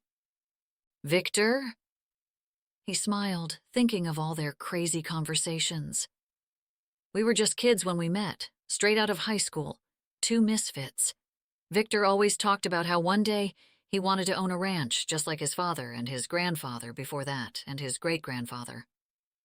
So that's where you got the idea? Yup, and it's almost perfect. He looked at Trigger and the pasture outside the wide-open barn doors. The whole landscape was everything he had ever dreamed of. Almost? He looked back at her. I just want to share it with someone. And he removed his hat, took her hand, and kissed her softly on the lips. Maggie got out the cookie jar while Olivia grabbed the milk. Georgie had come down from the ranch in her robe, and they all waited for Hannah to start. "Well, come on," Olivia said. "Tell us everything." "It was great." "Yes, Olivia, you were right, and I was wrong." Georgie clapped her hands and grinned. "Shush! Baby sleeping!" Olivia rolled her eyes toward the second floor. Maggie wrapped her hands around her mug of tea. "Why are you here if it was going so well?" "Nana!" Maggie winked at Hannah. "He was a complete gentleman. We had this amazing candlelit dinner, and then he took me on a walk, and we talked a lot." She trailed off, thinking about it all. It was wonderful. She could have stayed longer, but she had to be home to say goodnight to Emma. That she'd never bend on, not for work, not for herself, and never for a man. "That's just fantastic." Georgie's eyes moistened. "I'm so happy for you, Hannah." She nodded, getting misty-eyed herself. Never in a million years would she have ever expected one of these late-night coffee clatches to be about her own love life. "Did you ride out to the Four Corners?" Olivia asked. Hannah giggled. "We didn't stop talking long enough to ride. Besides, he only has one horse." Before she went to bed, each woman predicted when Jake would propose. Georgie said he wouldn't wait. Olivia said he'd take the time to plan something big. Maggie took Hannah's face in her hands and said she believed it didn't matter, that they had already made a lifelong connection. She tried to pretend not to listen, not to get her hopes up, but she felt so good, so high on pure happiness, that when she went to bed, she dreamed of living on the ranch, running after Millie, watching Emma riding Trigger, while Jake watched over them all. Chapter 13. Hannah brought Emma along the next time she went to visit Jake. She was the first to ride Trigger. She didn't even hesitate before jumping on his back, and the Morgan didn't seem to mind having the young girl holding the reins. He ambled along the fence as Jake and Hannah followed behind. Dinner followed, once again served outside on the linen-covered picnic table. The biggest piece of barbecued filet mignon she had ever seen was accompanied by tossed salad, corn on the cob, fresh baked bread, and a fancy cream sauce she couldn't pronounce. As the sun fell low behind the trees, he invited them inside for dessert. "Come on, Emma. Let's get some of this stuff into the kitchen," she said, stacking plates. He put a hand on her arm. "You're my guest. Please, leave all this here and come inside. I'll clean up later." As they entered the house, Jake gestured for them to make themselves comfortable in the living room. Hannah studied the knickknacks, books, and games on the shelves. The room was sparsely furnished, just a couch and a table with a lamp. She supposed a single man living alone didn't need a lot of furniture, but where would they all sit? "Why don't we sit at the kitchen table?" she suggested. Yes, hard kitchen chairs evenly spaced around the table would be more comfortable in her current state than getting cozy, too cozy, on the couch. She needed to cool down because she felt herself reacting more and more strongly to his presence. She wanted to kiss him again, to feel that electric current through her body. She had never felt anything like it before, but she didn't want Emma to get the wrong impression. She might want her mother to be happy, but she also knew that Emma needed a father figure. She wanted to encourage Emma to think of Jake in that role, rather than as an object of her mother's desire. She could remember her own mother's many boyfriends all too well. The kitchen had an unintentional retro 60s style with yellow and white checkered linoleum, white trim, and walls papered with tiny orange lanterns. The space was sparse, but cozy. The countertops were bare, but there were 2 cuckoo clocks on the wall and a shelf lined with quirky vases. Hannah stopped to read some of the rustic wooden signs that decorated the wall under the shelf. Mrs. Wilson left a lot of their stuff in case they decided they didn't like Florida, Do they? They seem to. She felt a tug at her heart. When will they decide? They told me they were going to return in a month or so and let me know. He let out a long breath. From what I can tell, they love it where they are, but they have family up here, grandkids and stuff. And the fact that they weren't ready to pack up all their decorations makes me wonder how serious they are. What about the cattle? She could feel her anxiety rising. Homelessness had always been a real threat in her life. She still remembered bouncing from boyfriend to boyfriend with her mother. They said I could rent the farmland and barn until I find my own place. Jake sounded confident, as though he wasn't worried. But where would you stay? Well, I sure hope they like Florida, he said. I really love this place. He pulled an ice cream container out of the freezer. How can we help? Hannah asked. Jake pointed to the cabinet to the left of the sink. You could grab some bowls. He opened a drawer to fetch spoons and napkins. Would you like anything to drink? He asked Emma. She shook her head. No, thank you. Hannah smiled to herself, glad to see Emma on her best behavior. She caught herself staring at his flexing forearm as he dug the scoop into the ice cream. She had to keep her eyes away from his mouth as he ate. And she had to take deep breaths as he stood next to her at the sink, cleaning up. I was thinking about building a fire in the backyard, toasting some marshmallows. That sounds great, Emma said. It did sound great, but it was late. She loved Olivia and Jessie and Maggie, but they were as snoopy as they were loving. If she stayed much later, they were going to be all over her business. How about next time? At least she hoped he'd ask again. It's just that we have church tomorrow.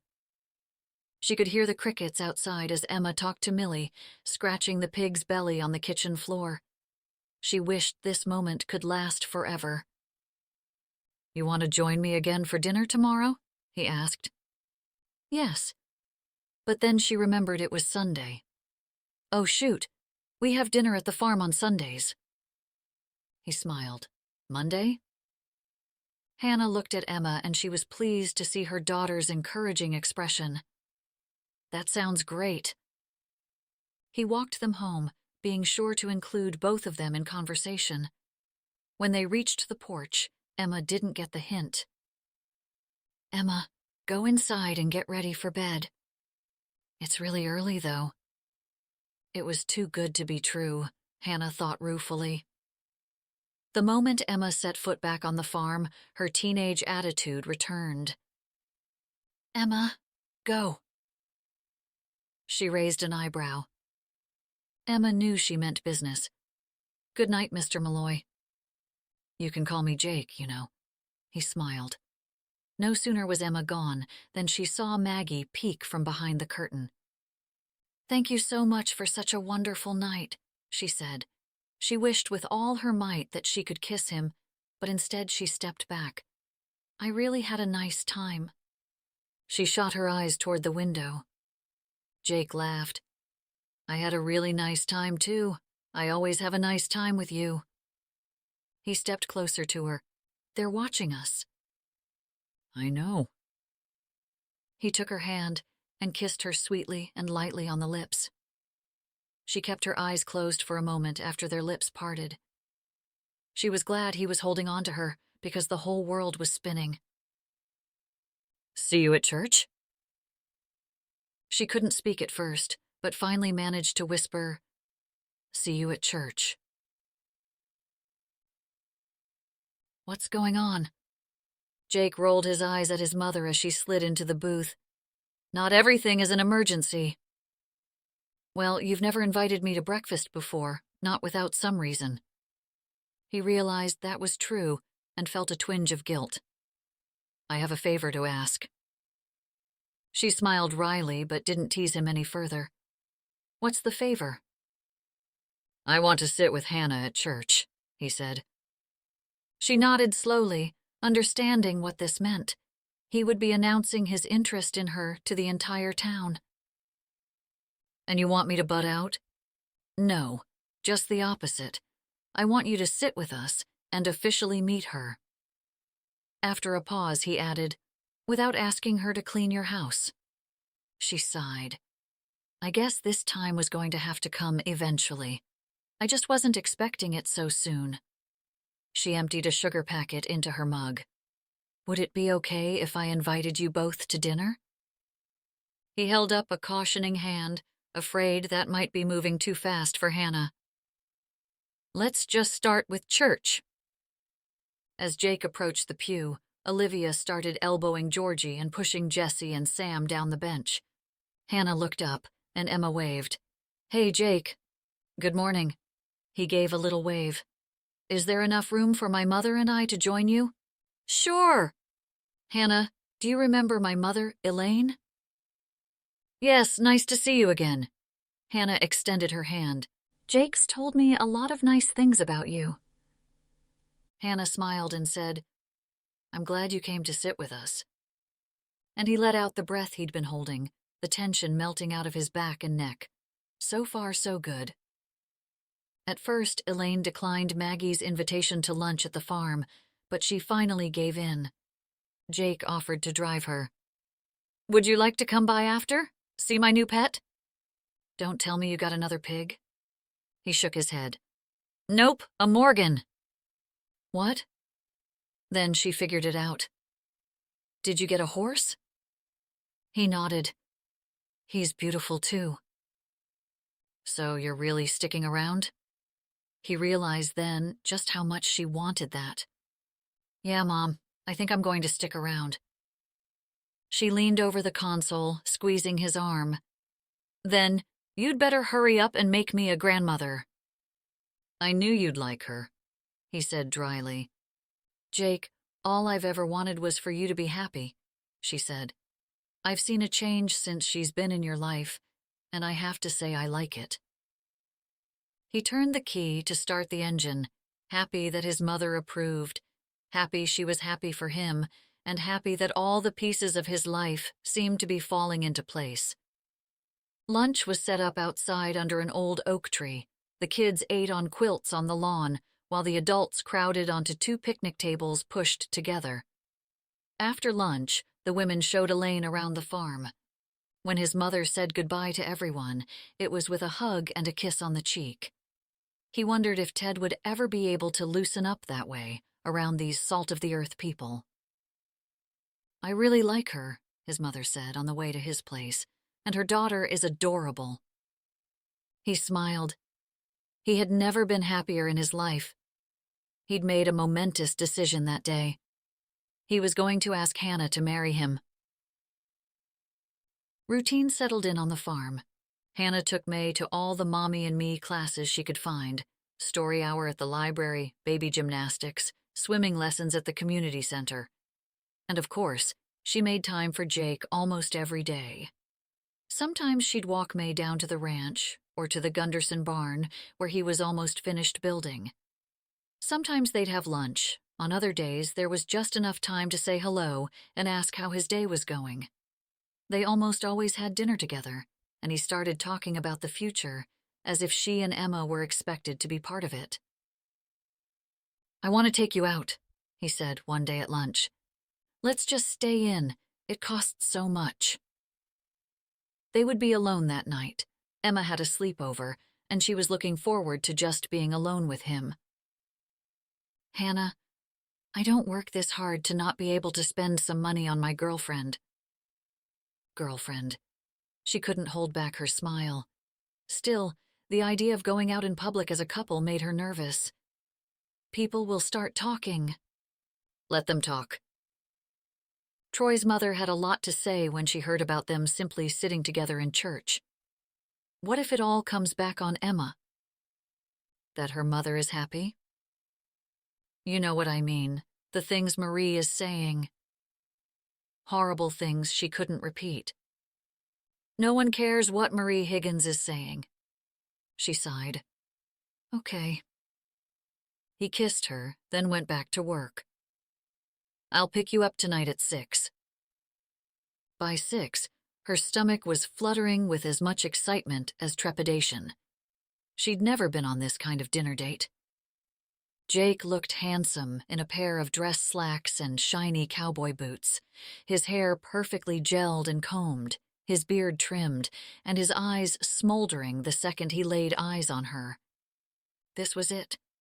That feeling she'd only read about before, a feeling of absolute bliss.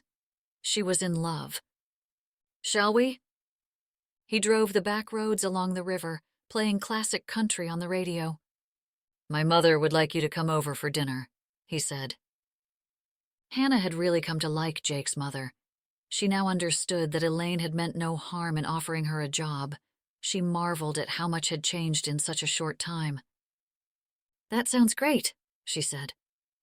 "I'll be honest, I don't know how my stepfather will behave. He can be difficult." She knew Jake had a strained relationship with the man. "Is it hard to have to work for him?" "Yes." He didn't even hesitate. "But maybe by next year I can start working for myself, and the Wilsons should be calling soon." She knew the date was approaching but avoided the subject, because she could see he was anxious about it.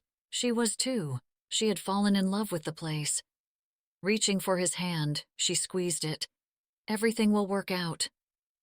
She believed it this time. Jake was her good luck charm. Things seemed always to be better with him around. When they arrived at the restaurant, she shook her head. "Jake, the Dock Cafe is too expensive. Really, let's just go." "I've already made the reservation. No backing out now." He came around to open her door, offering his hand. She'd learned early on to just let him do these little things for her. Her independent stubbornness still sometimes reared its head, but it gave him such pleasure that she couldn't deny him. He opened doors and pickle jars, pulled out chairs, offered his jacket, and always his hand. The Dock Cafe was one of those restaurants she had always heard about, but never could afford. When she sat down at the table and saw the menu prices, she grabbed her purse. "Seriously, Jake, there are a lot of nice places for half the price." He laughed, placing his hand on her anxiously clenched ones. "Hannah, I want to eat here, with you." She relaxed, sliding her purse onto the empty chair next to her and opening her menu again. "Can I get you something to drink?" the waitress asked. Hannah looked up from her menu and almost dropped it on the table. Marie Higgins stood there in a white button-down and black apron. Her eyes filled with rage the moment she realized who she was looking at.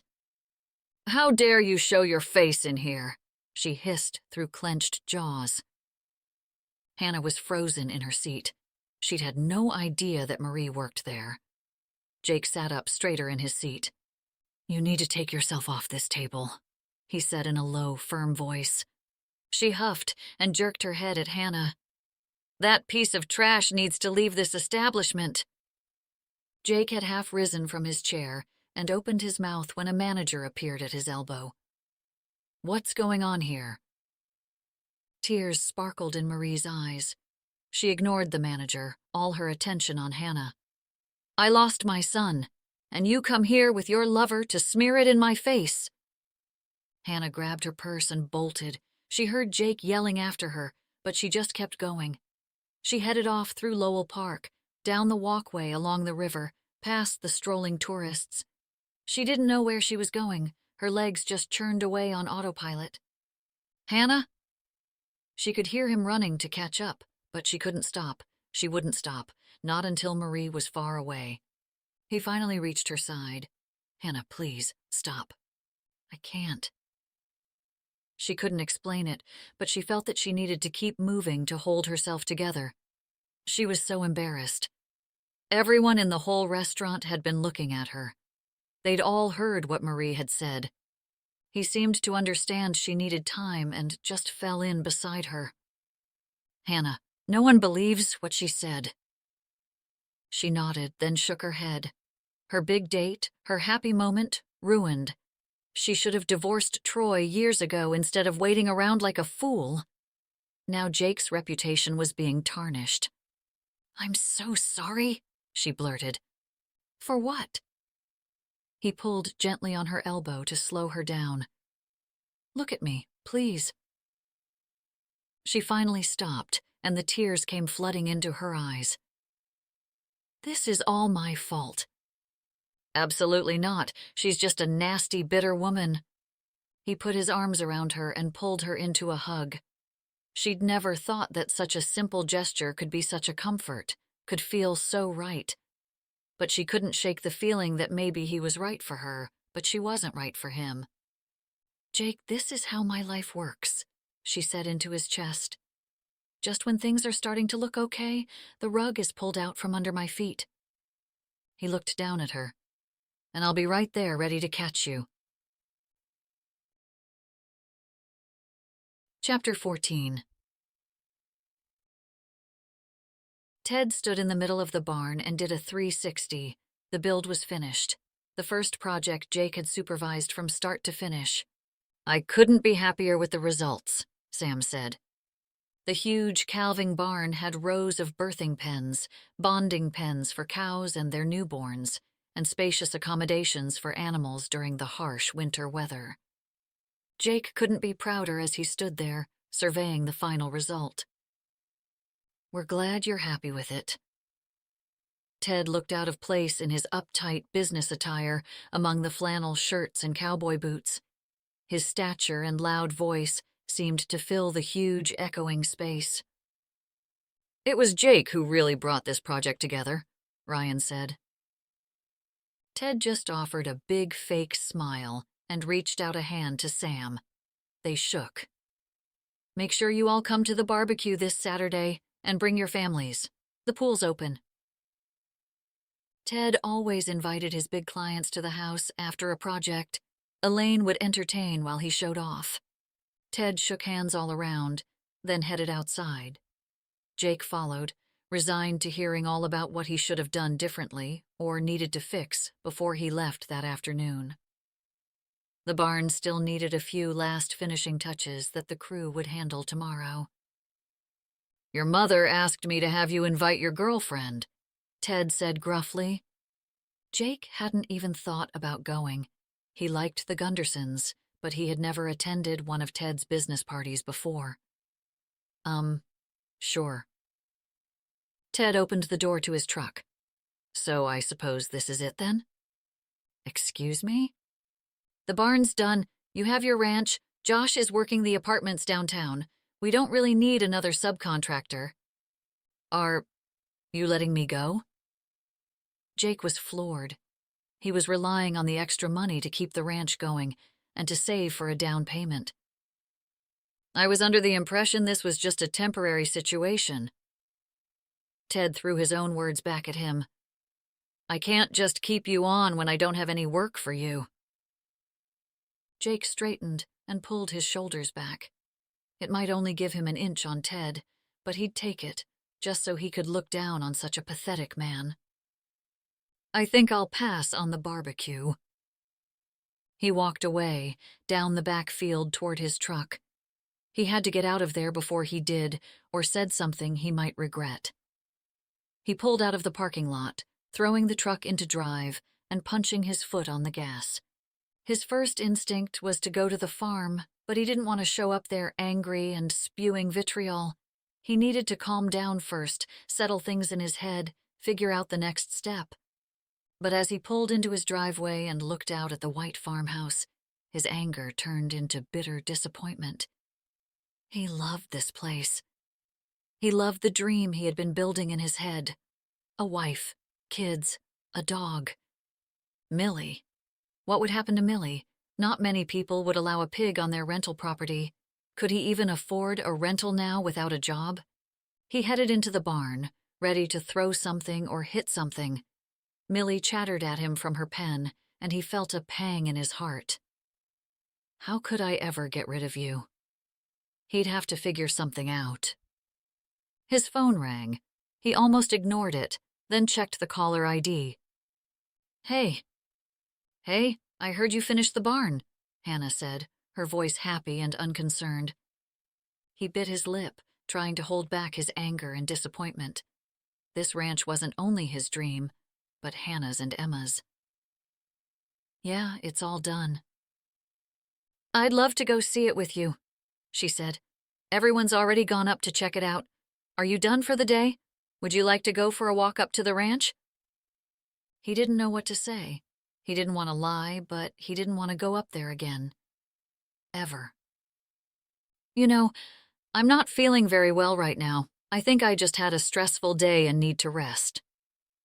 Wow, you rest? She teased, but he could hear a hint of concern. Can I bring you anything? Her graciousness and thoughtfulness never ceased to amaze him. He didn't deserve her. He couldn't even get his life together. How could he provide for her? I'm good. He paused, then he said, maybe just a short walk. Later? I'd like that. After an hour of just staring out at the pasture, his phone rang again. He looked down, and his heart sank. Mr. Wilson, he said into the phone. Jake! The man's voice was upbeat. We've booked a flight out this week, and we'd like to sit down and discuss the house. Really? This week? He thought he'd have more time, a few weeks, not days. We know how hard you've been working, and well, we didn't want to make you wait any longer. He paused for dramatic effect, and Jake thought for sure his heart was going to burst out of his chest. We've decided to sell. Hannah knew something was wrong, but Jake wasn't talking. Whatever it was, she hoped he could work it out on his own, since he certainly didn't want to discuss it. He refused any explanation other than being just tired, and they didn't really talk. He still invited them to dinner, but even Emma noticed something was off. Maybe he's tired, Emma said, when he excused himself for a moment. But something seems off, right? Emma shrugged. She was no help. After dinner, as they headed out to the barn, Emma chattered on to Jake like usual, and he seemed to relax a bit. I can see why you love this place, she said, when Jake brought her out a cup of tea. He gazed off into the distance, leaning his arms on the fence.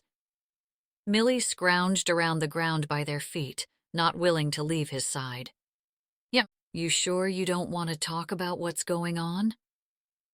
I'm sorry. He let out a long exhale. I lost my job today. What? She sputtered. Your stepdad fired you? But I thought the project was a huge success. He shook his head. He never really hired me. He just kind of let me work when there was extra work, and now that the barn's done. Why not work at the ranch? I'm sure your construction skills would be a real asset. He shook his head. Look, Hannah, I think I messed up. This ranch, the horse, even Millie, I messed everything up. I thought I could handle it all. The time, the expenses, the responsibility. But I was just dreaming. The reality is that I'm in way over my head, and my life raft just sank.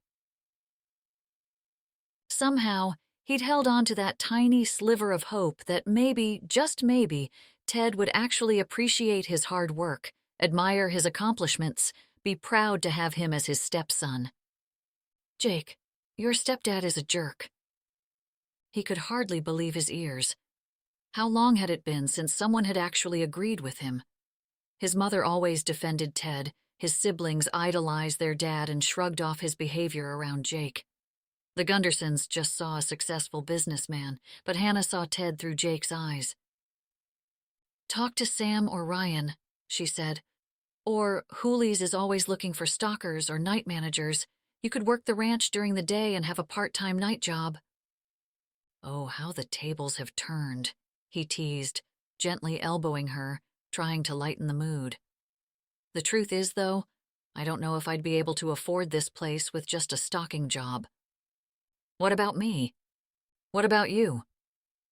What if I helped by investing? She asked. I don't have a lot of savings, but it's something. This was a big move, one she hadn't expected to make, and by the look on Jake's face, He wasn't expecting it either. "Hannah, I can't ask you to do that," he said. "We could be roommates, no strings attached." He took her hand. "But I want the strings." He leaned over and kissed her forehead. They still didn't get any more intimate than that in front of Emma. "I'll figure things out." He wrapped his arm around her and leaned back again. Hannah watched Emma trot trigger around the pen, a wide smile on her face. She would give him the money. She'd give every penny she had so that this could be her life. Forever. She hadn't realized until then just how much she had fallen in love with the ranch, how much of a home it had become, and the thought of someone other than Jake living there made her heart ache. Jake walked them home when the night ended. He gave her a kiss as Emma ran up to the apartment, and like always, she watched as he and Millie walked away. She headed over to the house when she saw the kitchen lights still on and Jessie and Olivia out on the back porch. "Hey, guys," she said, tiptoeing up the steps, not wanting to set the dogs off into a tizzy and wake the sleeping baby. "Hey, what are you doing back so early?" Olivia asked. "I wanted to talk to you about the barn, actually." "What about it?" Jessie asked. "I thought Sam was happy with Jake's work?" She knew Sam was. She wanted this Ted guy to look like the jerk he was. He is. Everyone thinks Jake did a great job. It really wasn't her place, but she couldn't help it. Ted fired him today. "What?" Jessie's eyes widened. "Yeah, without any warning, just, okay, the barn's done, you're done, see ya?" She waved her hand in the air, feeling her anger building as she spoke. Jake had worked so hard on that barn, including a lot of overtime. Jake always worked harder than most people she knew. How could his stepfather not see his value? "I'm real sorry to hear about that. Mr. Ryland always did kind of seem like a jerk." Jessie pulled out his phone. "I can definitely hire him on as a ranch hand, but the pay won't go nearly as far as his construction job would." "We need some work done on our barn," Olivia said, sitting up straighter. "Plus, we've been talking about renovating the bathrooms, getting a better shower put in, and a walk-in closet for the master bedroom, maybe even an in-law suite for Nana." Jessie raised an eyebrow. "It would be nice to have a shower stall you don't have to duck into." "Seriously?" Hannah knew Jake was even prouder than she was. He'd never accept the job if he thought it was charity. "I'll talk to him," Jessie said. She smacked her forehead. Wasn't this exactly the kind of thing she'd complained about when she'd lost her job and Jake had butted in? Now she understood him so much better. "No, please. I'd hate for him to think I was gossiping about him." "Maybe you should have Sam call Ted to thank Jake for such a great job," Olivia suggested to Jessie. He clicked his tongue. He obviously doesn't understand how well Jake represents his business. Hannah smiled and felt gratitude fill her. "I love you guys." The Wilsons looked tanned and relaxed as they got out of their sedan. They greeted Millie and Jake with hugs. "It looks like you've taken great care of our farm." Mrs. Wilson clapped her hands together, looking out at the fields. Emotion filled Mr. Wilson's eyes.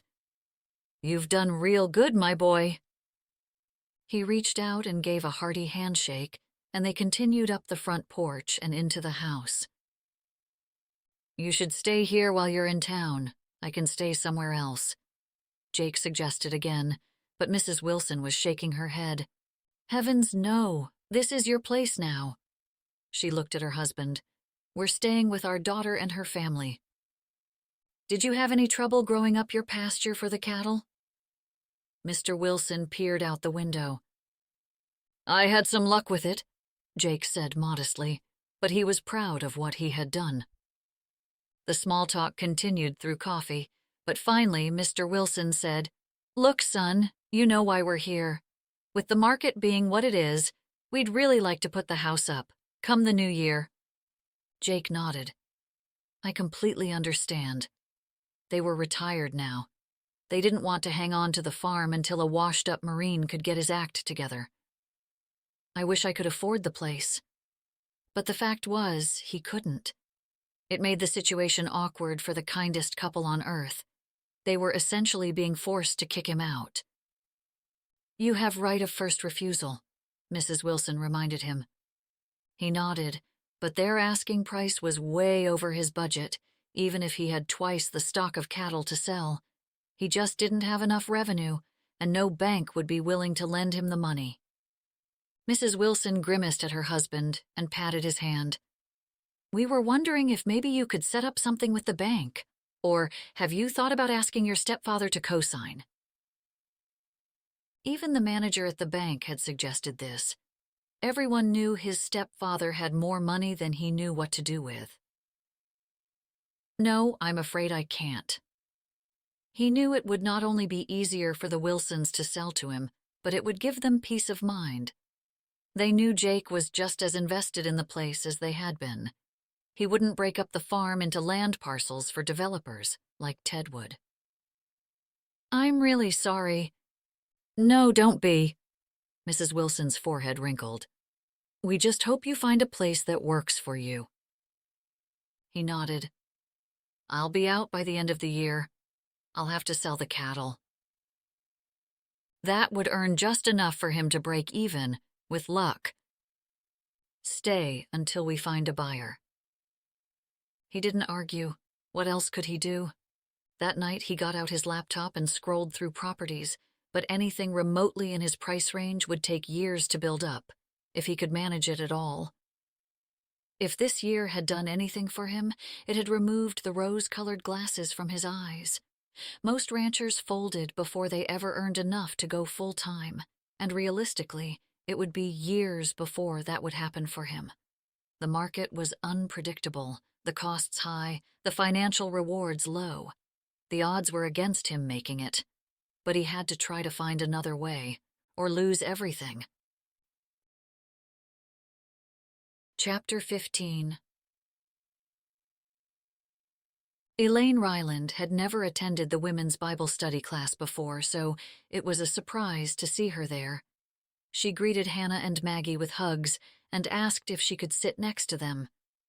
Hannah held May and tried to pay attention to the conversation, but the whole time she had a burning desire to talk to her alone. Find out if she knew what her husband did to her son.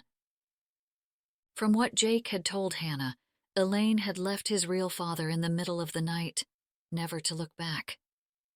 Ted had been the guy who saved her from the monster, helped her divorce him, and get custody of Jake. "I'd love for you to stop by and have coffee sometime," Elaine said, as the meeting ended. "Sure," she said automatically, not having enough time to think of an excuse. Now, she stood at the bottom of the steps leading up to Elaine's house, holding a dish of fresh raspberry crumble. Her plan had been to just casually swing by to say hello, but now she regretted coming. She hadn't talked to Jake, which made her feel weird about going to see his mother. "You came," she heard Elaine calling out from a front window. "Come in, come in." She whisked open the front door and gestured Hannah inside. "What do you have here?" She plucked the warm dish from Hannah's hands. "I made one of Maggie's favorite recipes." "That's so nice of you." Elaine inhaled the aroma wafting up from the dish. "Smells great. Come along, we can sit out on the back deck."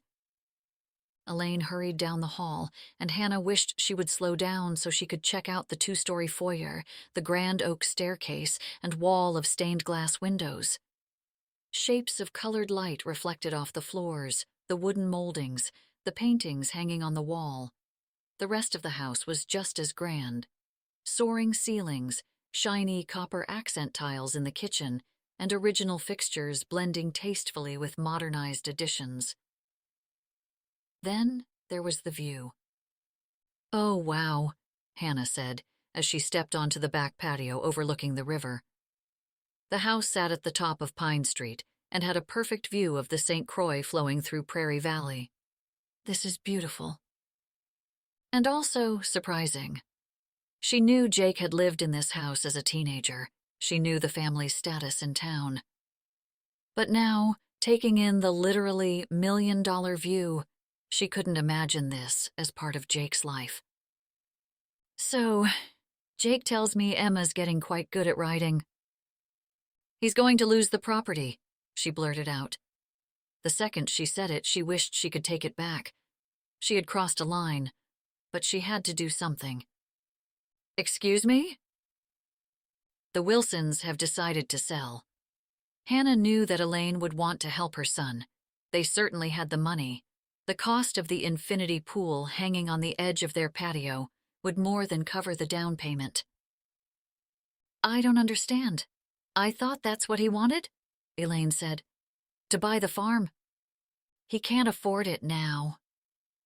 She could feel nerves bunching up her stomach. She didn't feel good about leaking his secrets, but she couldn't just let his dreams leak away either. Oh? Ted fired him. What? Hannah studied her carefully and thought that she really hadn't known. She sat up straight in her seat. When? Look, Jake's going to kill me for telling you, Hannah said ruefully, regretting skipping the small talk before laying it all out.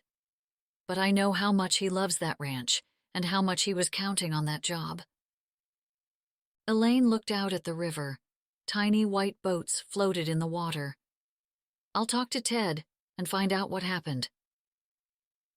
The Gundersons were really happy with the work Jake did. Even Jake was completely taken by surprise.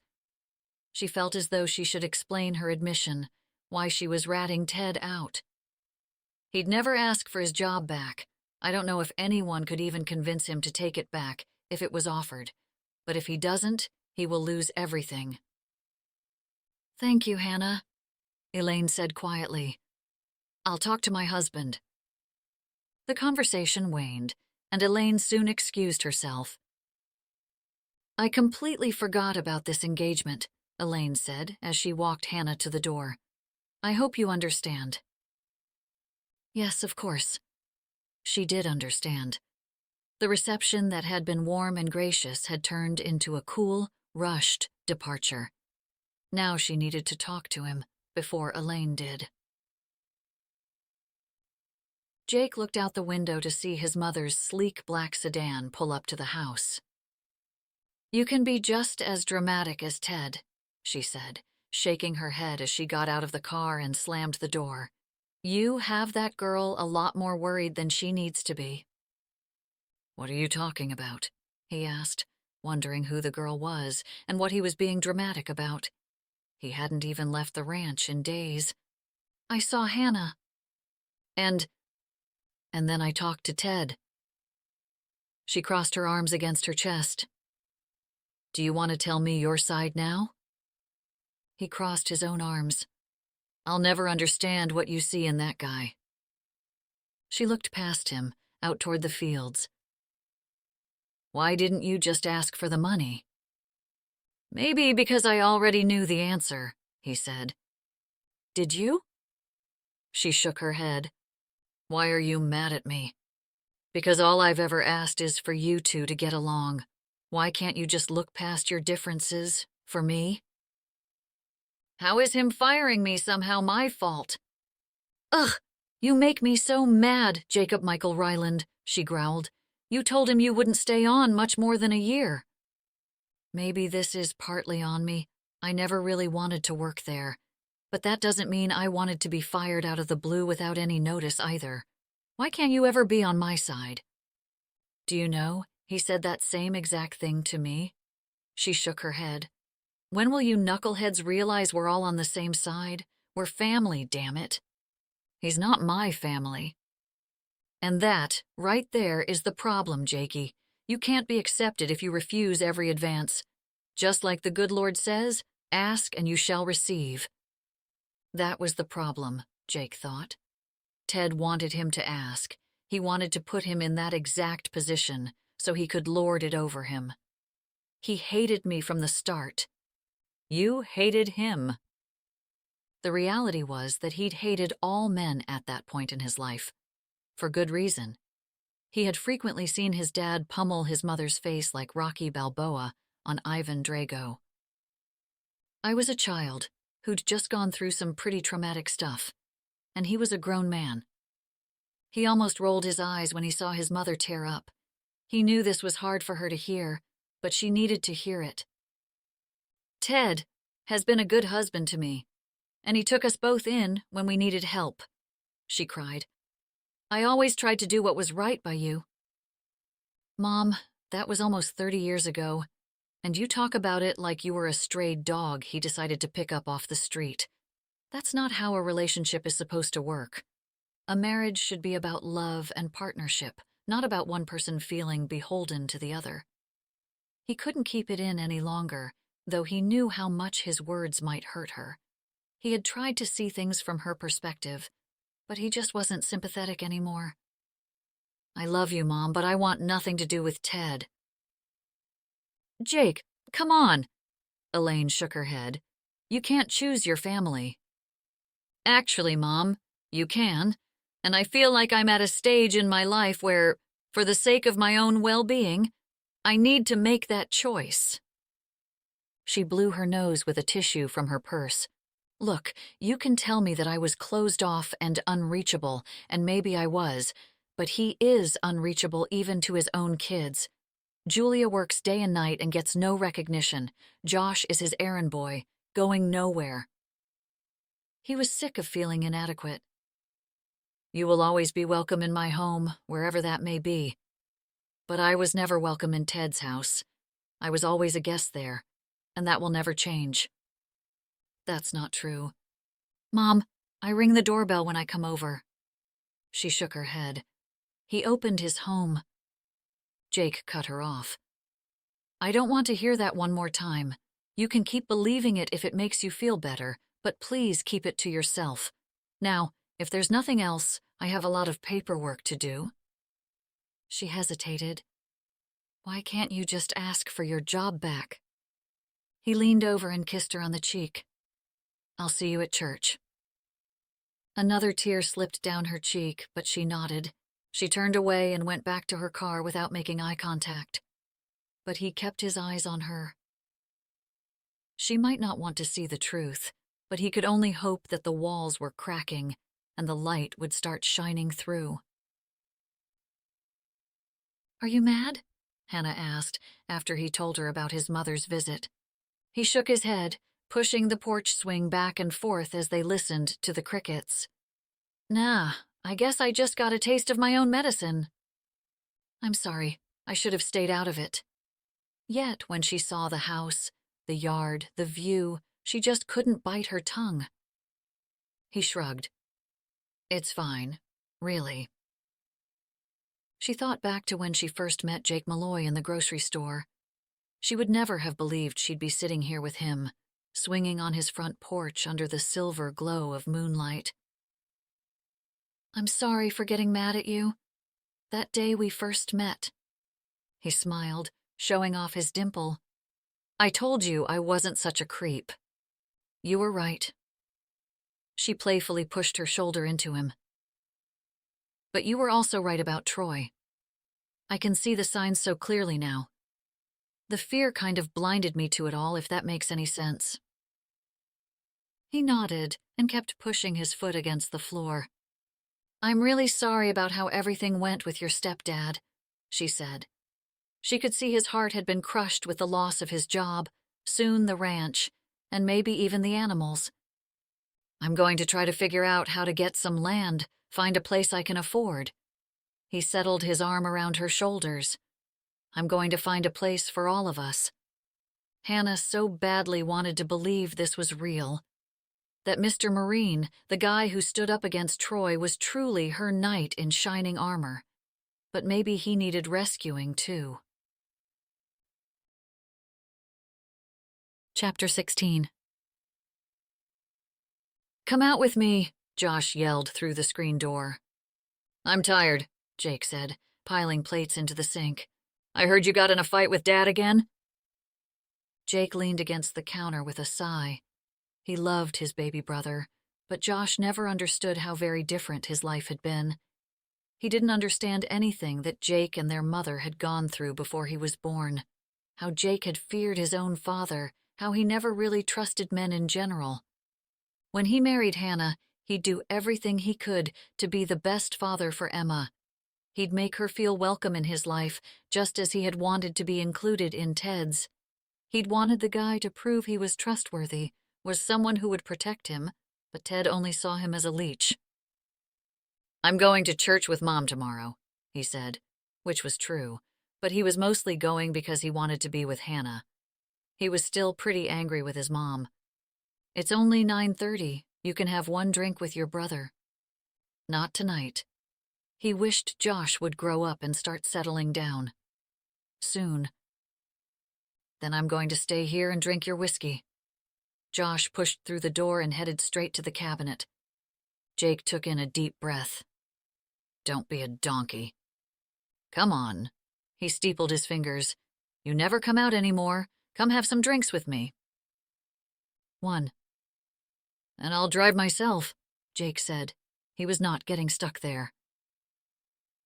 "You better show up this time," Josh muttered as he walked back to his own truck.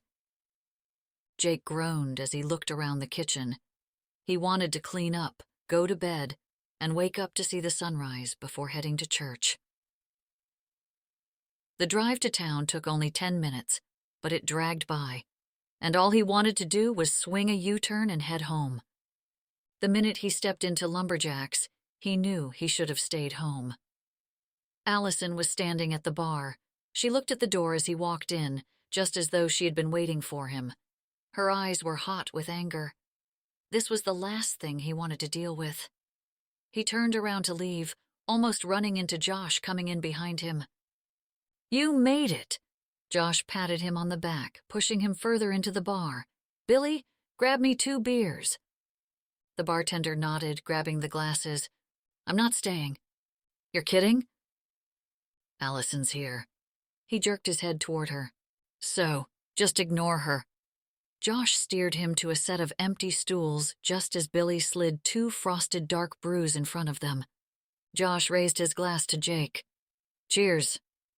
Jake sighed. "Cheers."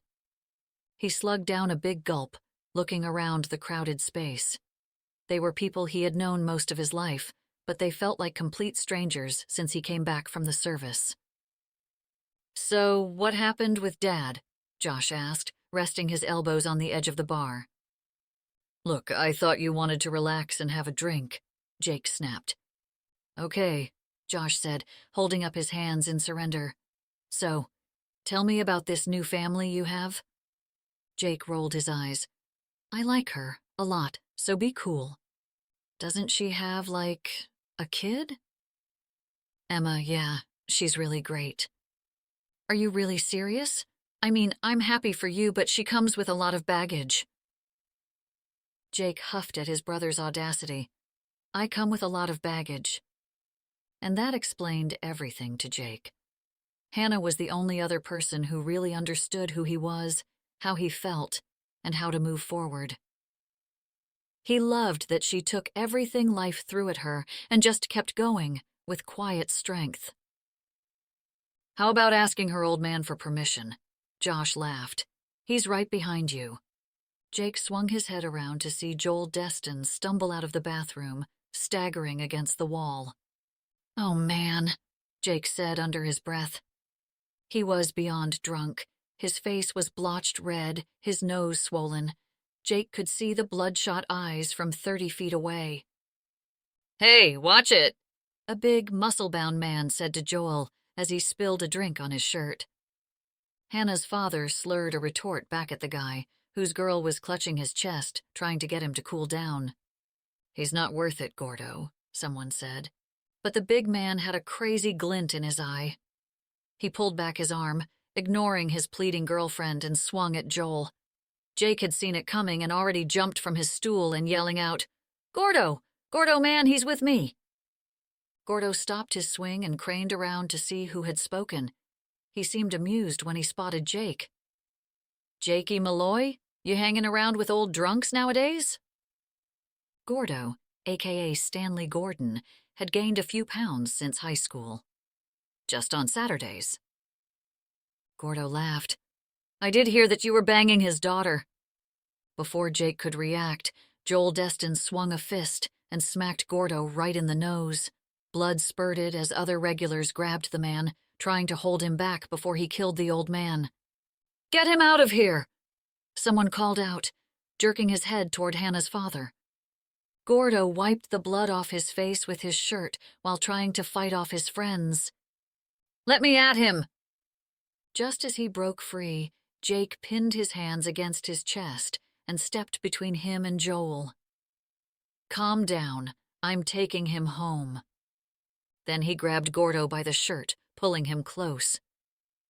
And don't ever talk about Hannah like that again, he warned, loud enough for his friends to hear. Let me go, Gordo seethed. The man stumbled when Jake dropped him, and he grabbed Joel, who had already made his way to the bar. Let's get you home. He propelled him toward the door. Don't you touch me! Joel squirmed out of his grasp. Billy came around from behind the counter. It's time for you to leave, Destin. You can't kick me out? He lives over on the hill on 2nd, Billy said, grabbing Joel under the armpits and hauling him up. First house on the left, the blue one. I don't need your help. Joel slipped out of their grasp, tripped, and fell hard onto the floor, unconscious. Blood began to pool on the dirty floor from a nasty cut on his head. Call 911, Jake yelled out. He turned to Billy, his medic training kicking in. Go grab me some towels. Don't move him. Back up. He took the man's pulse. Joel, can you hear me? The crowd backed away, people quieting down as Billy ran up with towels. Jake put one behind Joel's head and applied pressure to the laceration. It felt like forever before the paramedics arrived, but it probably was only a few minutes. How do you know Mr. Destin? The police officer asked.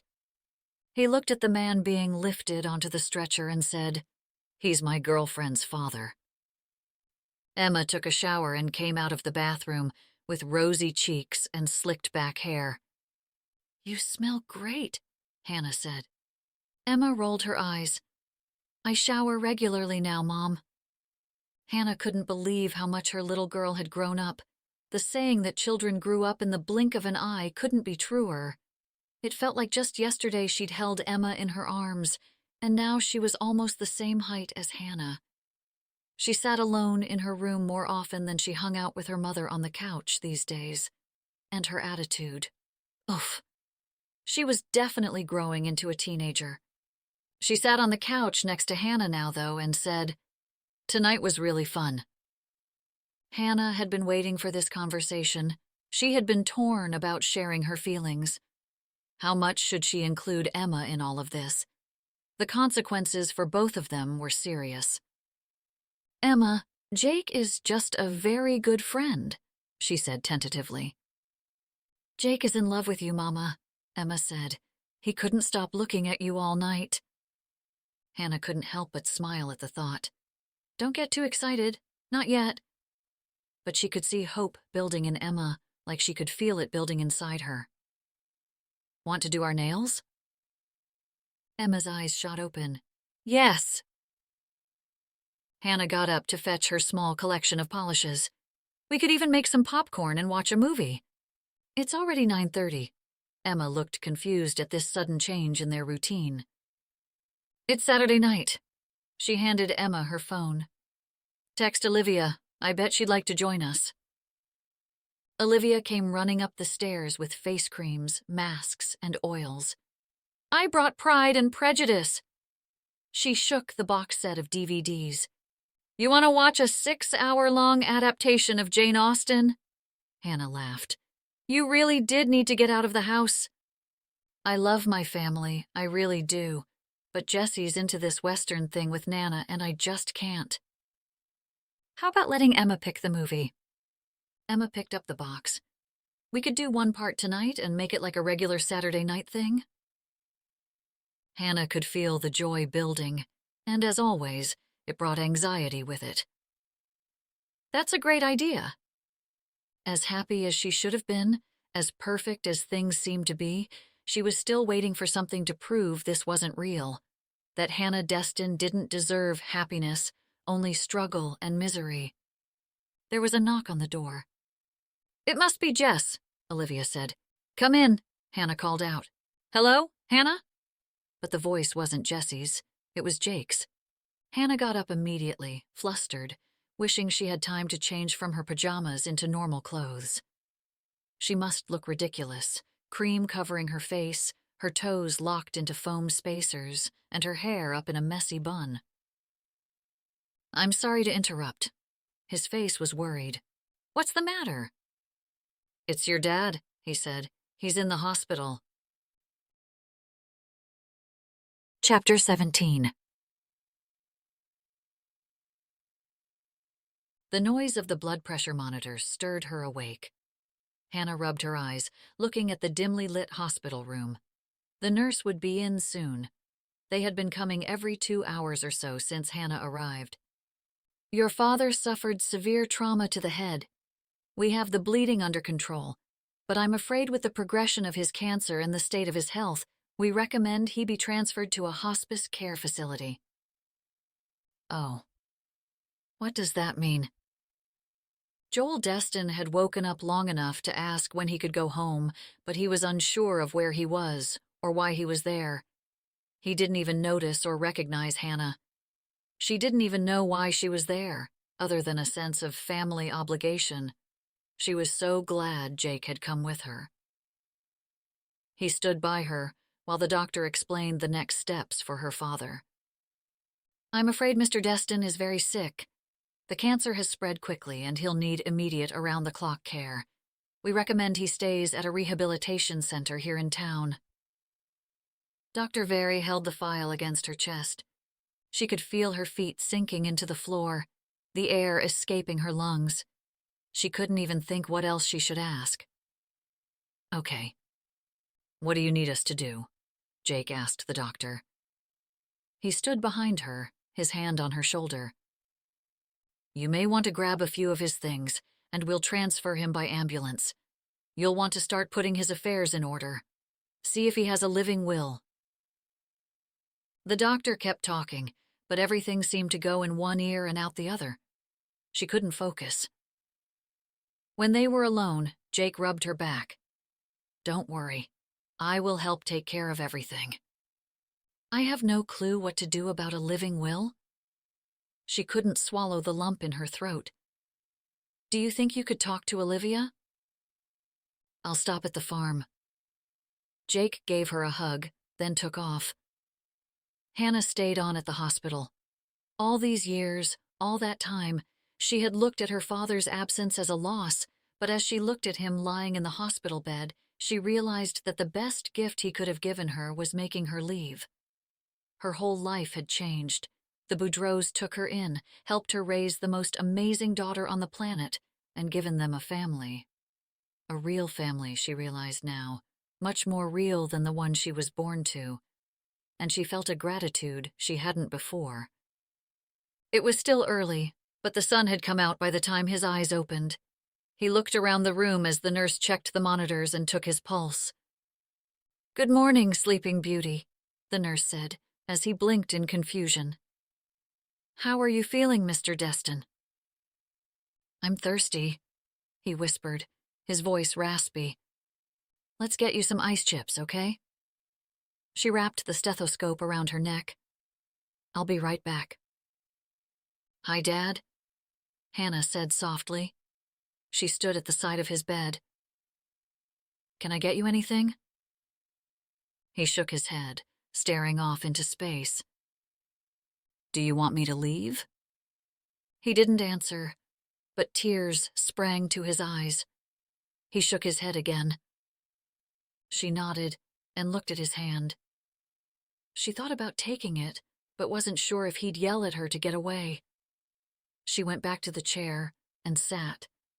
His eyes immediately closed. "I forgive you," she whispered. His eyelids fluttered. "I forgive you, because my life is full now. I will never understand, but I forgive you." Suddenly, like a kite filling with wind, Hannah felt lighter. freer. Joel Destin was a man with many regrets, yet she had very few. She had nothing to be ashamed of in the way she lived. She was an independent woman who had raised a child who was warm and caring. She was a good mother. She was a good friend, a hard worker. She was enough, without him. "Would you like to meet your granddaughter?" His eyes opened, and he turned his head. "Yes." The door opened, and another nurse came in with a cart. "We're going to wash up and change the sheets, Mr. Destin." She smiled at Hannah. "There's a coffee machine down the hall, and someone brought muffins in." Hannah got up, giving him a reassuring nod. "You coming back?" he asked. "If you want?" He nodded. Another tear fell from the corner of his eye. "Okay." Jake went to the French farm to give Olivia and Jesse the prognosis. Olivia went with him to Joel's house and used the key ring Hannah had given him to get inside. They packed up some basics into a bag and headed to the hospital. "How's he doing?" Olivia asked when Hannah came out into the hall. Hannah shook her head. "He's alive, but they're going to put him on hospice care at the county nursing home." Jake could tell that Hannah had been crying. He reached out and pulled her into a hug. He wanted to wrap her in his arms and never let go. Hannah's arms stayed around him longer than he expected, and he felt a warm glow at the thought that she was finally opening up to him. "I'll figure out the next steps, so you don't have to worry about a thing, okay?" Olivia took her hand. "You just worry about you." "How's Emma?" she asked, dabbing the corner of her eye. "She's fine." Olivia rubbed her arm. "She's just worried about you." All this worry. Hannah's eyes filled with tears. "I don't know what I'd do without all of you." Jake could feel the sting of tears himself, and he almost laughed. How long has it been since he cried? Since Victor's death? He had thought he'd lost the ability to ever really feel so much again, after seeing his best friend's life end right before his eyes. Olivia punched a number into her phone and walked off down the hall, talking quietly. He pulled Hannah into him again. "Let me get you something to eat." "I'm really not hungry," she said, laying her hand on his chest. "You should go. I'll be fine." He shrugged. "I'll stay. I can sit in the waiting area." "Jake, really, I'm okay." Her voice was sharp, and it took him aback. "Let me at least grab you some coffee," he said. "Or we could go for a short walk, get some fresh air." Hannah looked back at her father's door. "I can tell he's scared, you know. I just feel bad leaving him alone." "He doesn't deserve you." Jake didn't mince words. Hannah took in a deep breath, seeming annoyed by the comment. "Maggie told me her only regrets were of things left undone. Joel Destin might have been a terrible father, but that doesn't mean I want to be a terrible daughter. I don't want to look back and regret not trying hard enough." "He's lucky to have you," Jake said, trying to catch her eye. But by the way she was avoiding his, he could tell something else was bothering her. "Is there something wrong?" "Yes, my dad's dying." Hannah turned away as Olivia returned and kissed Hannah on the cheek. "I'm going to head out. I've got Emma, May, and everything covered." "She has that babysitter's club after school." "Yep, Maggie's going to pick her up." Olivia looked at her phone. "I'm going to run home to shower, and then I'm going to head to the court and make arrangements." Hannah's eyes widened. "I can't afford much." Olivia shook her head. "Hannah, don't worry. We will make sure you're okay." Jake nodded. "Seriously, we're here for you." Olivia kissed her again, and then headed out. Hannah wiped her eyes on her sleeve. "I'm sorry to be such a bother." "You have absolutely nothing to apologize about." The line between his eyes deepened. She sniffled, then smiled, but he could see the conflicts building inside her, tiny little fires burning everywhere. "Want to take a walk?" She shook her head. "All right, I guess I'll go." He jabbed his thumb behind him, stepping away. "Let me know if you want me to bring your car. Olivia's taking care of it." Hannah's eyes flickered away from his. Jake took the hint. She filled out paperwork, then rode with her father to the nursing home. By the time he was settled, she was so tired she could barely think. She had Olivia pick her up.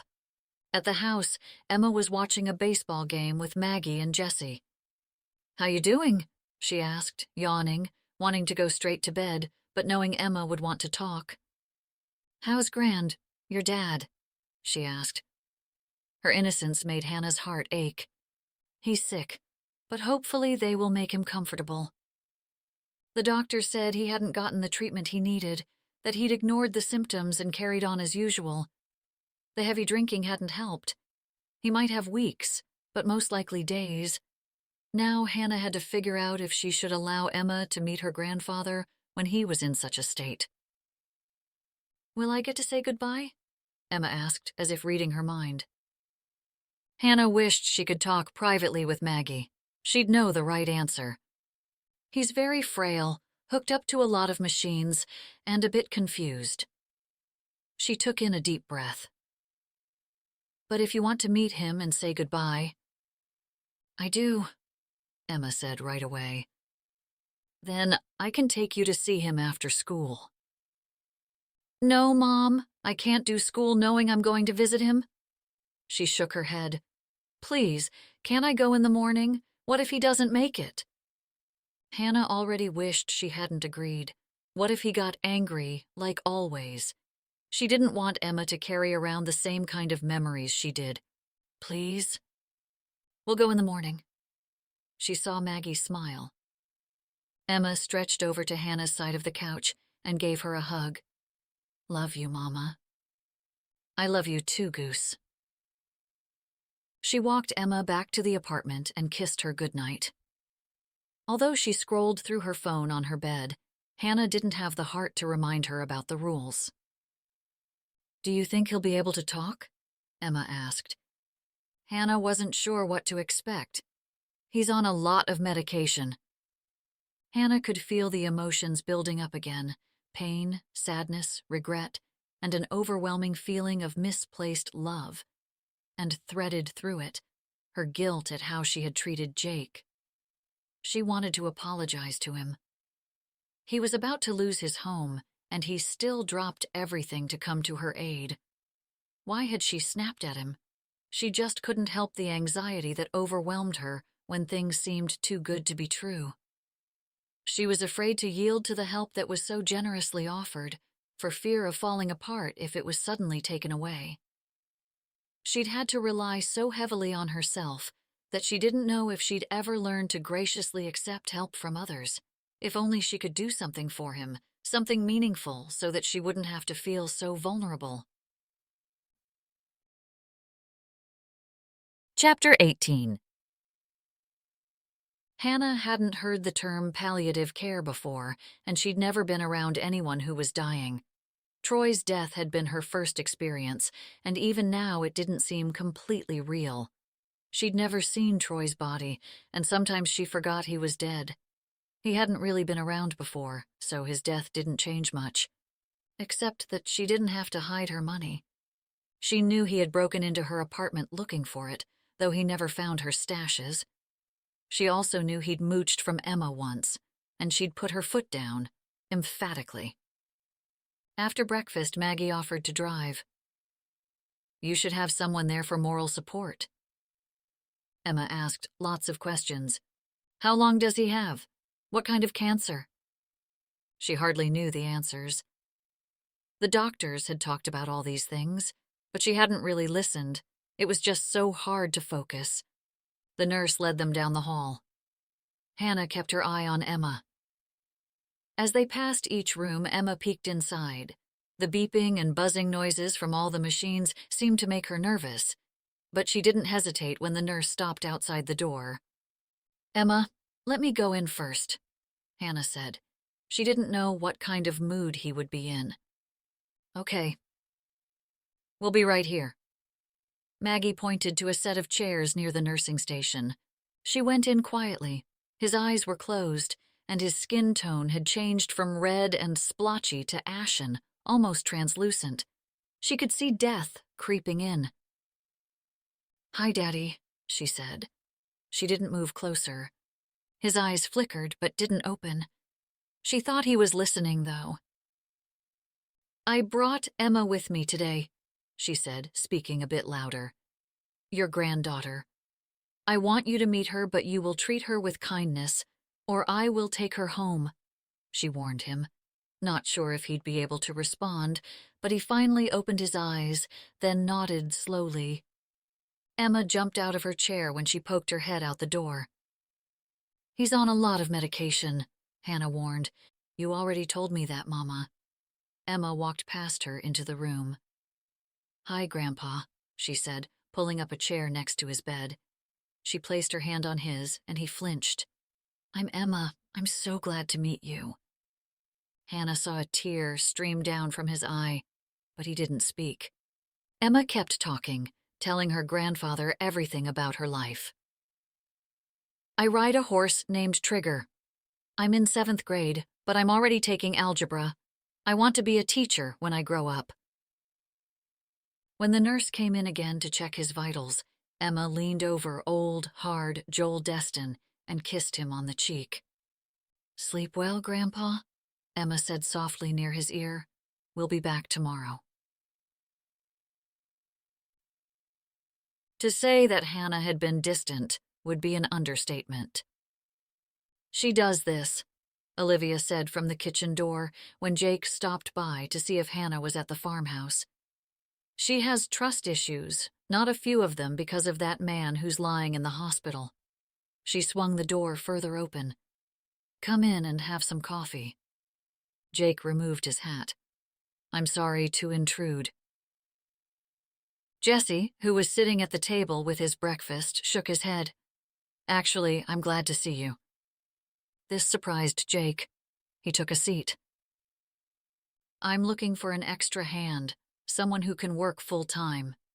He took a bite of scrambled eggs, then pointed his fork at the stove. "There's plenty of food." "No, thank you, though." Jake shook his head. He couldn't eat. He was still rattled by the whole situation with Joel, and how Hannah had stopped talking to him just when he had thought she was really opening up. His head kept reminding him of all the rational reasons why she hadn't called. Her father was dying. Of course, he wasn't her top priority. But in his heart, he felt that her distance was due to something more. "So, would you be interested?" Jesse asked. "Did someone leave the ranch?" He was almost certain Hannah had set this up. He had worked and volunteered enough at the ranch to know they had plenty of hands already. Jesse shook his head. "Just hitting the busy season. Need more people." It was true that one could never have enough help on a ranch, but he was determined not to be a charity case. He didn't have much left, but he still had his pride. "I'm actually thinking of finding something in construction." He might have just decided it then and there, but working on the Gunderson barn, putting the project together from beginning to end had been satisfying, and he'd been good at it. "We were just talking about redoing all the bathrooms." Olivia's voice rose in excitement. "Would you be willing to do some renovations?" He hesitated. "I haven't done a bathroom before. You'd probably want to hire someone who knows what they're doing." "She's serious. We're really looking to hire someone." Jesse scooped a spoonful of oatmeal and put it in a bowl for May.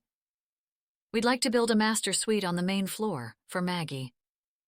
"That would be nice," Jake said, looking around the old farmhouse. "Would you like to extend off the side there?" He pointed. "Yes, exactly." Olivia indicated a pantry and bathroom. "We'd like to take this wall out." She gestured for Jake to follow her and showed him the wall.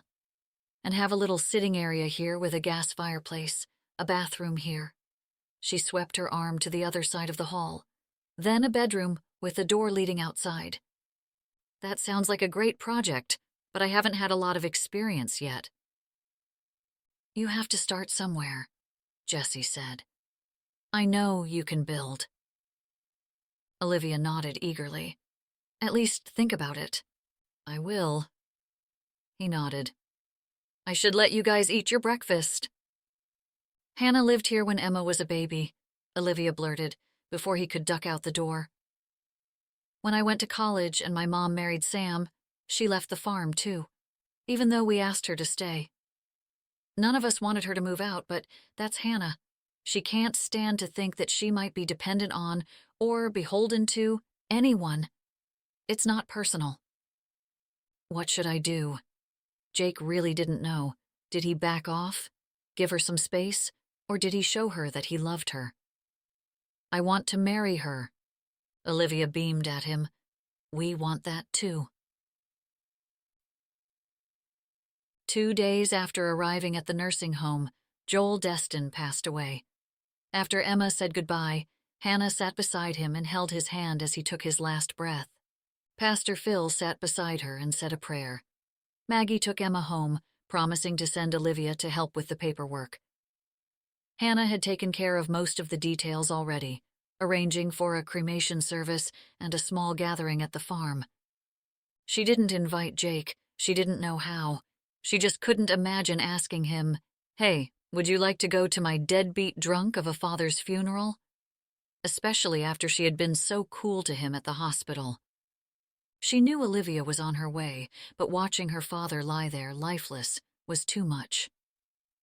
She wanted so badly to call Jake, but she just couldn't do it.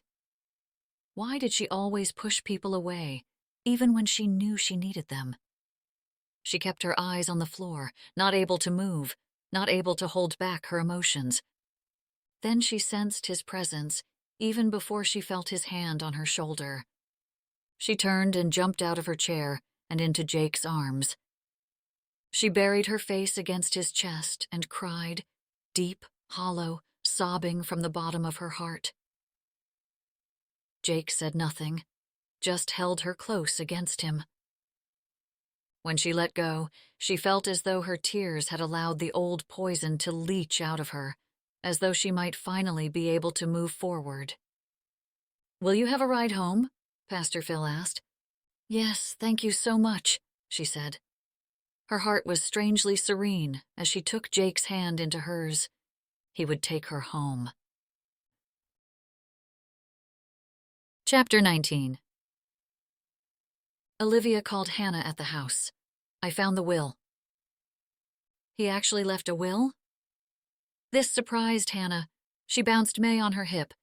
"Does he have anything to his name?" Hannah wasn't sure if the house was paid for or not. He'd lived there for as long as she could remember, and always lived modestly. He wasn't rich by any stretch of the imagination, but he always had a roof, heat, and food. "I'm coming home right now," Olivia said. Emma was at school, Maggie out with some friends, and May didn't seem at all interested in this new development. What would Joel Destin have to give away anyways? All she had seen at his house was a lot of junk. Old refrigerators in the garage, air conditioning units, broken clocks and lamps, and all kinds of furniture. There were several cars and trucks in the yard behind the garage, vehicles that hadn't moved in years. He hadn't done more than minimal upkeep on the house itself. Olivia pulled up to the farm, and Hannah tried to clear her head. "Have you read it?" she asked. Olivia shook her head. "Should we go into the living room?" She was so thankful Olivia was there to read it for her and help her understand what she had to do next. "This was written just a couple months ago," Olivia said as she pulled out the documents from a manila envelope. "Would you like me to just read it?" Hannah nodded, looking at the date. It was after she had stopped by the house, after he found out he was sick. "I, Joel Destin, direct my executor, Hannah Destin Higgins, to pay my enforceable unsecured debts and funeral expenses, the expenses of my last illness, and the expenses of administering my estate." What does that mean? "He's giving you legal permission to pay for any debts he has incurred, like funeral expenses or medical expenses, as his executor." Olivia looked back at the document and her eyes widened. Hannah, he left you everything. I give all my tangible personal property and all policies and proceeds of insurance covering such property to my daughter, Hannah. Olivia passed a copy of the house deed to her. You own his house. You own everything. Olivia shook the paper. He has IRAs and stocks. Olivia kept reading the fancy lawyer terms as Hannah's head spun with the news. Does he have debts? Like, will I have to pay stuff off? She knew he had a truck, but it wasn't new. Maybe there's a loan against the house? He owns the house outright.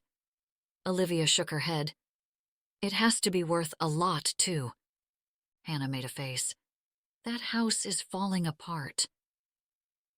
The house may be falling apart, but property in that area is worth a lot now, Olivia said. Her father's place sat on the South Hill in a neighborhood that had been gaining in popularity. His ramshackle house stuck out like a sore thumb.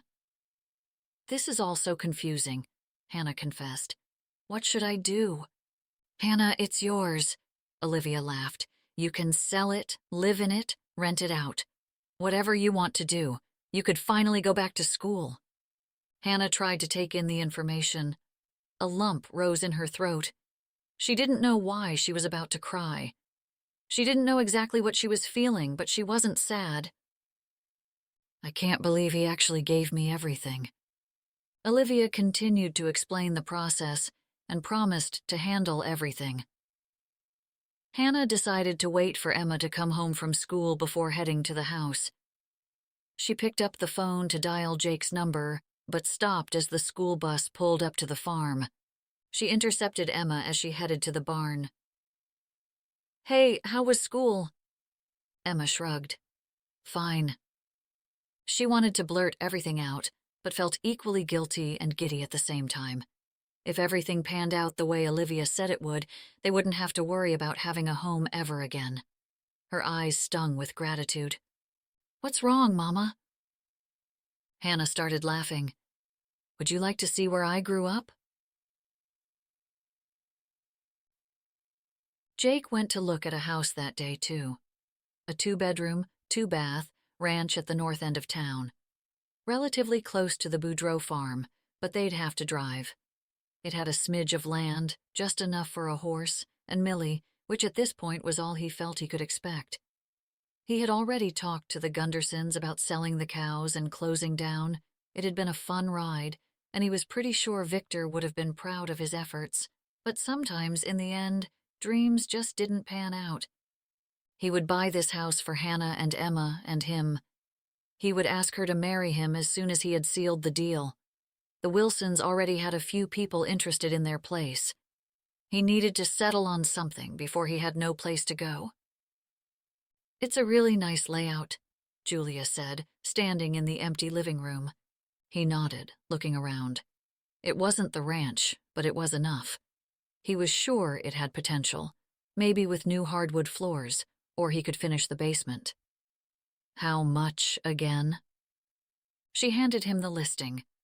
The number was $50,000 above his price range. Why did you even show me this place? He asked, exasperated. Because I think they'll come down. It's been on the market for a while. How long? 3 months, she said. Why had it been sitting for so long in this seller's market? Can I make an offer now? He asked, thinking of lowballing to get the negotiations started.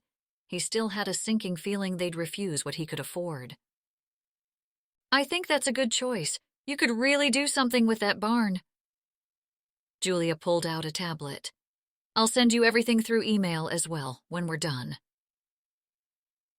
Jake looked around the small house, then focused out the window at the barn. It was a metal structure with 4 stalls and enough room for some equipment. A chicken coop and enclosed pen were built up against one wall. He imagined little feet running around the grassy knoll out front or chasing after Millie. It wasn't the Wilsons' place, but it was good enough, wasn't it? The moment his offer was accepted, he'd ask for Hannah's hand. The barn, the land, that was all icing on the cake. It was time. He was ready to have a family. He had the ring in his pocket. After the showing, he returned home and sent Hannah a text to let her know he was back, then sat gloomily down to his paperwork. He was so engrossed that he jumped when, a few hours later, there was a heavy knock on the door. He glanced out the side window. What was Ted doing here? Jake opened the door, but didn't invite him to come inside. "What can I help you with?" He wasn't here for a friendly chat, that was for sure. Ted's eyes slanted off to the side, his expression annoyed and uncomfortable. He held up his hands. "I'm here to apologize." Jake did a double take. "You? Look, you made it very clear you couldn't stand working for me." Jake just stared at him flatly. "It's just that I can't... Ugh." Ted turned and faced the barn. "It's hard to deal with someone who hates you and never bothers to hide the fact." He held up one hand.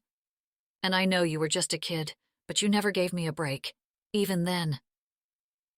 "Yes, I was a kid." Ted turned around, then dropped his head.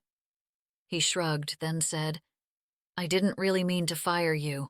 I just wanted you to appreciate what I've done for you." "Whatever, man. You never gave me anything of your own free will. You did the bare minimum necessary to appease my mother." He and Victor had discussed this on all those nights standing guard, with nothing to do besides talk. "I was nothing but a burden to you, and you made that very clear. It was no different when you fired me, even after I'd done damned good work on that project. I'm no charity case. I earned my pay on that job." Ted's cheeks flushed and sweat started to bead on his forehead. "I shouldn't have let my ego get in the way. I'm sorry." Jake didn't say anything. As much as he dreamed of this moment, now that it was happening, it left him quite cold. "Look, Julia told me about the house, and I'd like to help with the down payment." If Julia had told her father about the house, his offer probably hadn't been accepted. He let out a heavy sigh, looking out at the pastures, at the cows grazing off in the distance, at Trigger in his paddock near the barn, then over at Millie lying under the kitchen table, fast asleep. He wanted all of this. He wanted it so badly. No, thanks. He could never put himself in a position where he'd choose to be indebted to this man. Ted pressed his lips together, his jaw flexing. "Well, the offer's there." He left without another word. In his strange universe, this was Ted's way of making amends, and Jake felt sorry for him. He would never understand what he'd lost by refusing to accept Jake. Jake knew because he had come to love Emma. Opening up, letting her and Hannah into his life, had made everything right. He didn't need Ted's approval or acceptance, and he would never be manipulated by him again. He'd ask Jesse and Olivia about that job. He'd keep looking for a place to live. He'd make some business cards, look around for some equipment, and let people know he was starting his own construction company. The shabby blue house had peeling paint and rusted gutters. The interior hadn't been updated since the early 80s. The carpet was a flattened shag that hadn't been manufactured in years. The Formica countertops were avocado green, and none of it was in good shape. There were 3 bedrooms, a decent-sized kitchen, separate living and family rooms, and an empty dining room. It was decorated with random cast-offs that didn't seem to have any connection to her father. As she picked up the figurine of a horse, she had a quick flashback to her childhood. It was the very one she'd been forced to leave behind when she fled with her mother. She put it back down on the table next to Joel Destin's worn spot on the couch. Why would he have that sitting next to him? Emma finished roaming and came back into the living room. "What's that?" She pointed to the figurine. "Just a toy from when I was little." Emma picked it up. "Can I have it?" Hannah looked around, almost afraid Joel Destin's ghost might appear and yell at her to get out. but she shook the thought away and nodded. It's yours. When Olivia arrived, she went straight to business. We should stop by the bank for his statements tomorrow. Come look at Mom's old bedroom, Emma said, pulling Olivia down the hallway. The room still looked as stark as it had when she'd lived there. The bed was made up with the same plain, cheap comforter he'd bought when she returned as a teenager. She remembered him mumbling about what a waste her mother was, and how he wasn't going to deal with a waste of a daughter if she gave him any trouble. She returned to the living room, suddenly just wanting to get out. Anxiety crawled up her arms and legs. She had been there long enough. You should have an estate sale, Olivia said. There are things you could donate too, like his suits and stuff. Do you think you'll want to live here? Hannah shook her head. That was the last thing she wanted. The house was dark and dusty and full of memories she wanted to forget. I'm going to sell. I think that's for the best, Olivia said. You know you could stay on at the barn forever. Hannah smiled at Olivia. I do know that. Emma walked back into the room, holding a heart-shaped locket in her hand. Hannah recognized it right away. She had bought it herself, the day she found out she was having a baby girl. Where did you find that? She asked, taking it from Emma. On top of your old dresser? That day flashed in her head like yesterday. She'd never forget coming home and seeing him just standing there, waiting for her with the velvety jewelry box in his hand. Where did you get the money for something like this? She hadn't known what to say. If she told the truth, he'd be mad. If she lied, he'd be mad. So she just waited. Did you steal it? He loomed over her. No. She couldn't believe he'd think such a thing. I'm not a thief. You seem to be a whole lot of things lately, he sneered at her, looking down at her pregnant stomach. She was nearly 8 months along at that point, and her hormones and emotions were out of control. She started to cry. It only intensified Joel's anger. As long as you're living under my roof, eating my food, and planning to raise a kid here, you don't get to buy expensive jewelry. Any money you have is coming to me. He stood so close to her that his spit sprayed her face. She could smell the day-old hangover on his breath. What else are you hiding from me? She hung her head, wrapping her arms instinctively around her belly. Nothing, I promise. Liar! He rushed down the hall toward her room. He yanked a drawer from her dresser and threw it on the floor, spilling the contents. It didn't matter. Her whole room had already been torn apart, her clothes tossed around, her journals torn up, books thrown off the bookshelves, and her picture frames broken. What did she do to cause all this? Was it really just because of a cheap necklace? She didn't understand. What else are you hiding from me? He screamed in her face again. When she didn't answer, he stalked away and then returned, tossing a box of trash bags at her. That's what you are. Just a piece of trash. Pack up and get out. She stood in the middle of the mess, holding her belly and crying, promising her unborn child she'd always protect her. She packed as much as she could into 2 bags. Then she called Georgie. She remembered feeling so ashamed she only had a teacher to call. No mother. No friends. Only an undependable drunk of a boyfriend. But moving to the farm forever changed her life. Changed it so much for the better. She popped open the locket. I bought this for you. She showed Emma a black and white ultrasound picture of a tiny little peanut-shaped blot. That's you. She pulled back Emma's long blonde hair and clasped the fine chain around her neck as her daughter hung onto the locket, studying the photo. That's a baby? That's me? Yup. Hannah laughed, hugging her from behind. The locket reminded her of her old dreams and some brand new ones. Do you think you could take Emma back to the farm? She asked Olivia. Sure. Where are you going? She asked. I think I'm going to buy a ranch. Olivia smiled. Emma started clapping her hands. Yes, Mama, do it.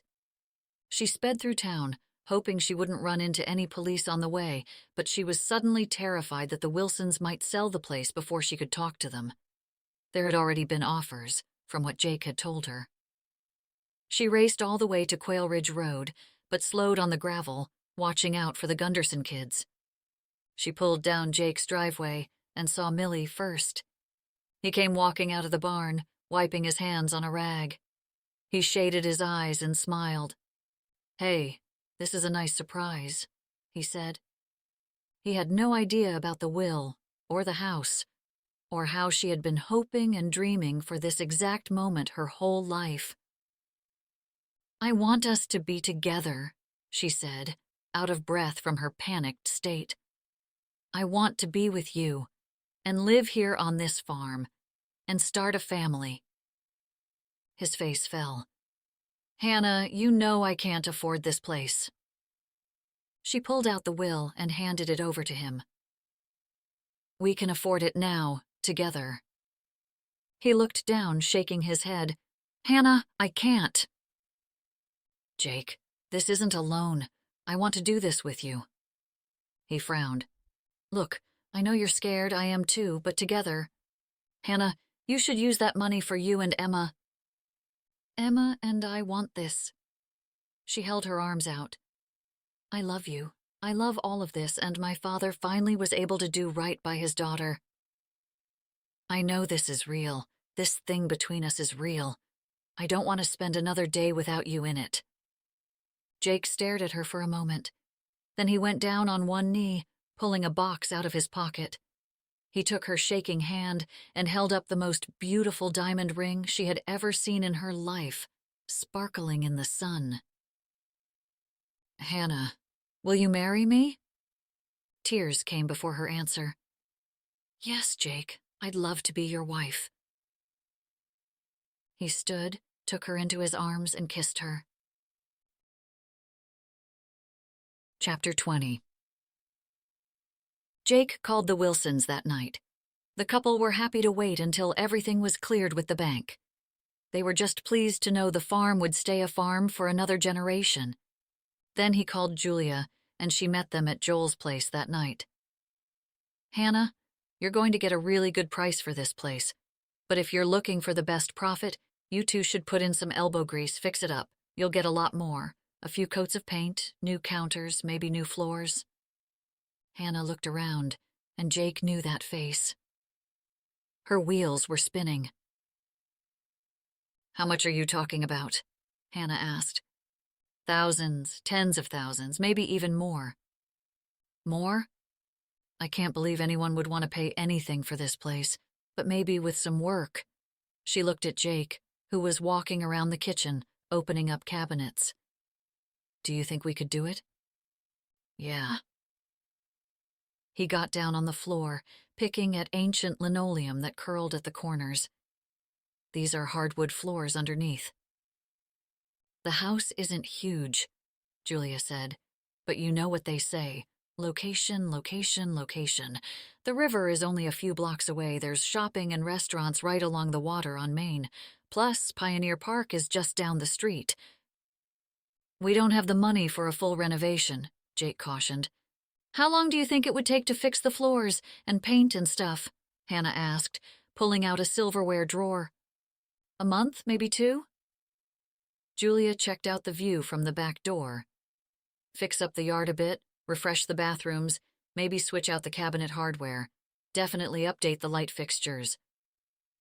We don't have the time, he said, but he was figuring out that the women in his life were ignoring him. You're starting school in a few weeks.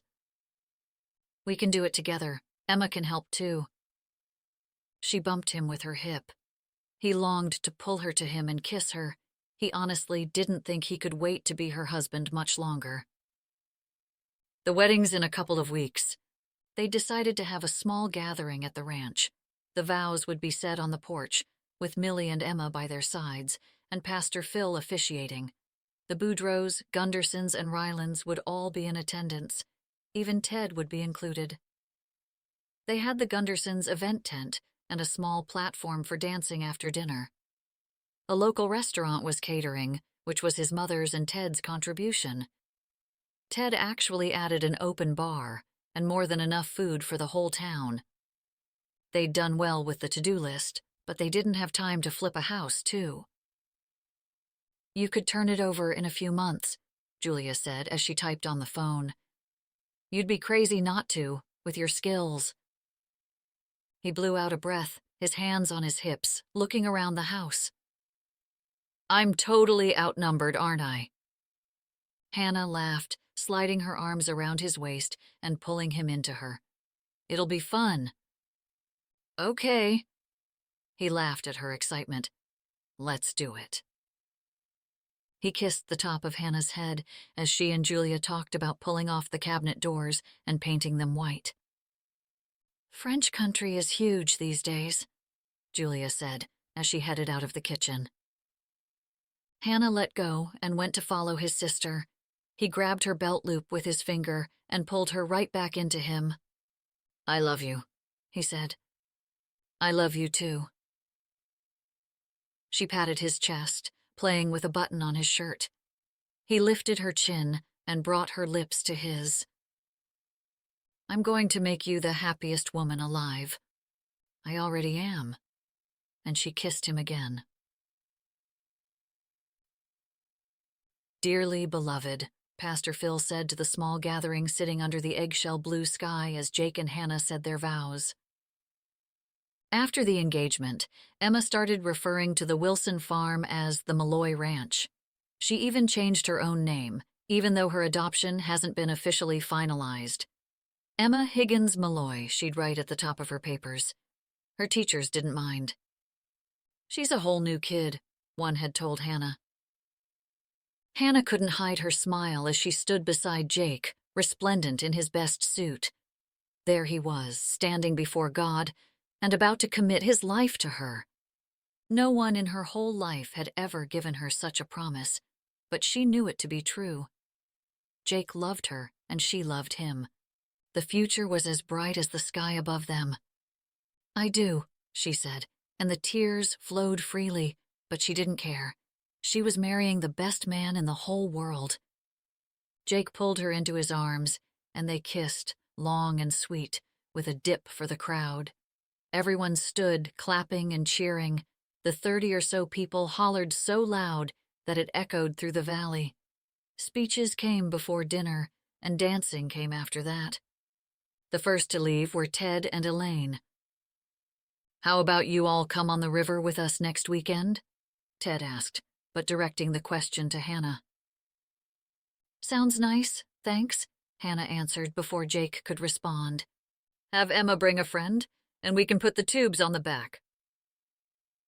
Hannah smiled at Ted. She could see him trying, and she was willing to give him credit for that. Jake, on the other hand, still needed time. It would take a lot more effort on Ted's part to bridge that gap.